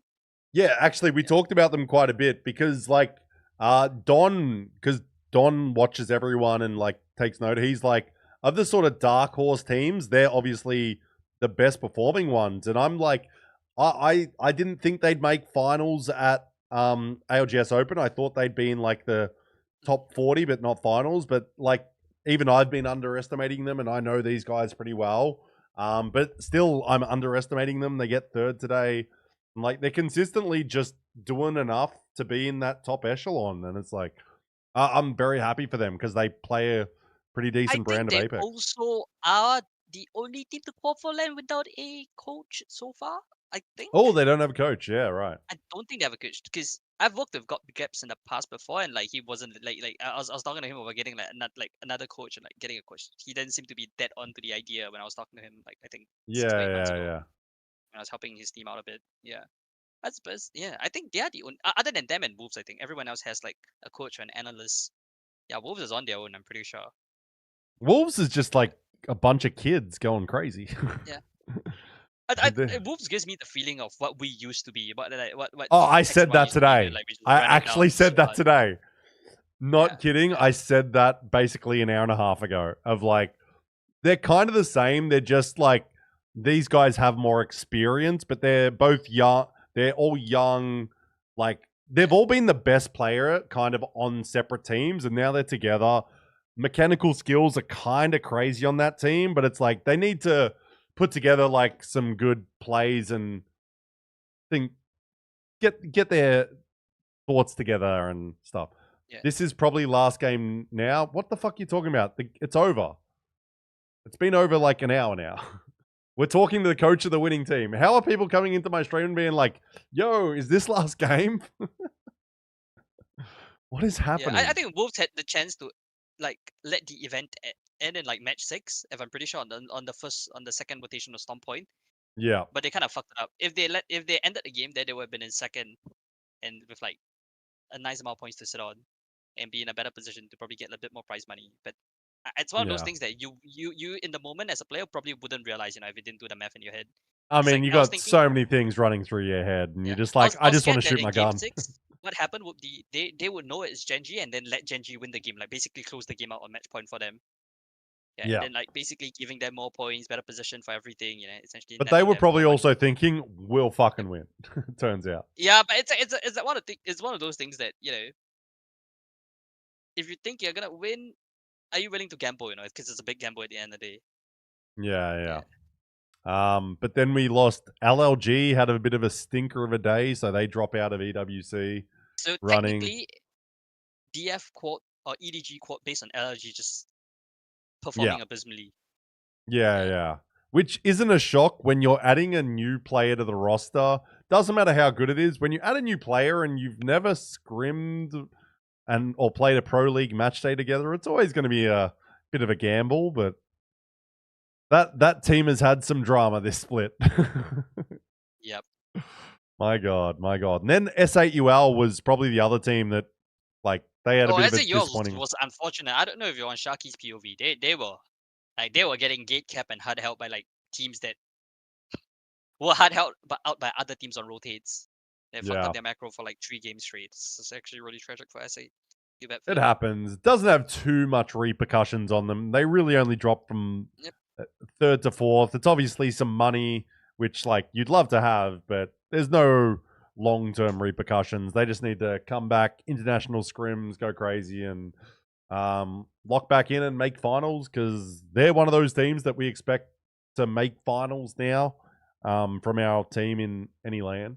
How did S8UL do? Not great. They finished 14th, but overall in our region, they still finished 4th. So if you're a fan of them, you're fine. They're going to EWC. But I think they'll be fine. It's just an off day for them. Like, they always pick it back up. Yeah, I mean, you just don't want to have an off day on regional finals, but at the end of the day, they'll be fine in the long term, and they're a good team. So they'll survive. And now it's just EWC time, but I reckon we wrap this up. I don't want to hold you too long. I really appreciate you jumping in, because I love always chatting with you. So I was just happy to say congratulations, because you deserve it. I know how much you work and you've been around the scene. So it's great to see some good things happening for you. Thank you. Thanks a lot for it, man. I'm not going to hold your stream up as well. I'm going to head out, go get some food, go get maybe something to drink. Yeah. Celebrate well, man, because you deserve it. So, yeah, head off. That is Yuri's, Yanli's. Have a great evening. I'm going to end stream soon, but yeah, congratulations again. And please pass it on to your team as well. Congratulations. Love those guys. Hope to see them crush it at EWC. You have a great night as well, then. I'm going to head out. Bye-bye. Thanks, man. Bye. That is the coach of JD Gaming, the winners of APAC South Regional Finals. It's been a great day. That has been a blast. There are the final scores. JD Gaming, BKG are the top 2. Gen.G falls to 4th, but it is JD Gaming's day. Look at that. 24 kills. Who got the most kills today? Who was it? Asia adds 15, but fuck, it was JR absolutely fucking dominating. My God. But still, Asia does have the most damage. 8.1k, 7 games. Looks like. Well, boys and girls, we're done. That is ALGS APAC South Split 1 done. Regional finals done. BKG wins. As we go to settings, wins our region with 151 points over Gen.G, over JD Gaming, who wins regional finals. It is the top 8 teams down to Edward Gaming that qualify for EWC. You will be seeing them in 3 to 4 weeks, mid to mid-July. We're done. Get the fuck out of here.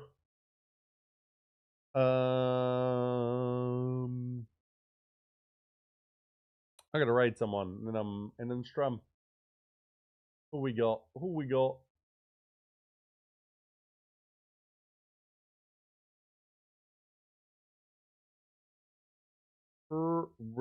Gert.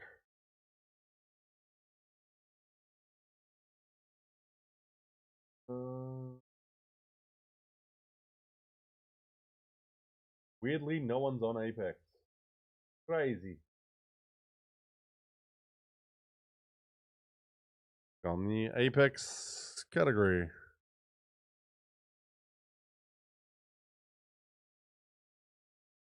Who should we raid? Who should we raid, everyone? We the peoples. What the fuck is that name?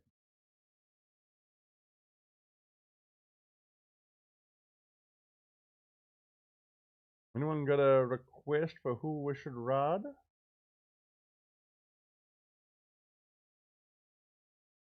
Okay, is there any...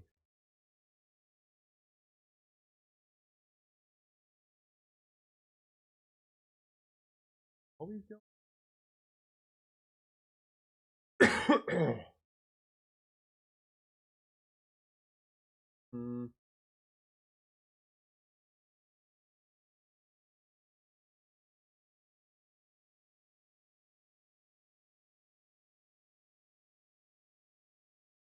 Here, what?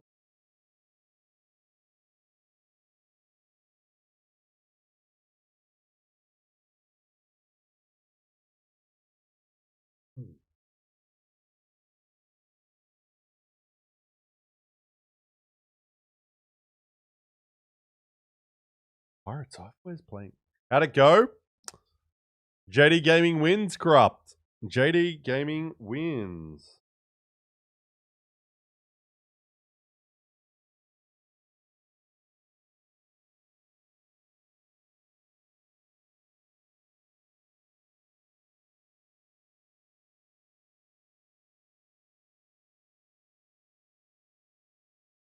Okay, we're ending stream. I'm gonna raid We the People because he's the only person playing Apex I can see.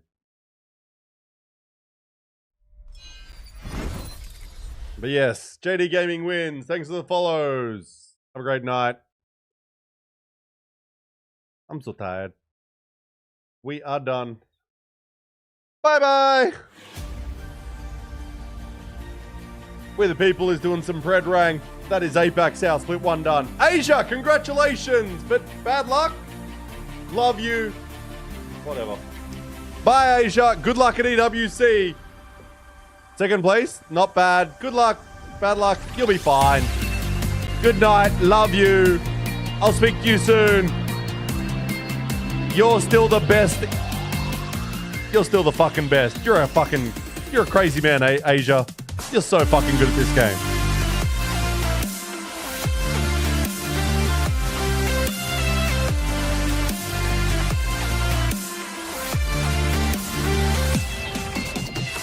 Asia, you're insane. Keep it up. Do it at EWC. Take on the world. And take it over. Love you. Bye.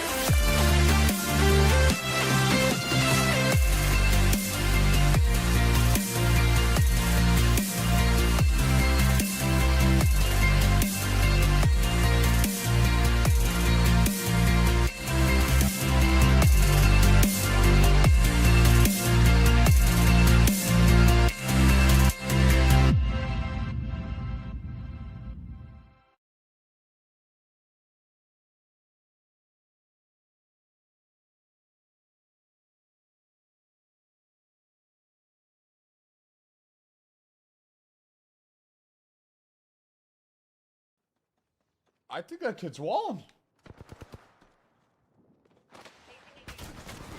How do you peek and you know exactly where I'm at, dude? B-Rad, what up, man? Thank you for the raid, dude. I hope you had a great stream. What's up, Navy? Chat. Fully believe that kid's walling. He literally just peeked the corner and just shot exactly on me. Bro, that's the second or third hard cheater we've seen today, bro. What the fuck is going on?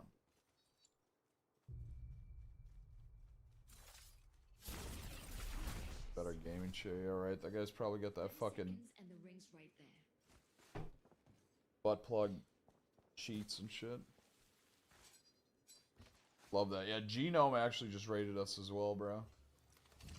So we're getting a bunch of Australians coming here. All my friends from the land down under, what up? Rings nearby with 10 seconds to go.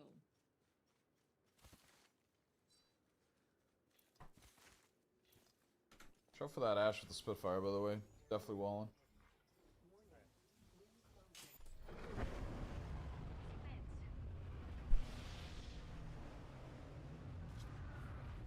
Sick, dude.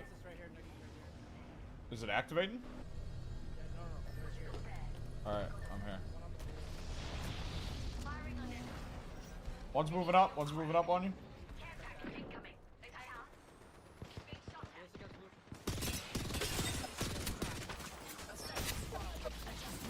Yeah. Bro, like, what is going on, dude? Did you expect a different outcome?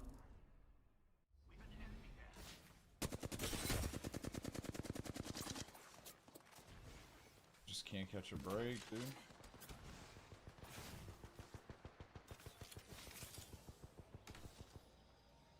Chat! Can you feel my pain?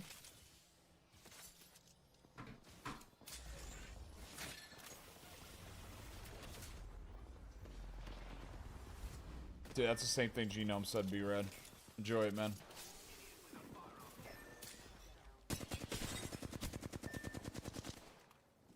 Genesis!